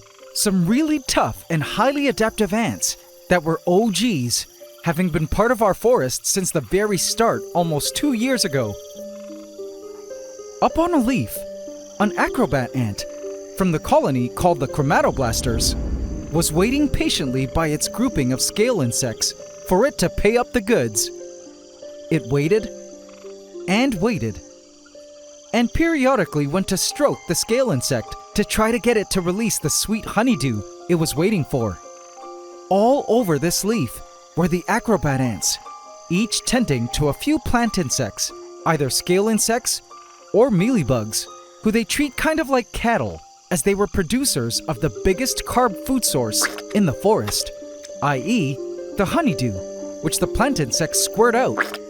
The highly adaptive nature, aggression towards other ant species, and degree of teamwork that these ants have displayed throughout their time in the forest has allowed them to thrive and remain on top of the ant tier list. No predator, past or present, has been able to curb their steady growth. But I didn't want these acrobat ants to monopolize the ecosystem, which was also not a good thing. Which brings me now to my choice for some healthy competition. AC family, behold, spiny ants, belonging to the genus Polyrachis. Now we used to have spiny ants living in the tree stump of Pantdora, but they too disappeared within the past few months, strangely failing to bounce back after the last summer drought. These ants are also quite special in that instead of nesting in soil, they build their nests using debris collected from their surroundings, all glued together using silk from their larvae.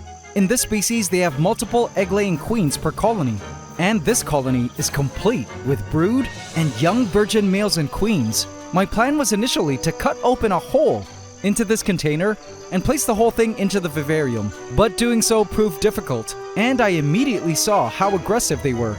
I had no choice but to do this the hard way.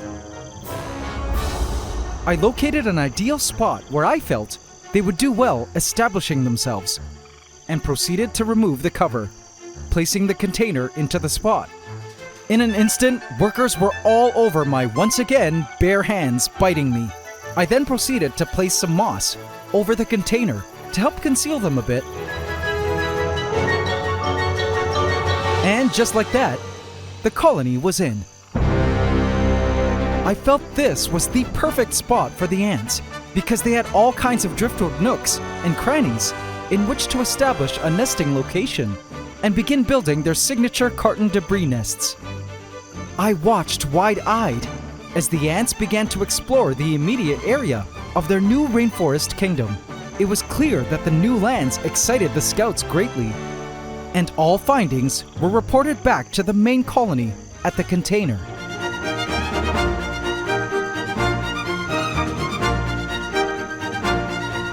It wasn't long before the ants had made the choice for their future nest. And it looked like it was here, in this hole in the driftwood. Fine choice, spiny ants. Fine choice indeed. 2 more ant colonies left to add in, but I wanted to wait for night to add these colonies in because these ants tend to be more active at night.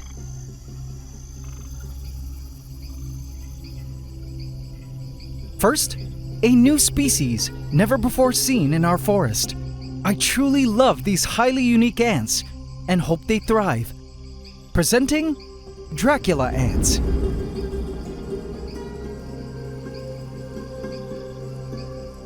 Check out those cool, massive, and sharp jaws.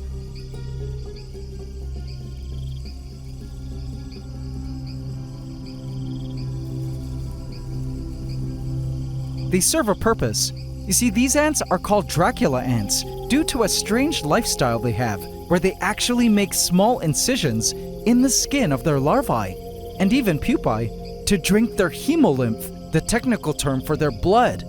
They still eat insects, but also drink the blood of their young. The incisions heal and the larvae grow up normally to become adult Dracula ants, who do the same and feed from younger sibling blood. Like the Asian bullet ants, they also run on a gamergate system. But the good thing is, they can blend with other Dracula ant colonies, so I can add 1 or 2 new colonies over time, and they can blend, as well as hopefully self-perpetuate via unrelated males.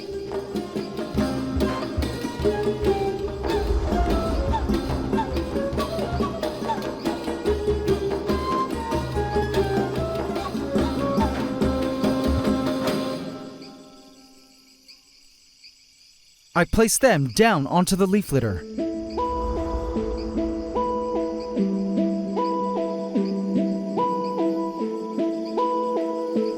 They immediately began to explore the premises.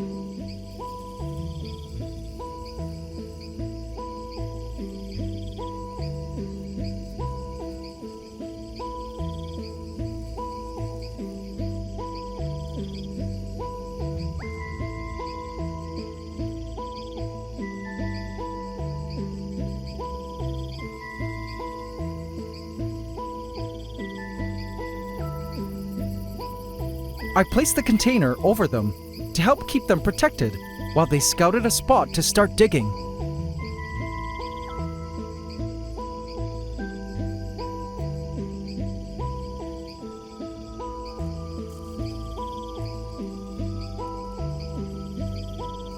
And placed dried moss to conceal the container.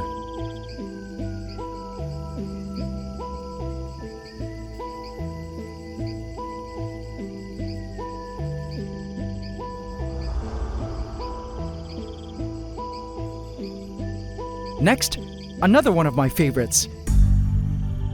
Trapjaw ants. That right there is the queen.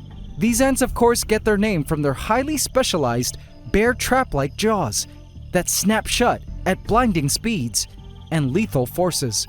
Now, I could add them to Pantdora, but with a couple ants now in Pandoran soils, I wanted to try something. I've often seen trapjaw ants nesting right on the banks of rivers. So I decided, why not try the land portion of Hydromeda, which had a ton of unoccupied soils. Plus, I've had much success with this species in multi-level landscapes like that of Hydromeda. I placed the colony into Hydromeda. I watched wide-eyed as the colony began to explore their new home.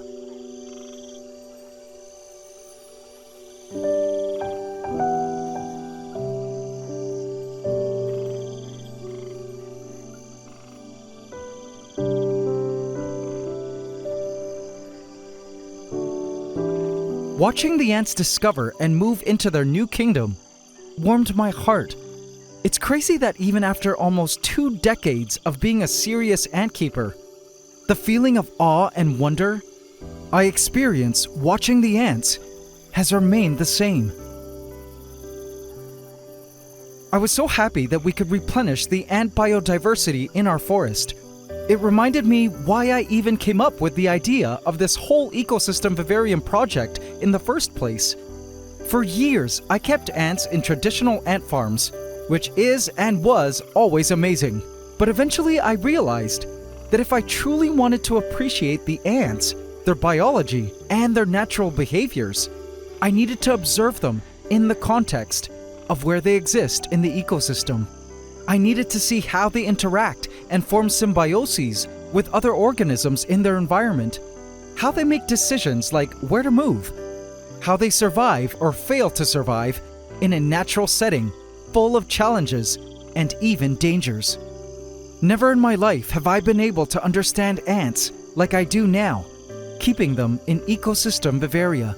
I have other species I would like to add in, but I wanted to wait a bit before adding them to monitor the progress of all these new ants first. I couldn't wait to see how our 4 new ant colonies do over time,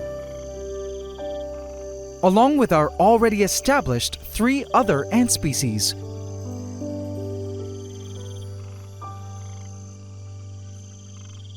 Or at least, I thought 3.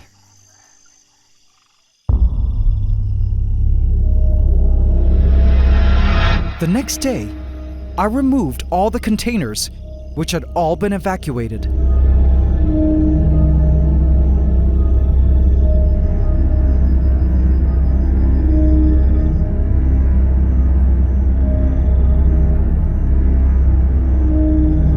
It was then that I made the most terrifying discovery. Something peculiar was moving in the leaf litter that at first I thought were the nomads, but upon closer inspection, were definitely not. They were feasting on a dead cricket, but guys, when I spotted the sharp gaster in the air, sporting a ready-to-use stinger, I couldn't believe what I was looking at. Oh no! Feral ants! Vote in my community tab to affect this story. This is Pantdora, my 1,000-gallon cloud rainforest vivarium, my grand personal ecosystem project within glass. And... what? Oh. Hang on, guys. Hello? Man, this is not exactly the best time. I'm in the middle of shooting a video here. No. You're kidding. OMG. Yes. Yes. Send it over right now.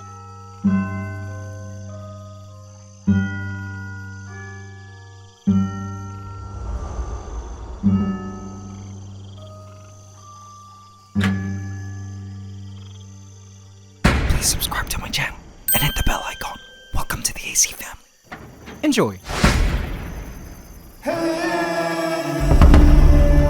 I never imagined I'd be making this video. This is what dreams are made of, AC family. The legendary blue ants have been my dream species for so long, and they were on their way to my place. They're rare, but not endangered rare. Just hard to find, as they hide super well where they live. And I was lucky enough to spot them in their natural habitat at a gorgeous cloud rainforest on a mountain I stayed at a few years back, called Mount Banahao.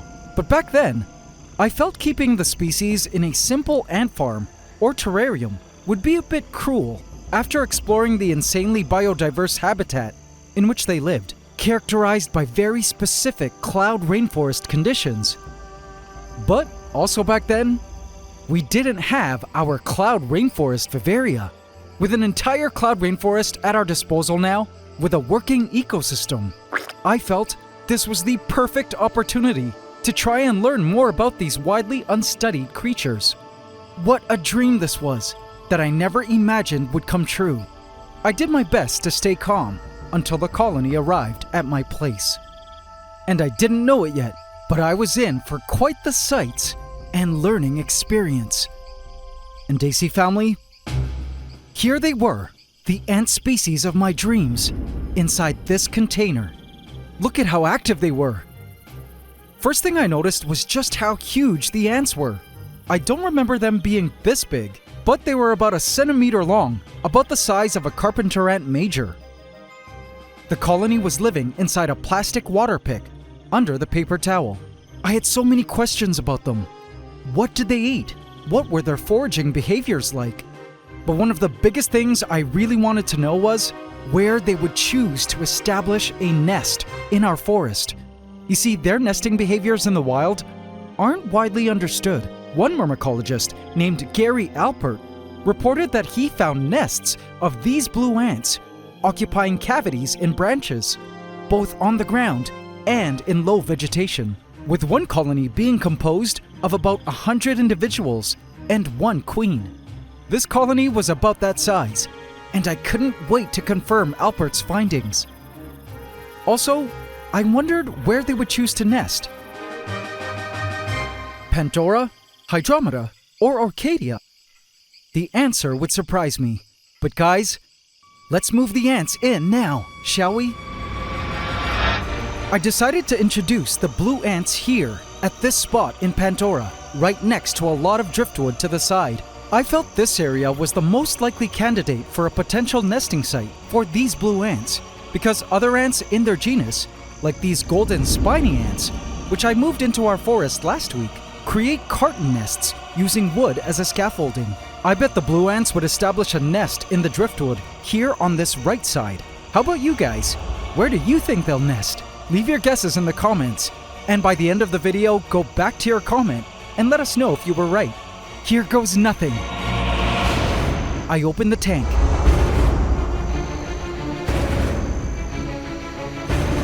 And remove the cover from the container. And place the ants carefully onto the moss. The first ant stepped onto a nearby plant and immediately began to lick its surface. I suspect it was tasting the honeydew deposits from plant insects. They began to wander curiously through the cloudy mist, which I believe they appreciated greatly. While some ants were cautious and remained reluctant to wander onto new territory, preferring to just stay put and figure out where exactly they were, others were bold and were already scaling the driftwood, as well as the plants.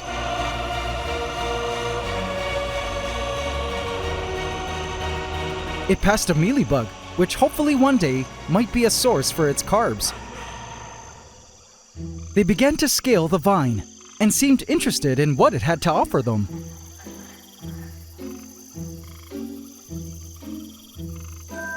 Word began to circulate back to the colony that a vast and interesting misty world existed beyond their container, worth checking out.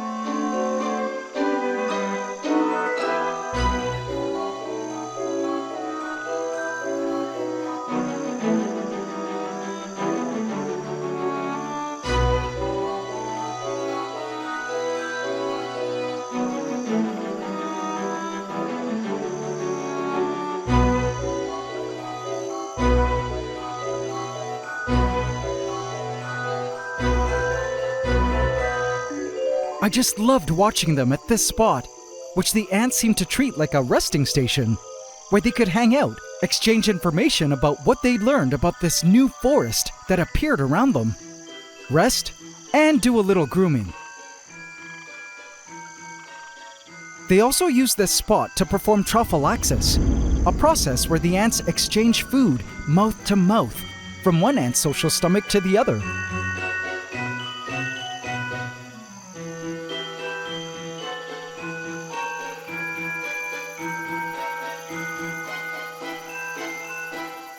Another ant took it upon herself to establish a burial site nearby for the colony's dead.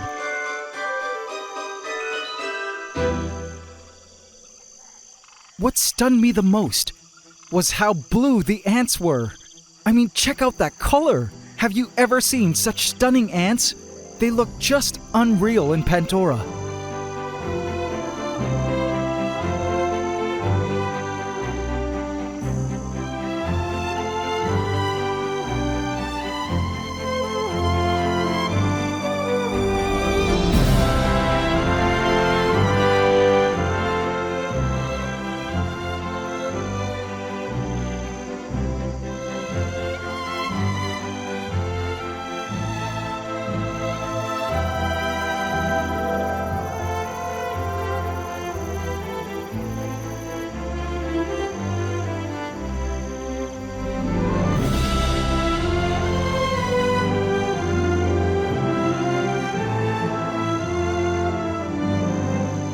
As I watched the ants moving around, I realized that they probably needed some extra energy, and I really wanted this colony to have the best start.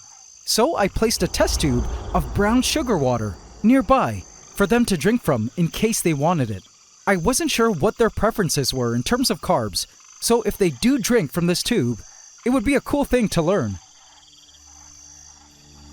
As I was watching the ants, I noticed one was doing this weird wobbly leg thing. How funny. I wonder what it's doing, or if that's simply how they rest. Any guesses, guys, as to what this stanky leg behavior is for? An ant passed this wobbly-legged ant by and didn't seem to feel a need to help it, so it must be natural behavior. What do you guys think? Insect movement doesn't work through muscles like in humans, but rather works via a hydraulic system. So perhaps this is the ants' way to keep their hydraulic system governing movement active, and the fluids constantly moving even while keeping still? Kind of like idling a car for a bit before driving.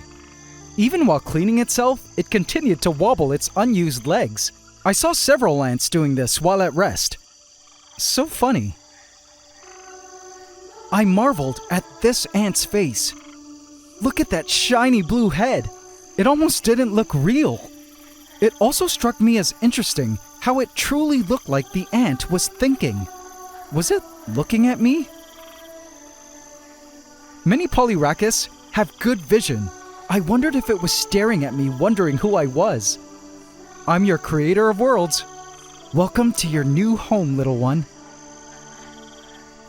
It truly looked like an intelligent ant, which, no offense to other ants, I don't see a lot in the ant world. At least individual intelligence-wise, like this. It was such a dream to have these legendary blue ants in our forest, slowly opening up to exploring its landscape, and soon accepting it as their new home. It was something I only dreamed of, that I never imagined would happen one day, and my heart felt so grateful for this moment.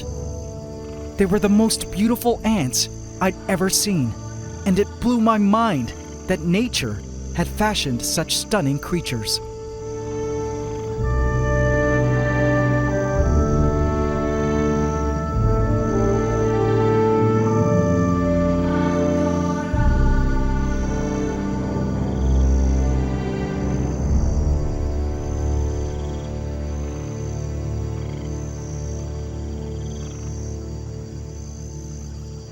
It was then that I noticed one ant seemed extra excited. It ran and tried its best to get other ants excited as well. It had found something truly important. I knew this excited hyperstate from anywhere. I watched as this exciting news eventually made its way back to the colony. Our blue ants had discovered an approved spot somewhere in our rainforest, and were finally going to move into their new home.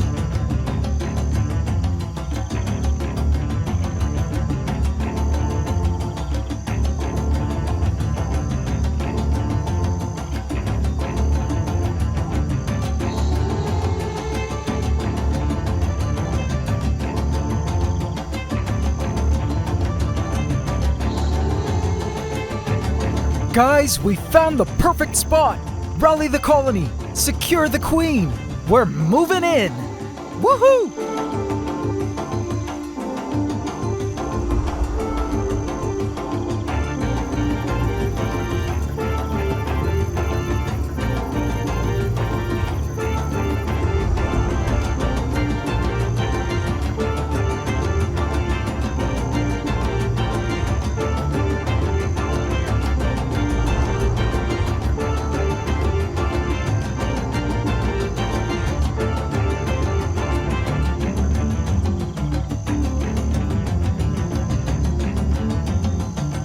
My guess was they chose this spot I suspected they'd love.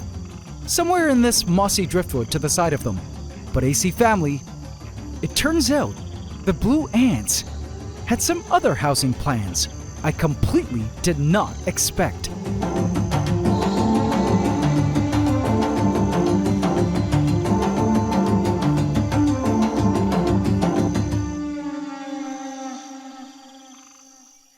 Now before I move on, just a reminder to you AC family in the UK I have a meet and greet this September 13th and 14th. Hope to see you. Link in the description for more info. The next morning, I checked up on their container. As expected, it was empty, including the water pick in which the colony was formerly living. As for the test tube, I noticed some movement.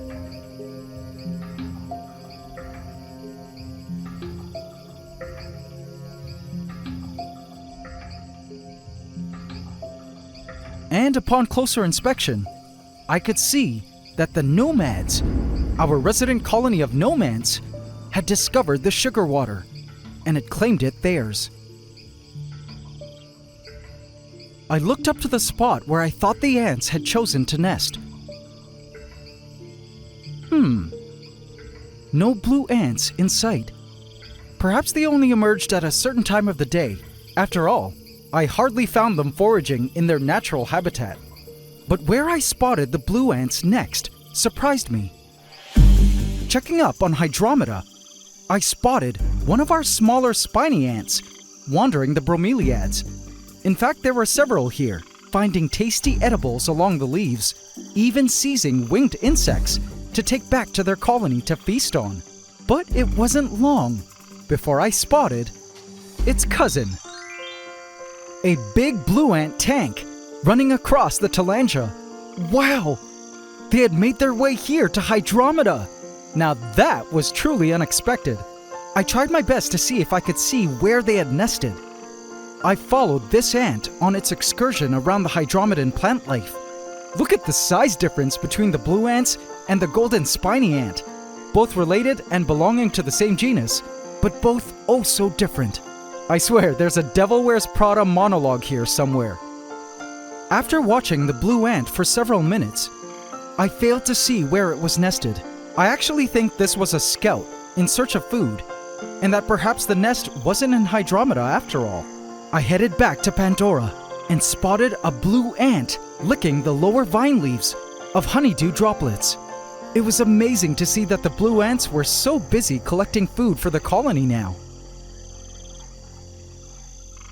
And suddenly, up in the branches, I spotted a blue ant, and it seemed in a hurry. This little one was not foraging, but heading back to the nest. I followed it across the branches and up the glass bridge. No way! Were the blue ants nested in Orchadia? I ran upstairs and watched the blue ant as it made its way home.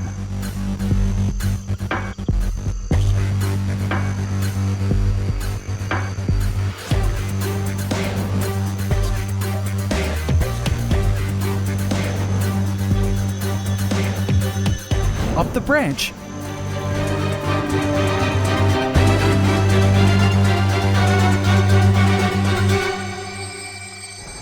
and bam! Found it! Their nest was within this piece of driftwood, up in the Orchadian canopy. How cool! I actually spotted several blue ants coming home to their nest at this spot.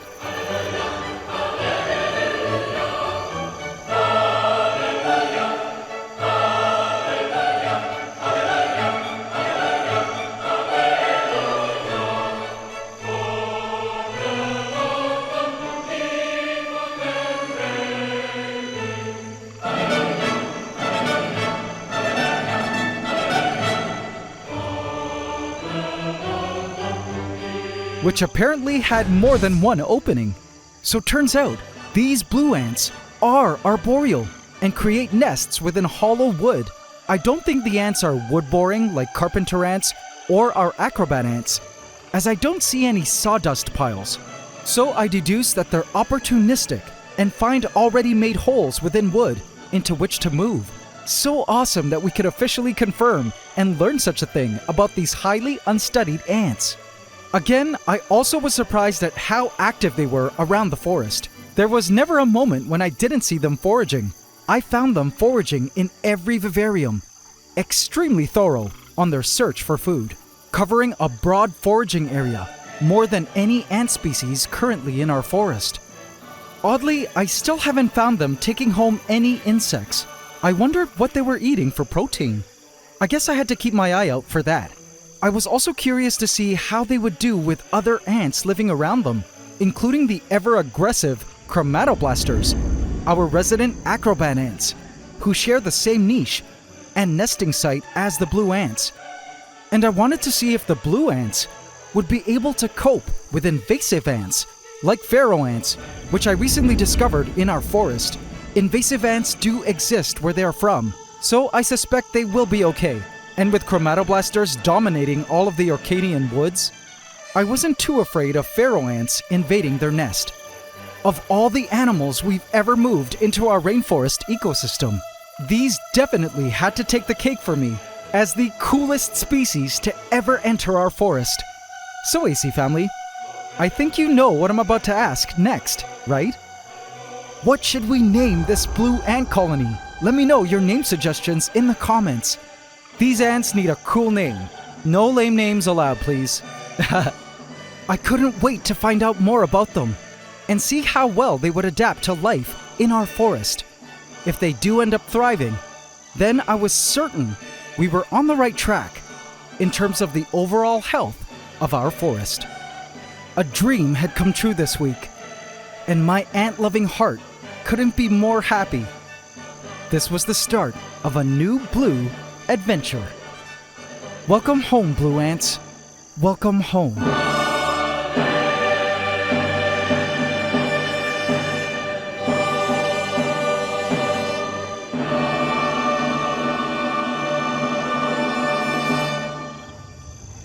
I spun the wheel of Gaia to see what our next ecosystem event would be, and this was where it landed.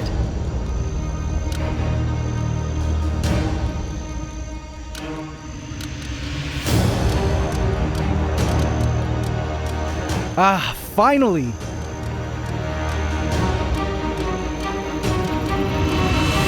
I've been waiting for this.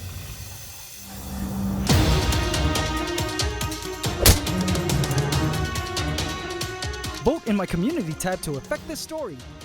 I'm sorry, my beloved Microsquirrels, but your time in our rainforest has come to an end. You all have been an asset to our biodiverse ecosystem, but circumstances make it necessary to remove your entire colony from our rainforest within glass.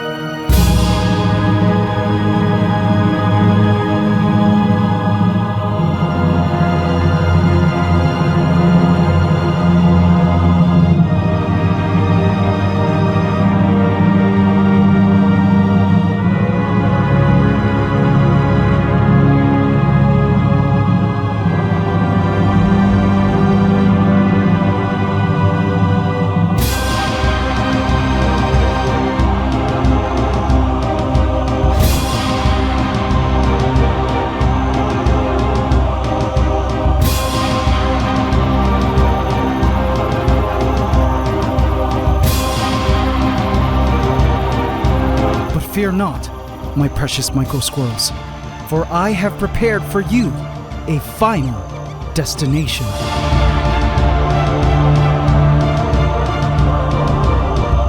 Your ultimate resting place of complete and utter peace. Promise, this transition will be quick and painless.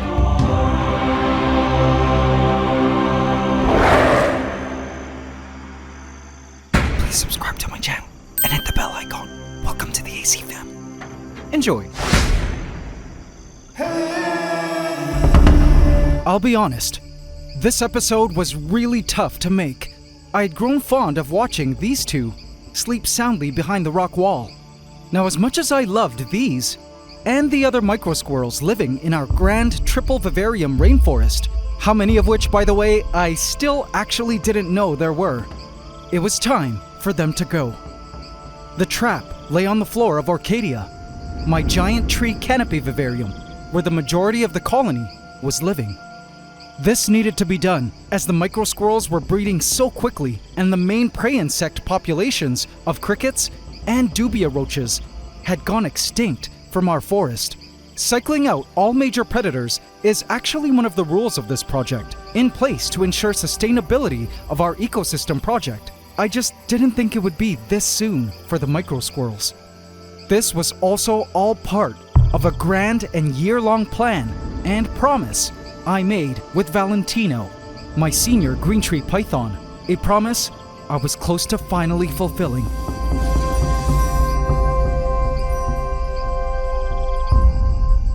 But the Microsquirrels were scheduled to wake up at dusk, so while waiting, I had to undo some of the work of the Microsquirrels.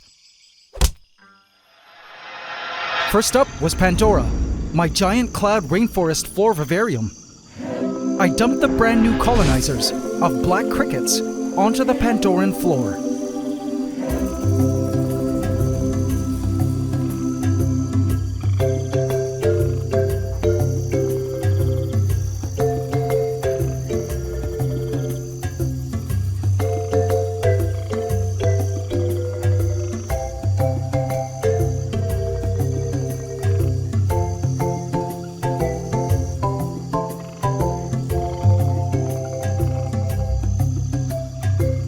Immediately, they began to feast. There was so much here to eat, from seeds to grasses and leaf litter, all of which had been sitting around for a while since the former population of crickets went extinct.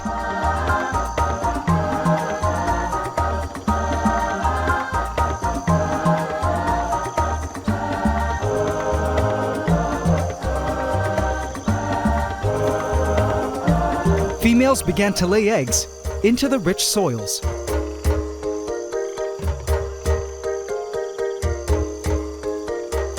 Crickets also began to engage in territorial disputes.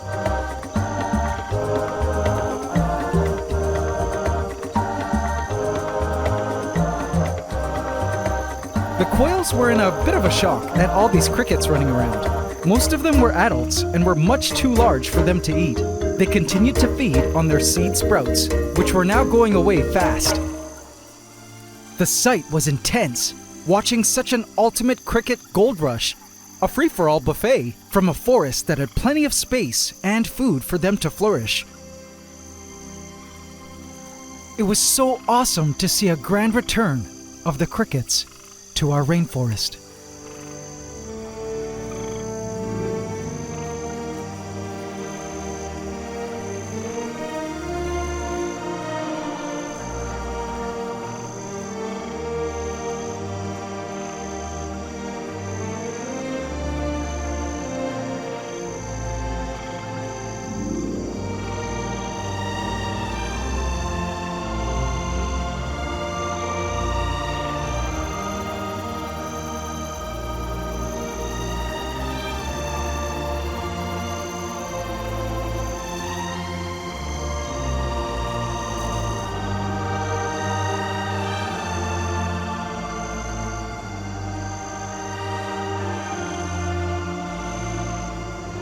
But not without limiters, for our rainforest had its methods of making sure no one prey creature overpopulates.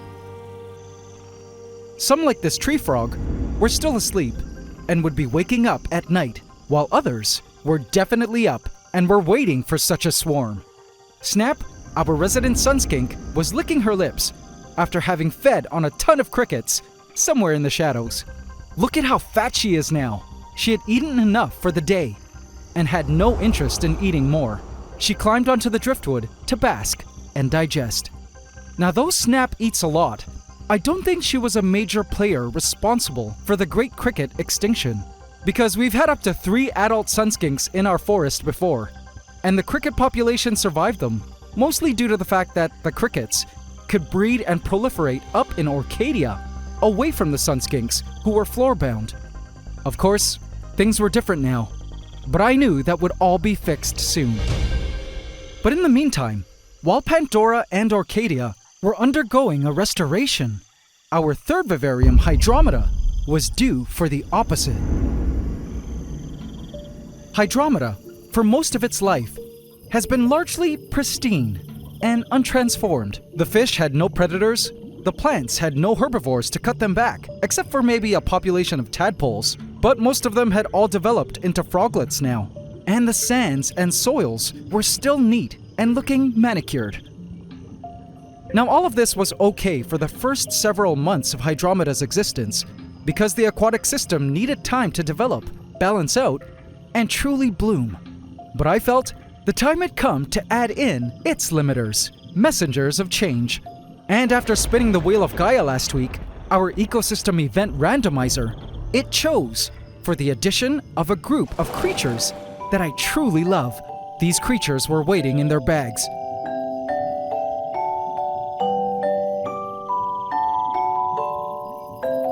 You guys will love them. Let's open them up. Opening the first bag, they floated down to the Hydromedan floor.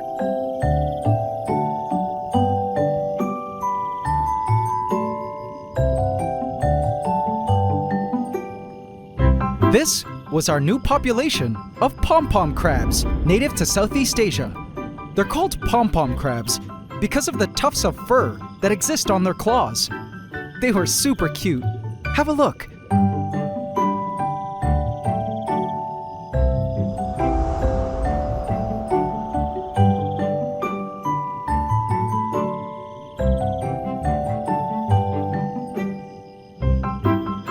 They eagerly began to explore their new home.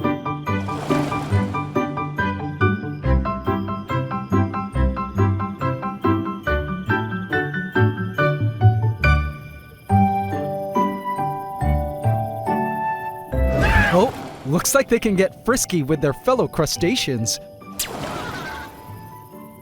They immediately began to sort through the greenery for edibles.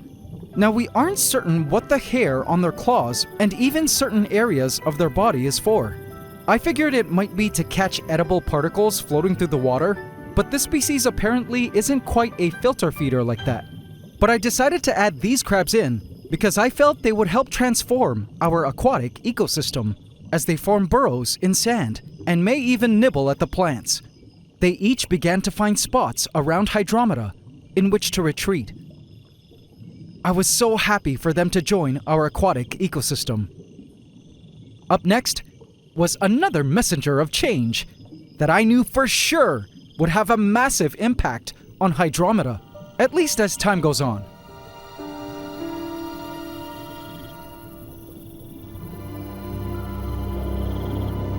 Releasing them now.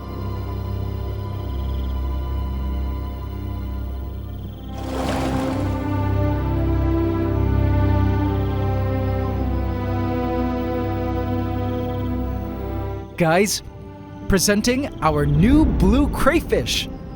One of them immediately began to explore. This was still a baby, less than an inch long, but in my experience with these crustaceans, they will surely shake things up in Hydromeda.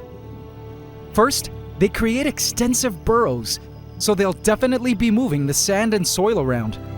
They eat plants, so they'll be tearing up some of the vegetation, and they will eat any meat they can catch.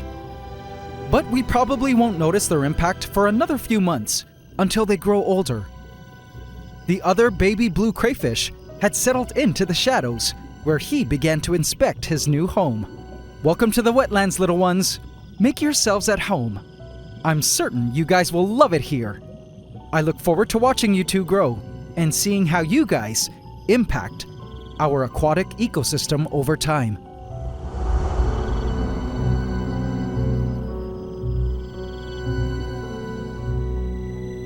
But going back to restoring the ecosystem on land, it was time to add crickets to Orchadia. They dispersed in all directions, exploring their new home.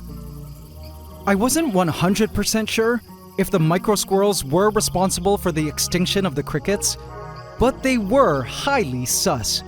A few weeks back, I removed some chubby frogs, which eat tiny newborn crickets, as well as ants, and one of the chubby frogs, Beyonce, had made her way all the way up to Orchadia, where she was probably gobbling up a ton of cricket hatchlings. It could have been Beyonce?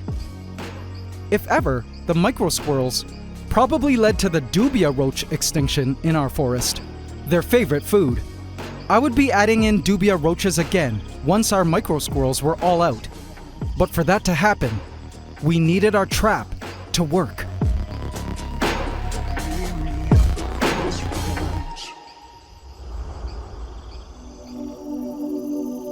Night fell in our rainforest. A male cricket was wandering the grass, rather uncautiously, but he didn't know this was a big mistake in the forest. Not having grown up in these unforgiving lands and learning the ways of the forest were about to be his ultimate downfall.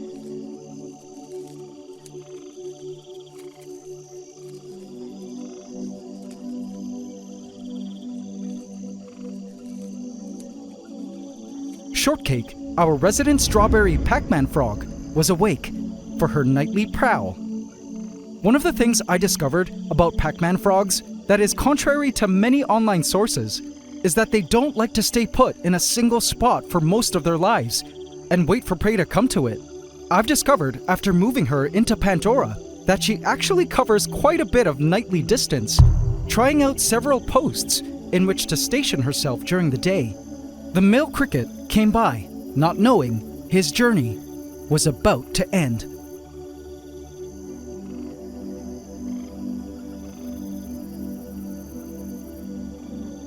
Bam! And chomp! Shortcake swallowed him swiftly.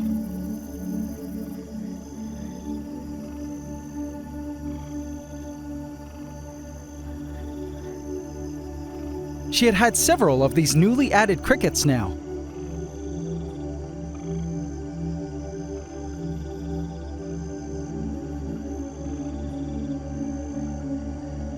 She hopped forward as another one in the shadows caught her attention. I laughed as Sunny the Quail spotted Shortcake and turned right around. Guess it knew to stay clear of Shortcake. Behind the rock wall, I noticed the Microsquirrels were waking up and beginning to move around. It was actually amazing to notice the extensive tunnel work they created in the loose moss back here.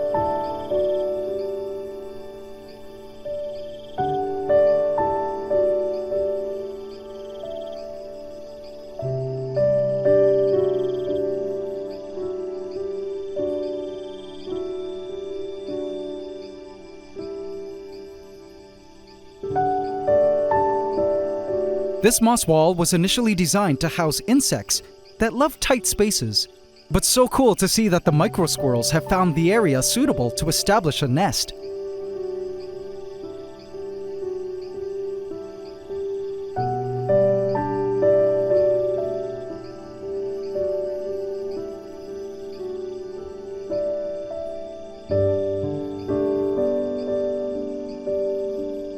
It seemed like these two Microsquirrels were bonded. As I watched them play patty cake, my heart sank, knowing what I was about to do. The Microsquirrels were about to be separated, at least in this world.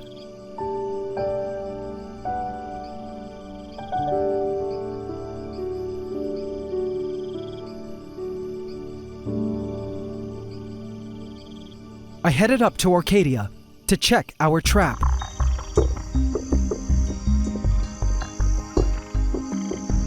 I shone a light on the trap, and to my surprise, it had shut, but no Microsquirrel was inside. I guess the Microsquirrels jumped on top of the trap and set it off. What a disappointment.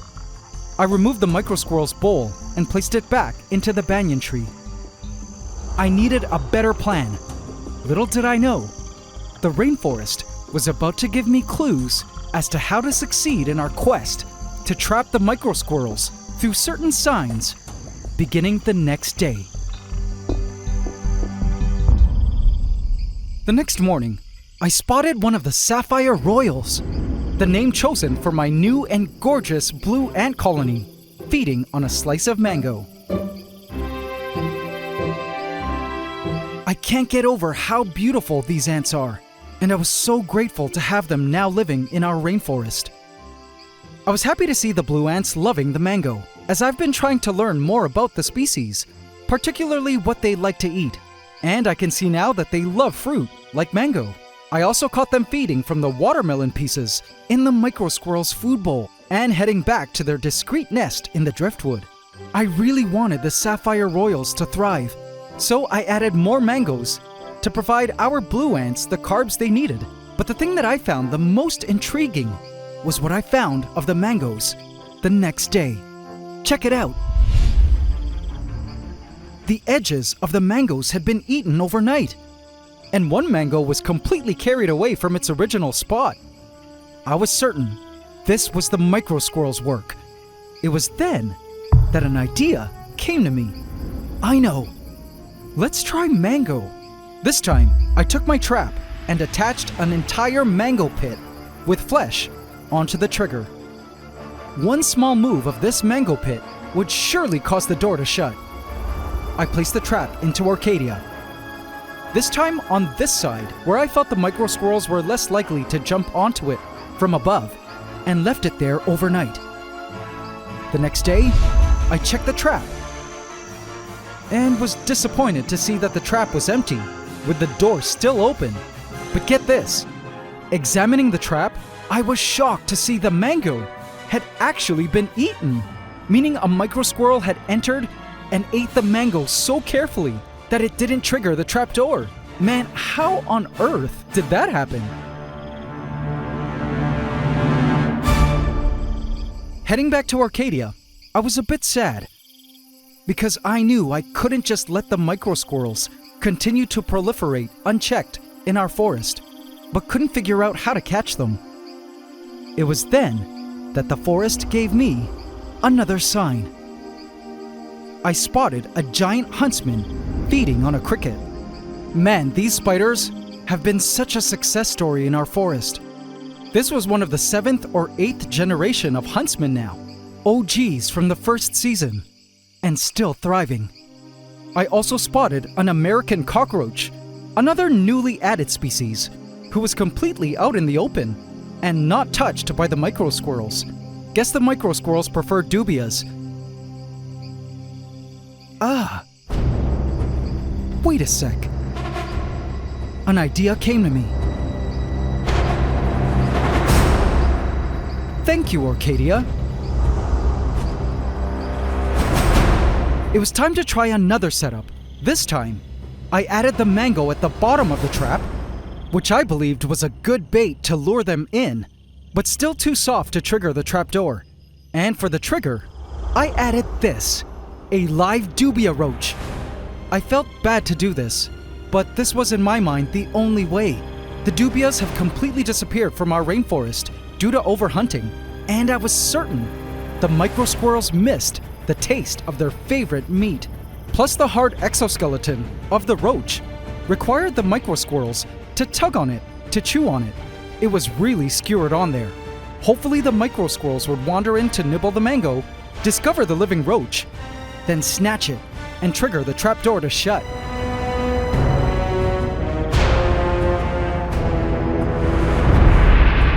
Heading up to Orchadia to lay the trap down, I stopped dead in my tracks.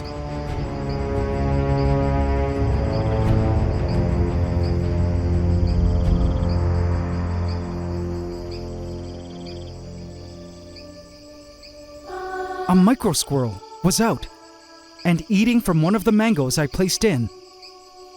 Such a cute creature. An awesome species. You know, if this trap actually works, and we eventually completely remove every microsquirrel from the forest, one thing was for sure. I would miss them. Some people in the comments have said that adding the microsquirrels into the forest was a mistake from the get-go. But inside, I never once felt so.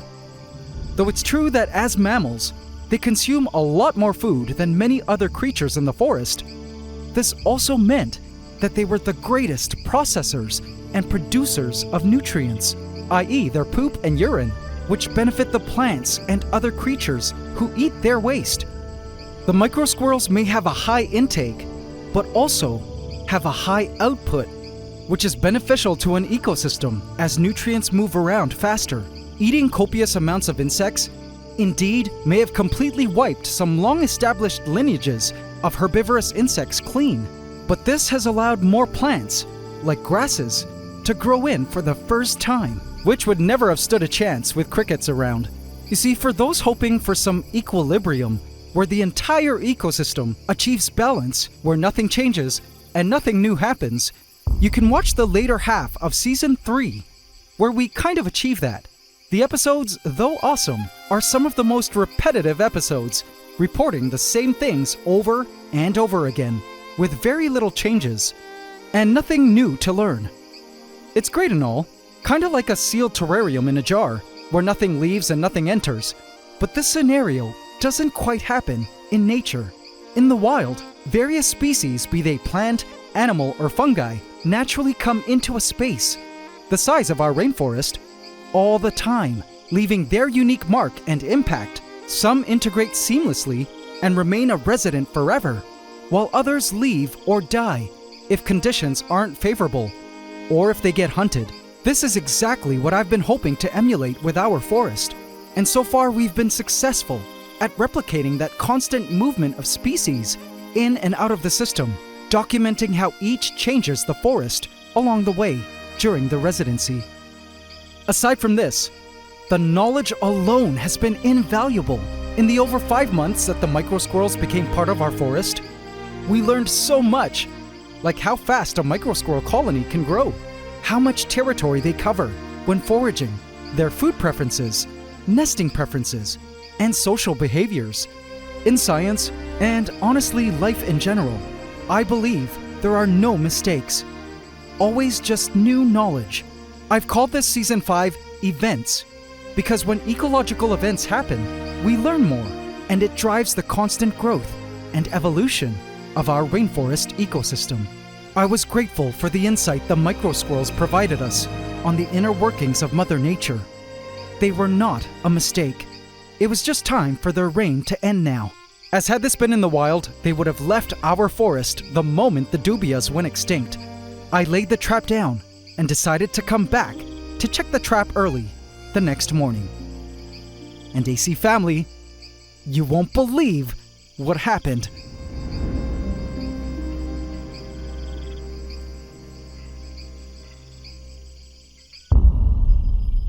In the morning, only one microsquirrel was nested behind the rock wall. Oh man! I ran upstairs to check Orchadia. And within the trap, check out what I saw.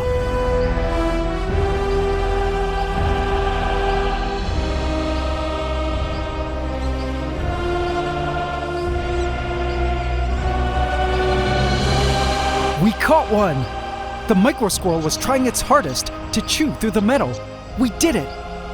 My heart raced. It was time for the next step. Come with me.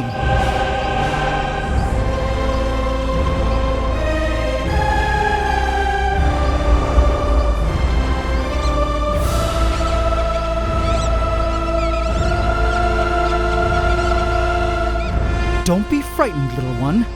I have prepared your final destination. An ultimate resting place of complete and utter peace.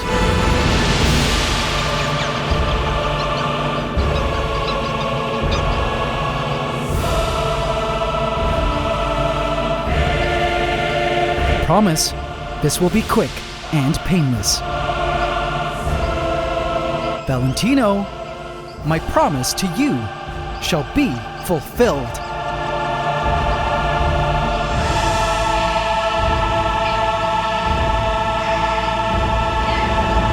Soon.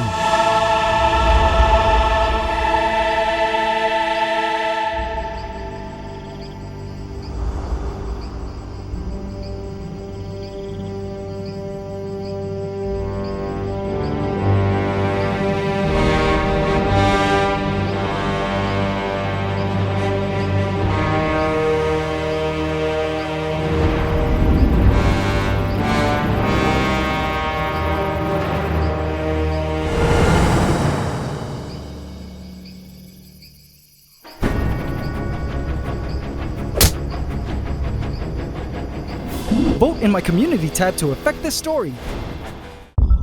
You guys will be mind blown by this. 5 months ago, I placed these 3 young microsquirrels, also known as pygmy African dormice, into Orchadia, my giant rainforest canopy vivarium. Here they were able to hunt various available insects, nest where they wanted, and roam freely in this massive natural space, which was actually really massive as it was attached by way of a glass bridge to Pantdora, my giant rainforest floor vivarium on the floor below, and Hydromeda, a giant wetlands vivarium. I knew that if my simulated rainforest within glass could provide the microsquirrels all the resources they needed, they would breed. An idea I found to be pretty cool, because biologically speaking, the tiny mammals would provide the forest enormous benefits by way of their poop and urine, which were valuable fertilizer for the plants. Sure enough, I began to spot new babies appearing at the food bowl of supplementary pellets and fruit. I didn't think there would be an overpopulation problem, at least not yet. But a few weeks ago, I began to notice that our population of prey insects, specifically dubia roaches and crickets, were gradually dissipating until one day, all prey insects went completely extinct in our forest. Where had all our roaches and crickets gone? It couldn't have been the microsquirrels, could it? In my mind, I estimated that there were probably around 4 or 5 microsquirrels by now. And that number sure wasn't enough to exterminate thousands of prey insects from our forest. Many of you begged for me to remove the microsquirrels from the tanks. Until last week, I finally decided to do it and set up a trap. I caught my first microsquirrel, placing it into a holding tank until I could catch the rest of its colony. But AC family, I have a really concerning update. So I recently added in 1,000 or so crickets to restart a new population. And after just 3 days, that new cricket population went completely extinct again. Wait a minute, just how many microsquirrels were there exactly living in our forest? As I began to proceed with this mass trapping operation, the truth as to how prolific the microsquirrels had secretly been in just the 5 months they were allowed to live freely within our rainforest completely blew my mind.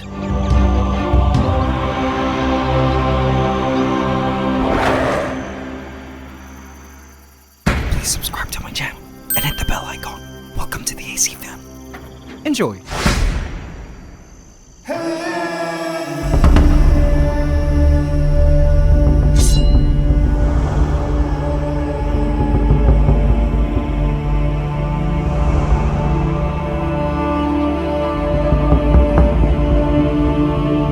All right, little one. I so wish you could talk. How many of you are there exactly? I'm sure it had a good idea, but obviously I would have to find the answer out myself. You can live here for now until I collect your entire colony. Meanwhile, I've prepared you some pellets, watermelon, and your favorite dubia roaches, chopped up for your convenience. I need you to be nice and healthy. I left the youngster to settle into its new temporary home, where it eventually buried itself under the central stump. It didn't know it yet, but this was not going to be its final destination. I had plans for it and its entire family. I reset the trap and placed it back into Orchadia, with the mango pit lure on the floor and dubia roach bait still quite alive. I had no idea I was in for the surprise of a lifetime. So when this recent population of colonizer crickets went extinct, I knew something was up. Just to be safe, I also removed the pair of quails, Beyonce and Jay-Z, that had resided in Pantdora for the past several months, since they too were partial insect eaters. Have you guys been eating all the crickets? Tell me. The quails usually only eat tiny crickets, and most of the colonizers were large adults. So I suspected no. But to be safe, I evicted them. It was sad to see them leave our rainforest. But I knew they would learn to love their new, more spacious kingdom in my giant home aviary. So AC family, before we continue trapping the microsquirrels, let's play a game. How many microsquirrels do you think there are? Leave your guess in the comments. and then by the end of the video, go back to your comment and let us know if you were right. My guess was about 5. In my mind, there just couldn't be a ton of them, like many of you in the comments were suggesting. Well, later in the night, the trapping continued. Microsquirrel 2, another youngster, sex undetermined.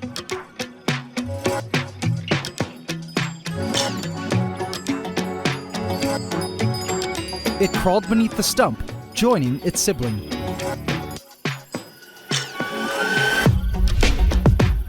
Microsquirrel 3, a male.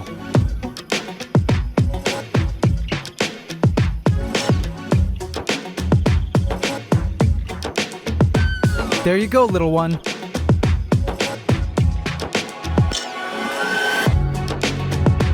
What was great was that the microsquirrels, once captured, no longer took interest in the food in the trap, so I could simply use the bait again when resetting the trap. I continued to trap through the night. Microsquirrel 4 captured. Another male, possibly one of the originals, named Theodore.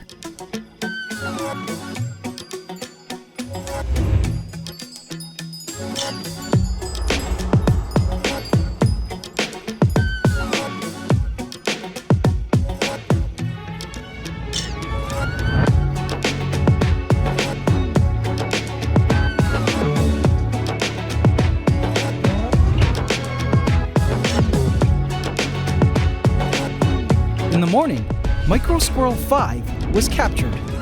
A fat female. I wondered if this was also one of the originals, named Dora.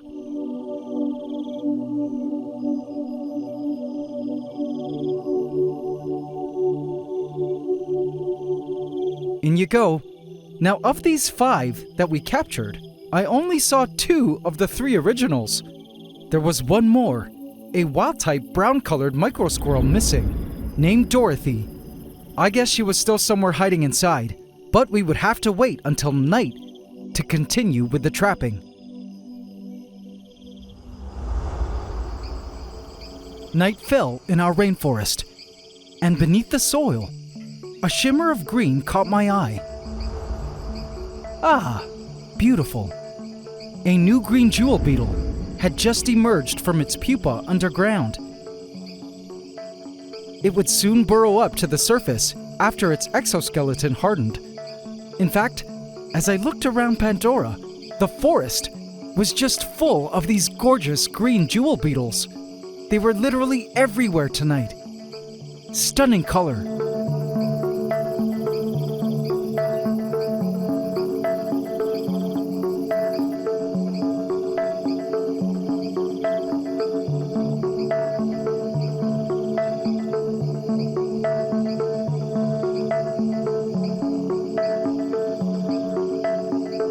I watched this one climbing the hanging Spanish moss.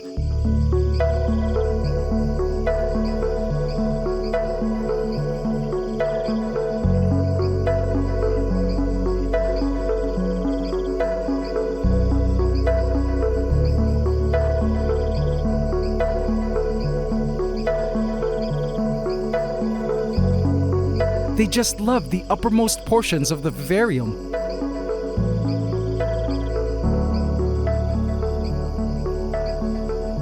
Now these beetles are interesting in that they live most of their lives underground as larvae, where they feed on plant roots, then emerge above ground to eat plant leaves and flowers. My guess was they came from eggs laid by jewel beetles that I added in last year, which meant these jewel beetles were our first Pandoran natives. It was amazing to see them emerging in all their glory. Now, as it relates to the microsquirrels, what I find interesting is that although there were so many of these beetles around, and though they are avid plant eaters, I wasn't quite afraid of them causing too much detriment to our rainforest ecosystem, because their exact impact on the forest is seasonal, depending on what life stage they're at, and they mature as a generation. As a result, there are periods when some root systems of their favorite plants are impacted when they're larvae, and then there's a period of when there is no impact, when they develop into pupae, which gives the plants time to regenerate.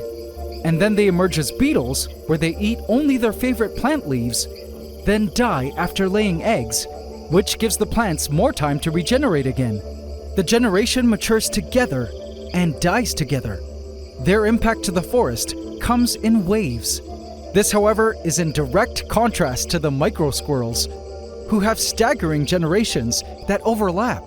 And so the microsquirrels are constantly taking resources from the forest ecosystem, leaving no time for regeneration of said resources, which eventually led to the cricket and roach extinction.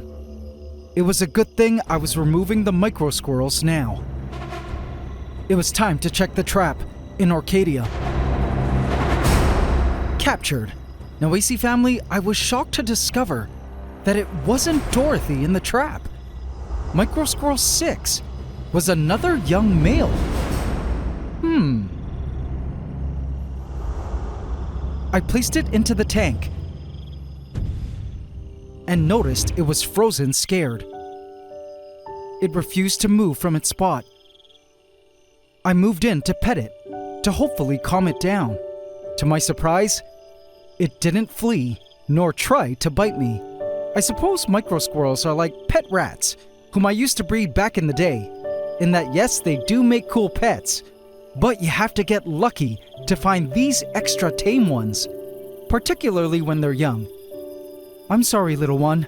I'm sure these past couple of nights have been terrifying, watching your family disappear one by one from the forest. You'll find them all here now.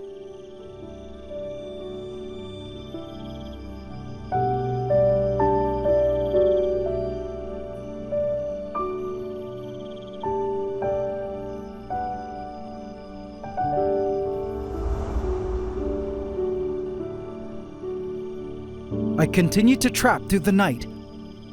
Later that night, I caught another, Microsquirrel 7, but this looked like Dora again.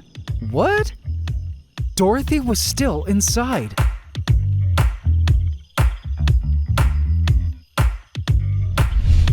I screamed when I spotted Microsquirrel 8, who was definitely a wild-type female, but was a youngster, not Dorothy.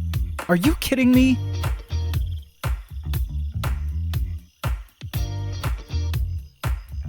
By Microsquirrel 9, I was flabbergasted. An adult female, not quite wild-type colored. This was not Dorothy either. Come cancel me, no sympathy. Come kiss my feet, dancing all the heat, hot on my heels.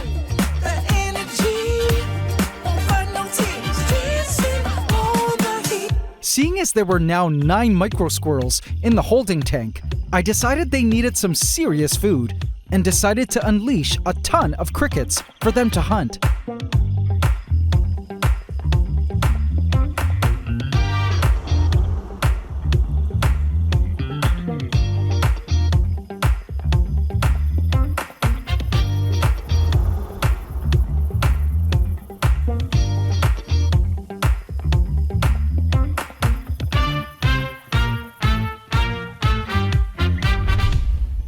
Through the night, I caught them actually catching and feeding on the crickets, which to me solidified in my mind that these microsquirrels were indeed the ones responsible for the cricket and roach extinction.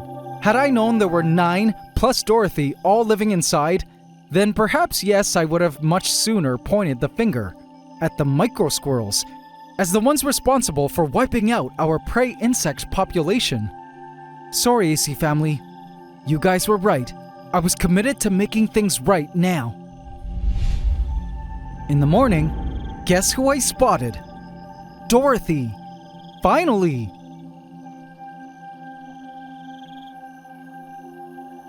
I placed her into the tank, where she stood still for a moment and ran up to the corner. I realized she was standing right in the colony's bathroom site. She probably was terrified and darted towards the scent of her family. Don't worry, Dorothy. They're around. You're now all reunited. Not. That night, I was speechless when I found Microsquirrel 11. another youngster, laying curled up in a ball in the corner of the trap. It looked like it had gotten drenched from the morning rain. I released it into the tank.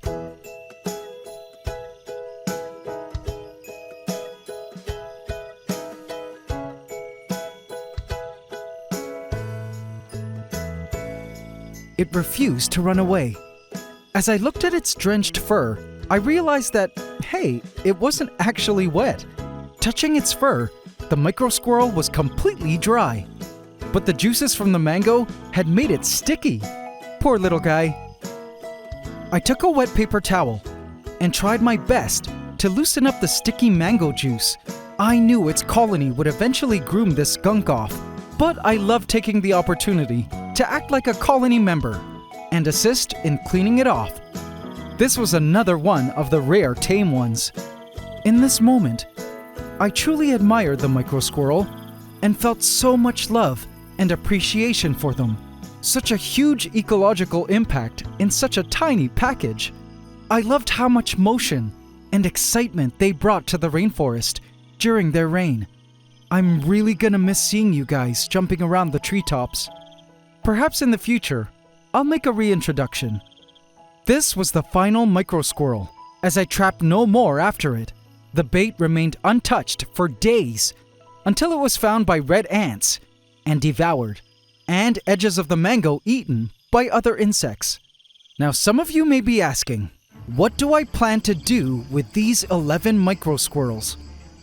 Well, my senior green tree python Valentino was about to get a very happy surprise.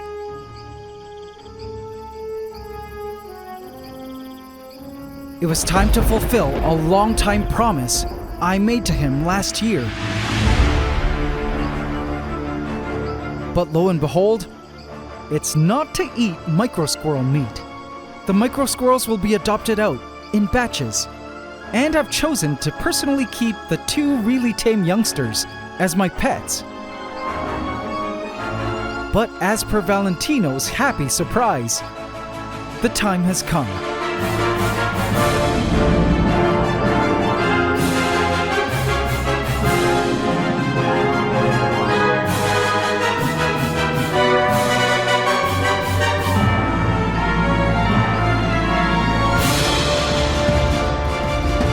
Valentino.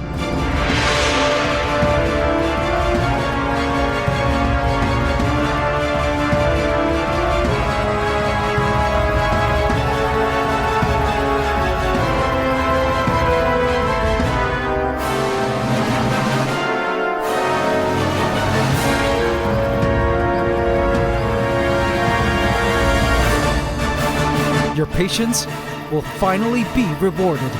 It's finally your turn to enter your new kingdom.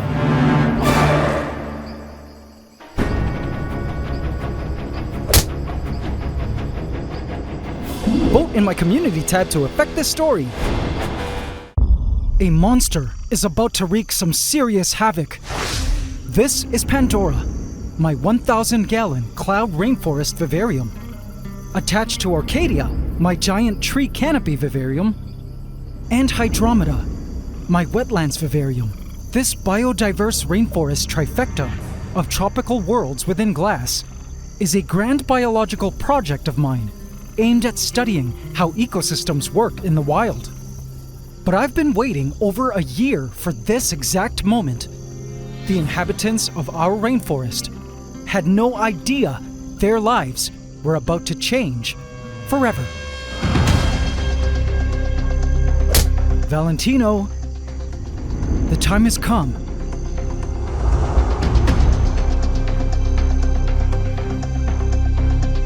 Your patience will finally be rewarded.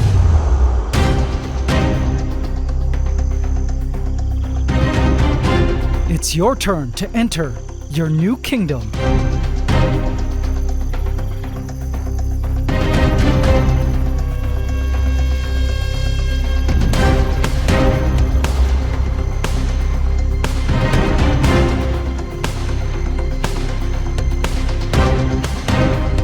But little did I know, after adding in this grand serpent, a chain of events took place. leading up to a great war of creatures I never saw coming. Welcome to the Season 5 finale of my Ecosystem Vivarium series, where Mother Nature's hidden monsters show me that in the game of life, chaos will always be the ruling ecosystem event here on the AntsCanada Ant Channel. Please subscribe to my channel and hit the bell icon. Welcome to the AC fam. Enjoy.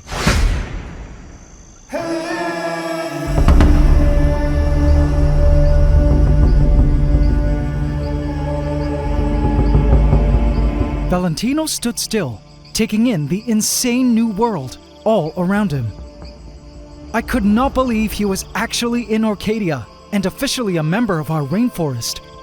This is something I promised him I would do over a year ago, and it was just so cool to see him in a new, much more natural setting. He's actually a very old snake, perhaps close to maximum age now.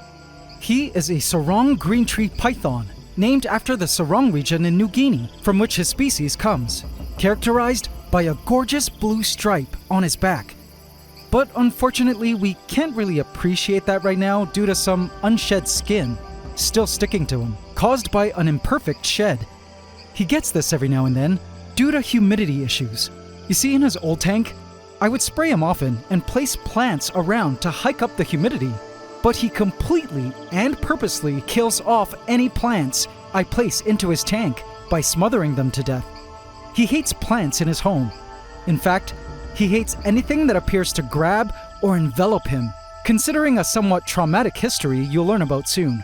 And as a result, humidity levels, due to zero plants around him, sometimes aren't enough to achieve a perfect shed. The old stuck skin doesn't hurt him, and the skin eventually falls off naturally after some time. But I knew, here in our cloud rainforest, humidity would no longer be a problem, and these imperfect sheds would be a thing of the past. As much as I knew he hated all of these plants around, I felt he'd soon get used to them. I just couldn't wait to watch him exploring the rainforest at night when he's fully awake and active. For now, he remained curled up on his branch. But what he didn't know was that his new rainforest kingdom was the battleground for a war against a true monster that would soon rear its black, crazy head.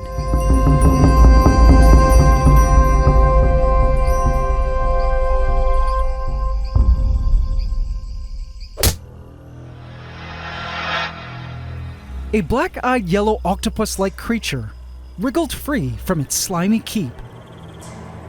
Its very first experience of open air. It fell onto the drying pile. This was all part of the birthing ritual every one of its siblings had to undergo before unfolding its limbs and crawling out into the world.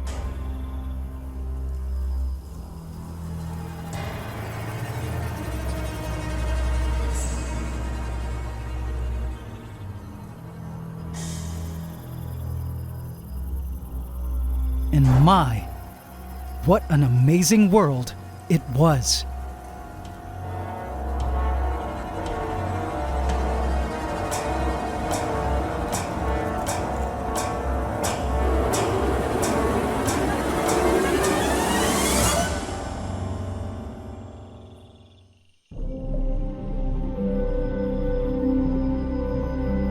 What an amazing world this is, the pom-pom crab thought to himself as he took a moment to stare up at all the beautiful fish swimming above him.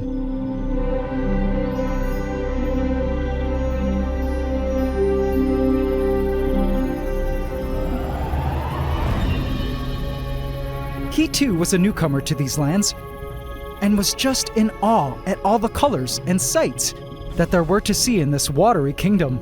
So many gorgeous plants, and even cute flowers exploding forth from my shiny boosie. But he didn't know that something had been missing for the past few days. Drowned insects, which used to be a good food source for the bottom feeders like him, had stopped falling down from the skies above. Something major was happening in the rainforest above the waterline.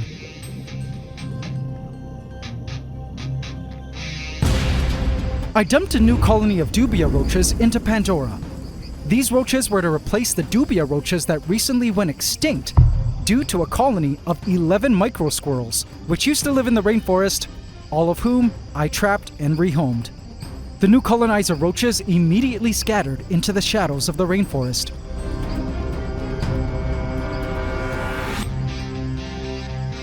I also added in a new population of crickets, whom the microsquirrels also caused to go extinct. They too ran freely to begin feeding from the forest.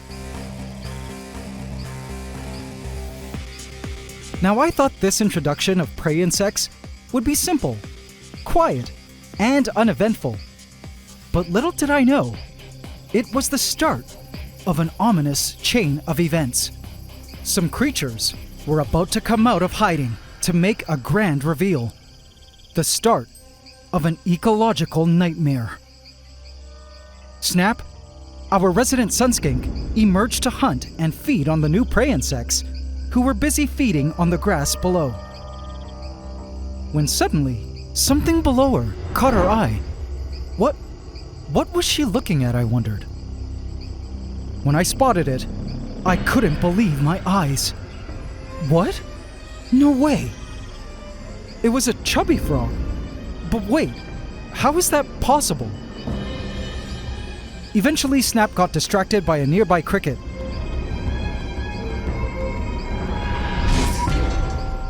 But going back to the chubby frog, this frog was a mystery because I had actually captured and released 2 longtime chubby frogs named Beyonce and Jay-Z back into the wild weeks ago. Who then was this? After going back in my memory bank, I do remember at one point, early last year, spotting this tiny frog in the vivarium. Do you guys remember this? I thought it was a tiny frog species. Then, a few months later, I spotted this frog, which some of you said was a toad. And then we never saw it again for a year. I assumed it had died or something. Well, turns out it was still alive. The tiny frog species from early last year and that small toad we spotted was in fact a chubby frog. It blew my mind to think that there were creatures like this frog who managed to live in secret, hidden within our rainforest, undiscovered for so long. I went in and seized it. As cool as it was to find, it would have to be released back into the wild as well, as I felt these chubby frogs were in part responsible for the extinction of a few previous ant species in our vivarium, as these frogs specialize in eating ants, termites, and small insects. Now, AC family, this all happened a week ago, and I never thought anything of it. But I was soon about to learn that the removal of this last chubby frog was the ecosystem event a certain monster was waiting for. A monster that also had been laying low since last year, secretly hiding and growing in the shadows of our forest, to emerge at just the right time.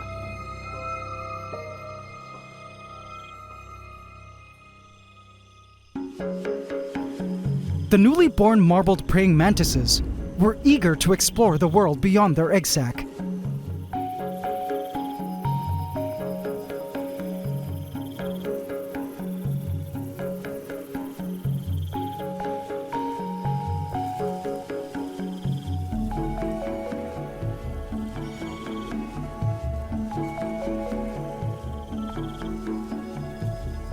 More and more, the egg sac released soft, slimy babies to begin the drying process until they were hard enough to crawl away.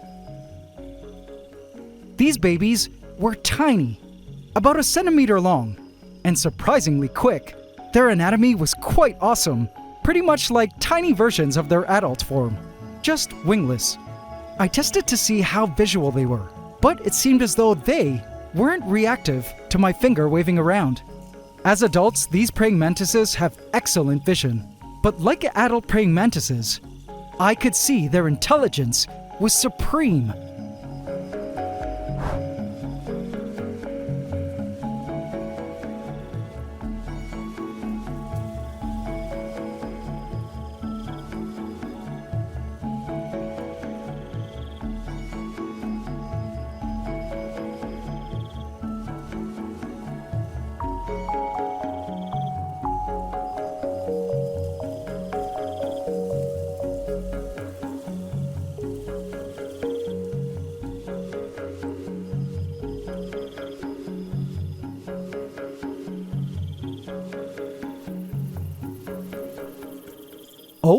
Looks like this one didn't dry too well.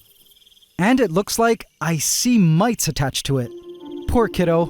I wonder how newborns get mites though. A sibling came up to it, and I held my breath. I know cannibalism is very high with mantises. The sibling eventually moved on, so my plan for these mantises was to release them into Orchadia. I spun the wheel of Gaia this week, and it landed on new arboreal species, and these mantises are indeed classified as arboreal, living in shrubs and trees, so it was perfect. But I didn't want to release the newly hatched mantises just yet, as it looked like the egg sac was still spitting out babies, and I wanted to wait until all were out and properly dried, just to give them the best chance. I would hate for some ants to find them and start collecting them as they were hatching. Little did I know, this fear was a prophecy, and these baby mantises were about to face a monster of dark proportions.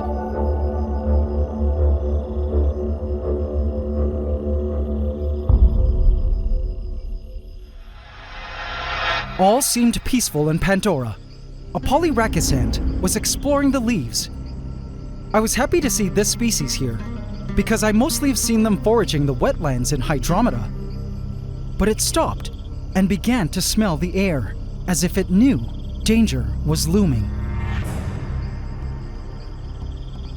Also, one of my favorites, a flash of dark blue caught my eye.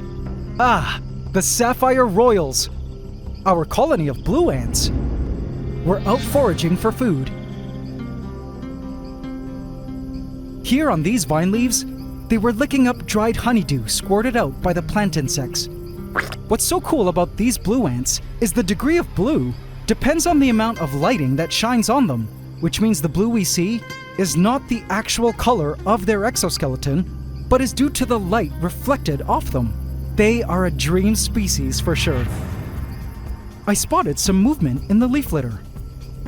It was a bagworm. These cool caterpillars collect pieces of debris and use their silk to glue it to other pieces of collected debris from its environment to create a cool protective casing.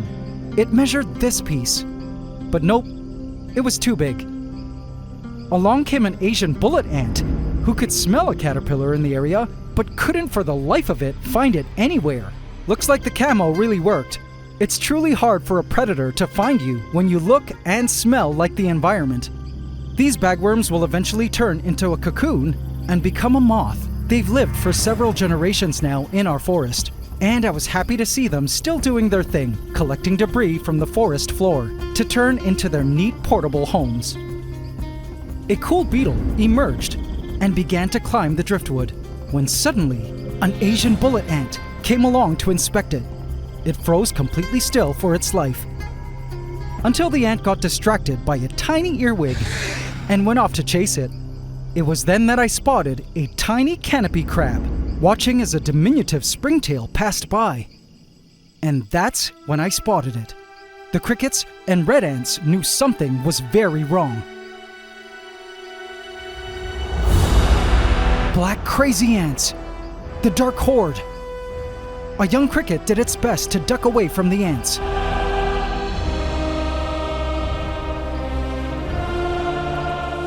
The crab could tell something was very wrong today. It was time to dip. A baby cricket hopped onto the crab's claw. An Asian bullet ant was rushing away with its kill before it could be stolen. The ants needed to collect as much food as they could now, for a full-scale invasion was taking place. The baby cricket hopped off, thanking the crab for the safe transport. It was also time for the crab to go into hiding immediately. AC family, the dark horde was back. These are black crazy ants, an invasive species that I've been dealing with on and off since the beginning of our forest's creation. They snuck into the tank via plant decor and have been impossible to completely exterminate. They swept the floor of all the food they could find.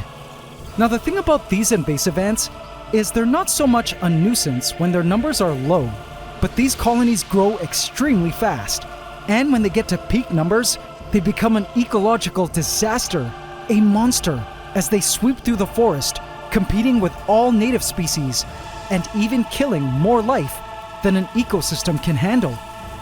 I watched in horror as they seized a young cricket, having gassed it to unconsciousness, using blasts of formic acid, which the ants shoot out. The cricket was intoxicated and still breathing as 5 black crazy ants carried it to take home. But more crazy ants were on the way, as they were also wafting the air with the I found food pheromone. I knew this scene all too well. I believe the removal of the last chubby frog gave the Dark Horde, who had been secretly strengthening in numbers over the past few months, the go signal to launch their full-on invasion of the forest. I completely hadn't noticed them much at all, but today they were just suddenly everywhere. I worried about our other ants. And as you guys are about to see, the Dark Horde is an insane force when strong like this. A mass swarm of black crazy ants were gathering now, all thrilled about the cricket they captured, a cricket that should have been food to other species in the forest. I watched in horror as the Dark Horde paraded their kill all the way home.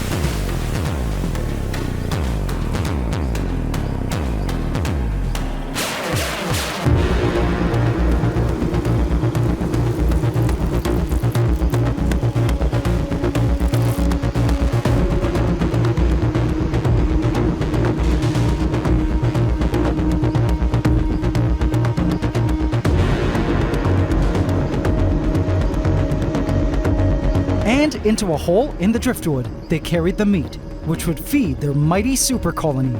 This was the triumphant return of the Dark Horde. They needed to be stopped.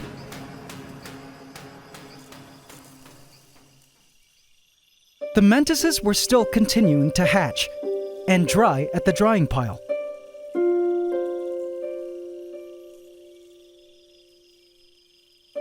They were so fun to watch, and strangely, all together like this, they kind of reminded me of weaver ants, in a way, which would make sense that they would do so well out in nature, seeing as most creatures would not want to mess with a swarm of weaver ants.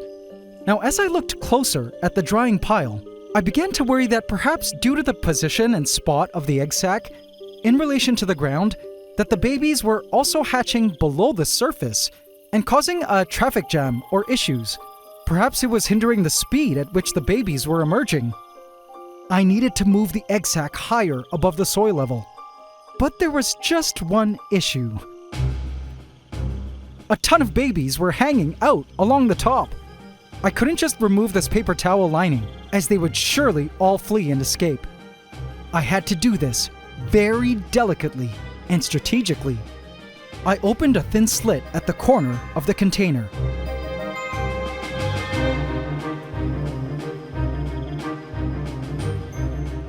And using a sugar stirrer, helped reposition the egg sac a bit higher above the soil, and began to uncover the babies that were drying below the soil. There were so many babies beneath that were drying. Doing this really helped as I began to watch the swarm of mantises emerging a lot easier now from the egg sac.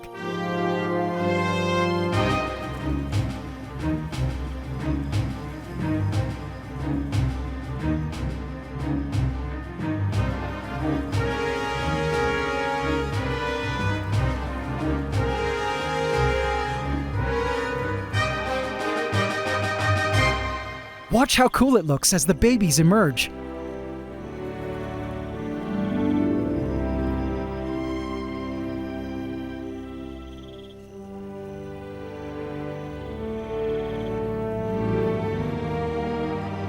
I couldn't even see the holes from which they came out, which meant the egg sac had some sort of flap or valve system to ensure the safety of the babies inside. It was then that I spotted mites hanging out at the areas where the baby mantises were emerging. Aha! So this is where the parasites were managing to attach. How interesting. I knew the hatching process for these mantises was almost done, and soon would be placed into our forest.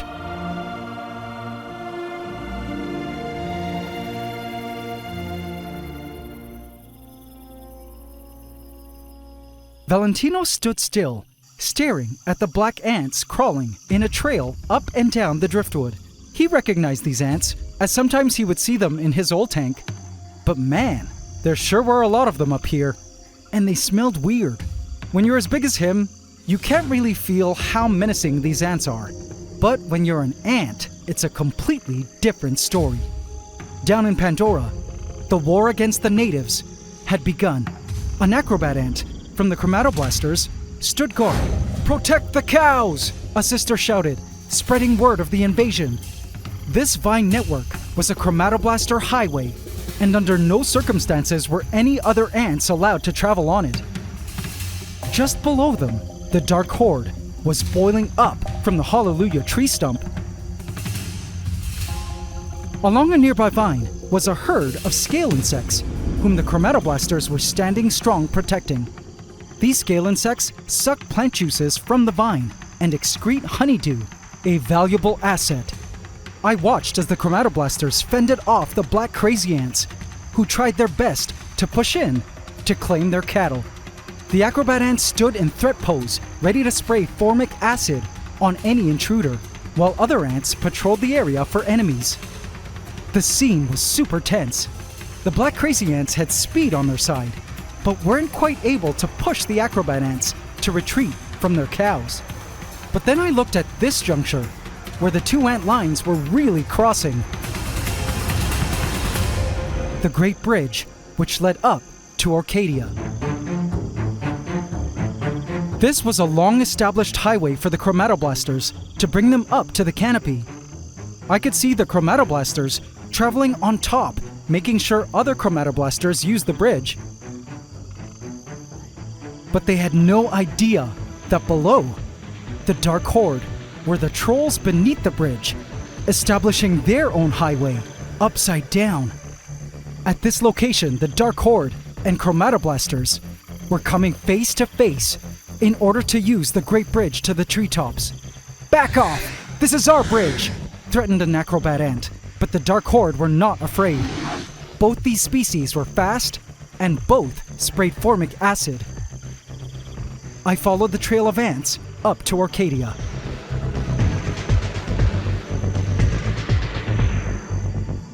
In Orchadia, the war between the Dark Horde and chromatoblasters was at its peak.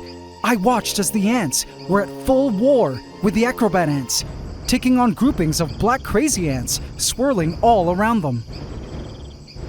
I also noticed the Dark Horde chastising the blue ants, who only wanted to drink juices from the tree. "No!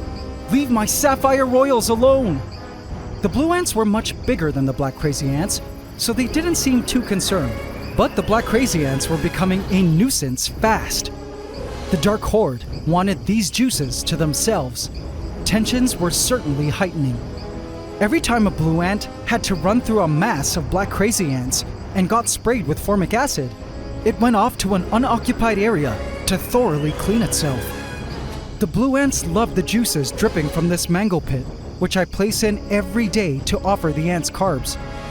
They found success at actually feeding directly on the mango pit, which the black crazy ants for some reason didn't enjoy doing. Perhaps being so thin and flimsy, they were afraid of sticking to the fruit. The black crazy ants were determined to claim this huge source of sugar theirs and continued to harass the blue ants at every opportunity. When each blue ant was full, it made its way back to the nest in the driftwood. I was so worried the dark horde would soon outcompete the blue ants and cause their extinction, and even find and break into their nest to kill them off. Thankfully, that hadn't happened yet, and right now it looked as though the Sapphire Royals were doing an okay job of dealing with the invaders. But I didn't know how long this would last, until the Sapphire Royals would be completely overwhelmed. I was praying that our rainforest ecosystem had some kind of method to solve this ecological threat.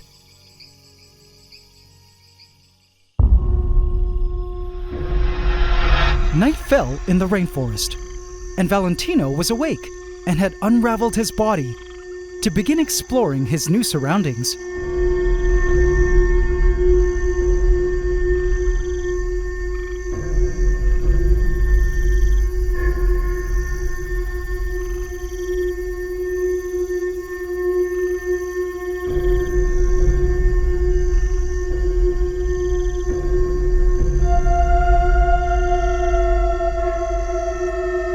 There were so many ants everywhere. When I checked up on him late at night, I couldn't seem to find him in Orchadia. Where did he go?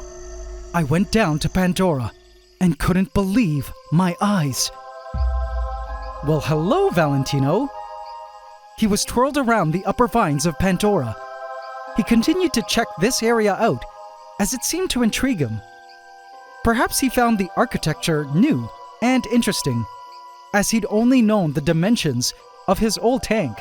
But after having passed down through the glass bridge, a portal into this other vast world really tripped him out. It was actually really special seeing him in our rainforest like this. Seeing him coiled around in the vines. For the first time, I felt he was experiencing somewhat more of a naturalistic habitat, one much more appropriate for him. I remember when I first got him, over a decade ago, when he was just a young snake. I had picked him up at the airport, and he arrived with a very bad upper respiratory infection, which I brought up to the breeder when I found out. He said he was probably stressed during the transport.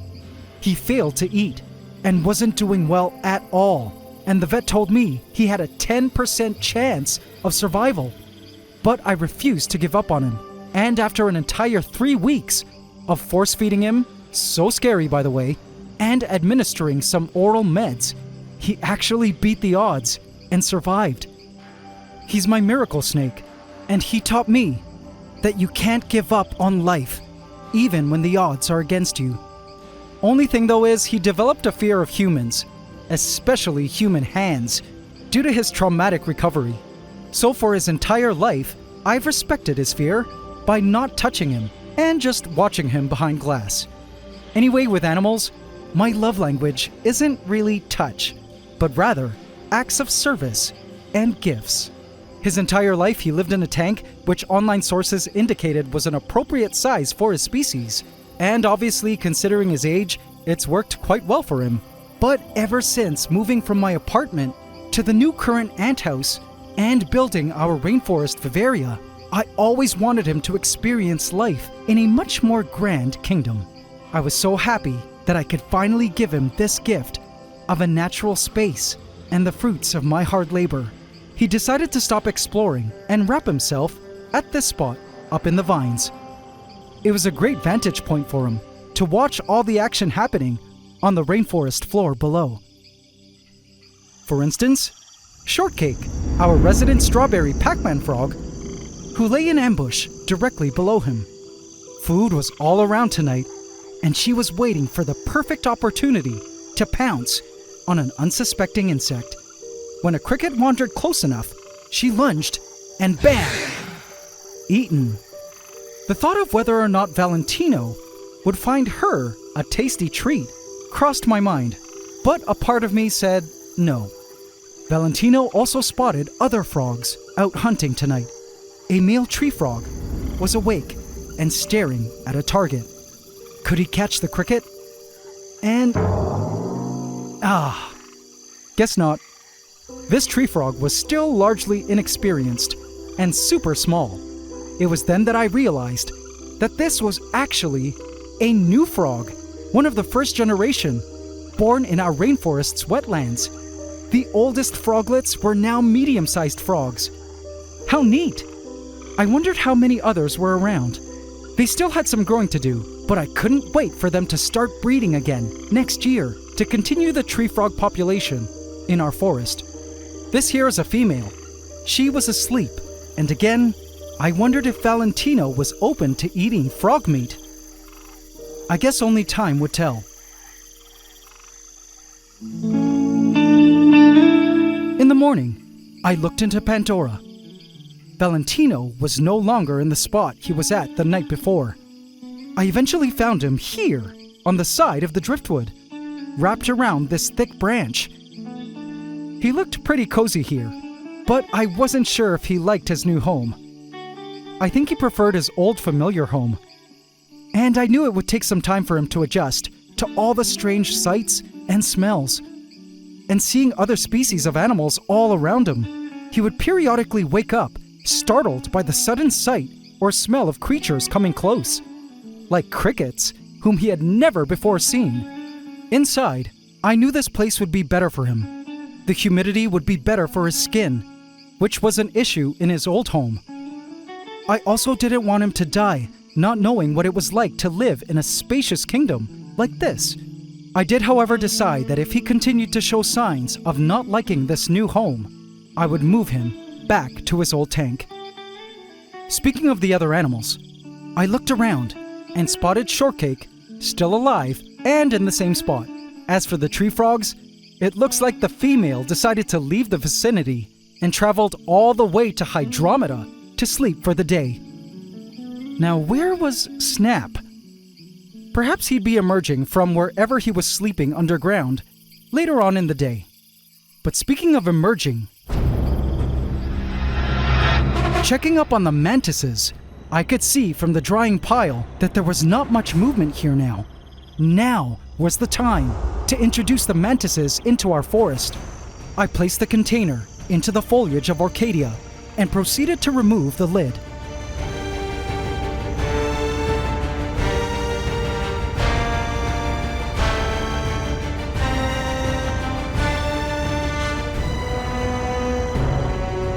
I placed the paper towel lining onto the leaves nearby. And just like that, the mantises were in. At first, the mantises were bewildered and looked around like a society of aliens in a vast new world they had never before seen.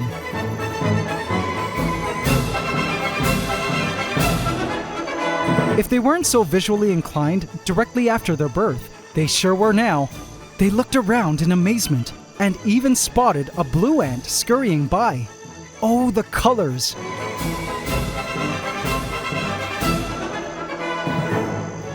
It was incredible to watch them collect and process all this visual and sensual data around them. They were just so cute.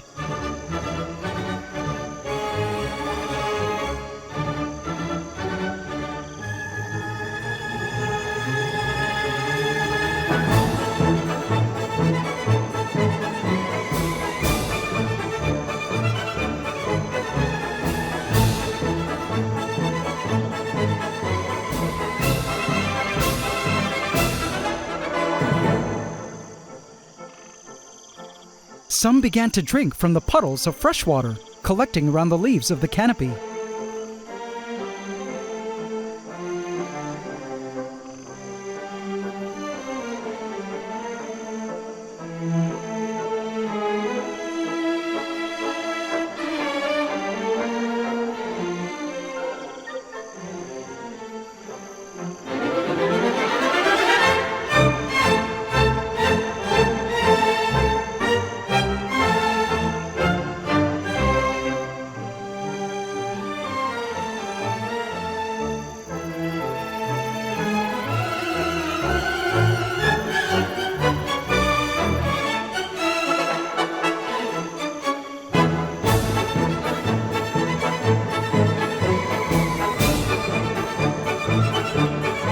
Many crawled up to the very ends of the branches, again totally reminding me of weaver ants.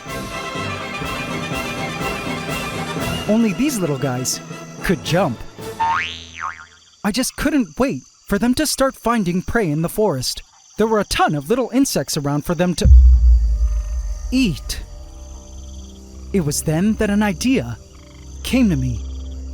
A crazy one. What if these newborn mantises had a taste for ants? Specifically black crazy ants. Perhaps this was the natural solution we were looking for to help eradicate the Dark Horde. This was a long shot, AC family, but I had a plan. I looked here at the paper towel. This was where we would be able to clearly see if my plan would work. I placed a pre-killed superworm onto the paper towel. My plan was to lure in some black crazy ants to this single area where the mantises will be able to see them and hopefully go in for the kill. It only took a few moments before a black crazy ant appeared on the scene. The mantises were instantly zeroed in on the ant and visually followed it around. Whoa! Touched a mantis there. But the ant was lightning fast. It stopped to clean itself. All the ant knew was that it found the colony's next biggest meal. I don't even think it noticed the mantises. It began to move again, and the mantises were perked. Oh, one is going in for the kill. Oh. Go, go, go, go! Oh, the ant was just too fast, and the mantises too new at this. The ant decided it was time to call the horde. One of the mantises leaned in and began to feed from the superworm guts. Bro, where did that black thing go? Yeah, I'm hungry. I'll go look for it. The black crazy ant headed straight for its colony, and my heart began to race. I really hoped this would work. The Dark Horde needed to be stopped, and these mantises, to me, were the perfect natural retaliation against the invasion. Soon, 2 black crazy ants came. Then 3, plus a red ant. The red ant enjoyed a taste of the superworm guts and would soon be calling its colony to claim the prize as well. This mantis tried to strike, but it seemed too apprehensive, and now the crazy ant entered crazy mode and began to do something totally unexpected. Before I knew it, all mantises had cleared the area. Oh man, they're fumigating the area with formic acid. The mantises with their sensitive exoskeletons were repelled and refused to get close. As more Dark Horde members arrived on the scene, I began to realize that I had better do something immediately to remove the superworm before the Horde arrives. I removed it and the paper towel. As the Dark Horde began to file in, I realized that I may have made a pretty grave mistake.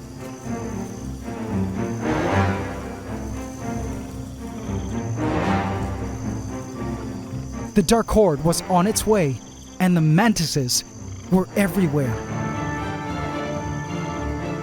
Before long, a swarm of hungry Dark Horde members were swarming the foliage, searching for the promised meal. In the ant world, they don't call the original scout a liar if the promised meal disappears, but they do still comb the area, just in case the meal had been moved somehow. Even red ants were now arriving through the Dark Horde stampede. Thankfully, the mantises stayed far from the swarm. As for the superworm, I decided to place it next to a red ant nest hole. I might as well give it to the good guys. A few minutes later, plenty of red ants were on the scene to claim the gift that fell from the skies. But I soon noticed black crazy ants also arriving, and soon it was a full-on battle for the superworm. At first, the black crazy ants were outnumbered, but the strengths of the black crazy ants are speed, quick arrival time, and overwhelming numbers. And soon, I watched as the Dark Horde began to slowly arrive in droves to claim their superworm, and the red ants could do nothing about it.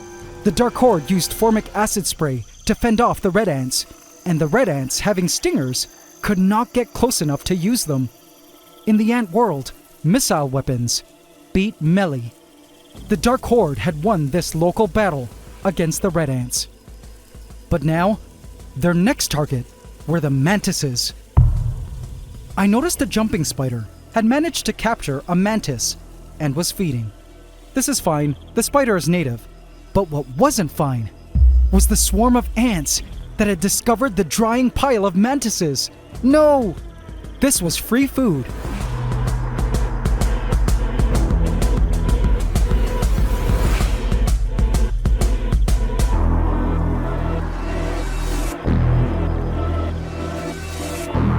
The mantises struggled to move, but were still soft. I went in with a stick. Some black crazy ants had seized this mantis, and I went in to try to free it. Let it go! In desperation, I picked up the container and proceeded to brush away and squish as many black crazy ants as I could.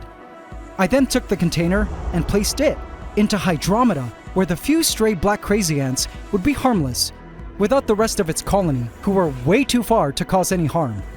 The remaining mantises could now dry and emerge safely into Hydromeda.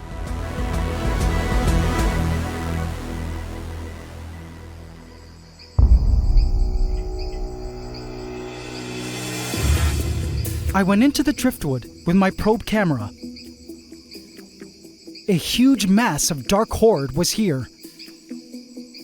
Like a foreign alien, I infiltrated the dark horde's lair to spy on them. Tons of ants, queens, larvae, eggs, and even a seized red ant being held hostage. I also checked the other hole. Lots of ants here too. It was time.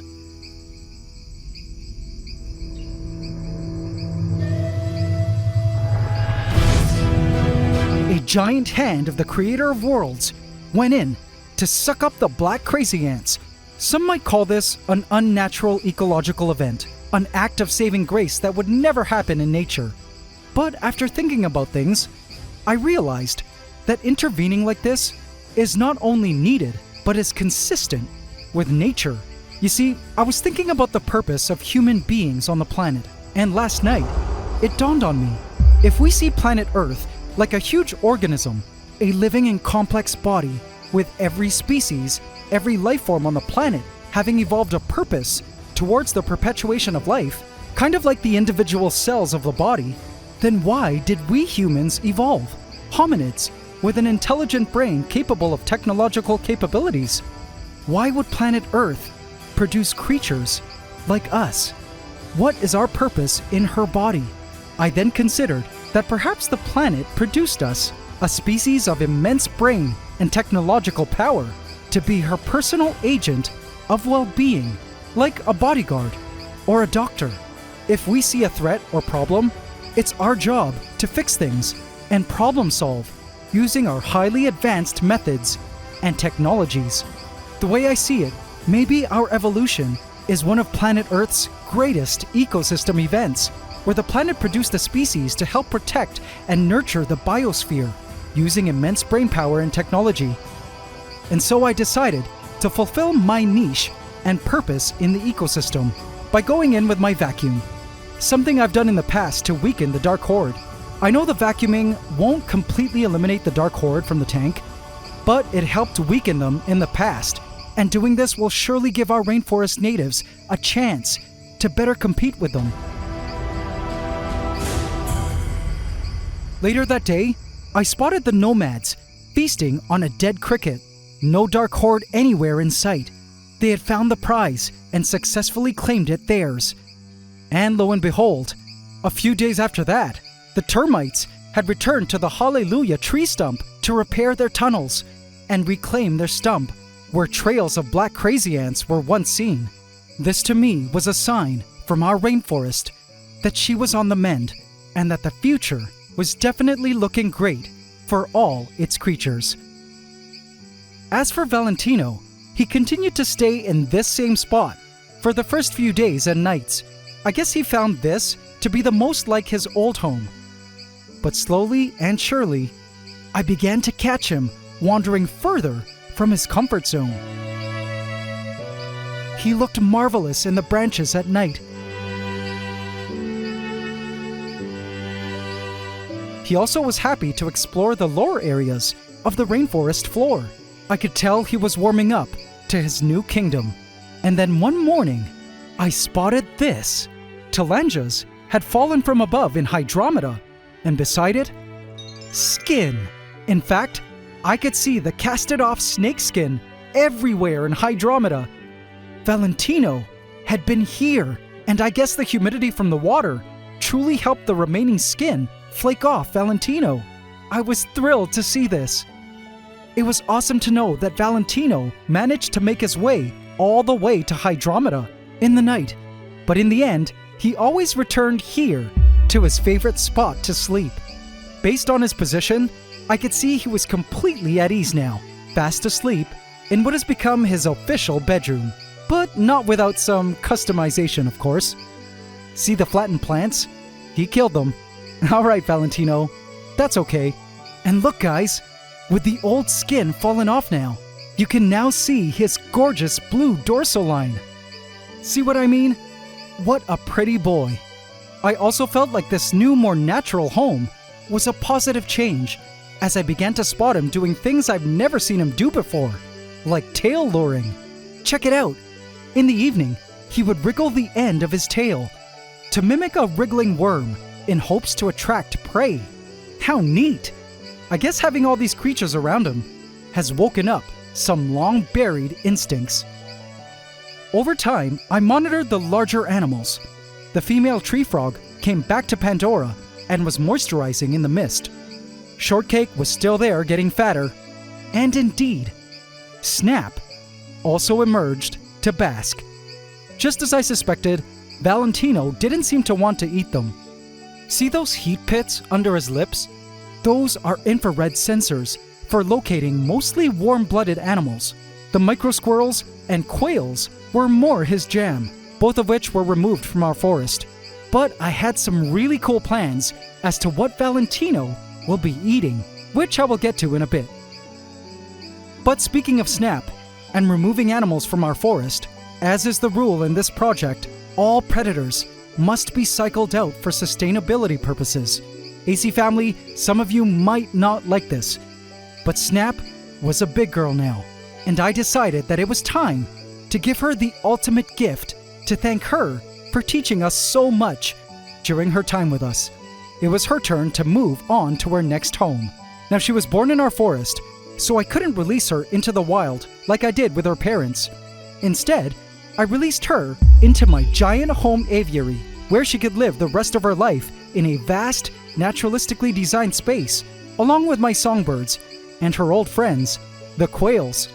I also felt Snap was the one who ate our last praying mantis we placed in, and I really wanted to give our new mantises a better shot at establishing, seeing as this was our 4th or 5th attempt now at introducing mantises into our forest. So moving Snap out only made sense. I've come to realize that I'm not just the observer of this rainforest world within glass, but indeed an inescapable and participating member of it. I still have to make some of the sometimes tough decisions along the way to ensure our forest continues to thrive. I didn't mind this, of course, because after all, my love languages are acts of service and gifts, and love seems to be at the heart of every great event.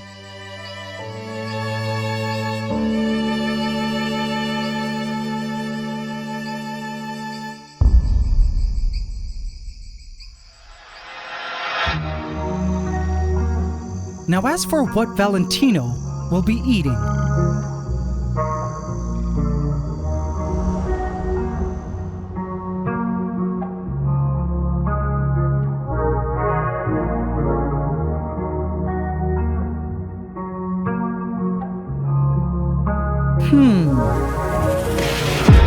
A broken star won't guide me home, searching for answers at the crossroads.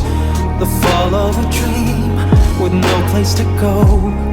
You can find me at the crossroads, leaving for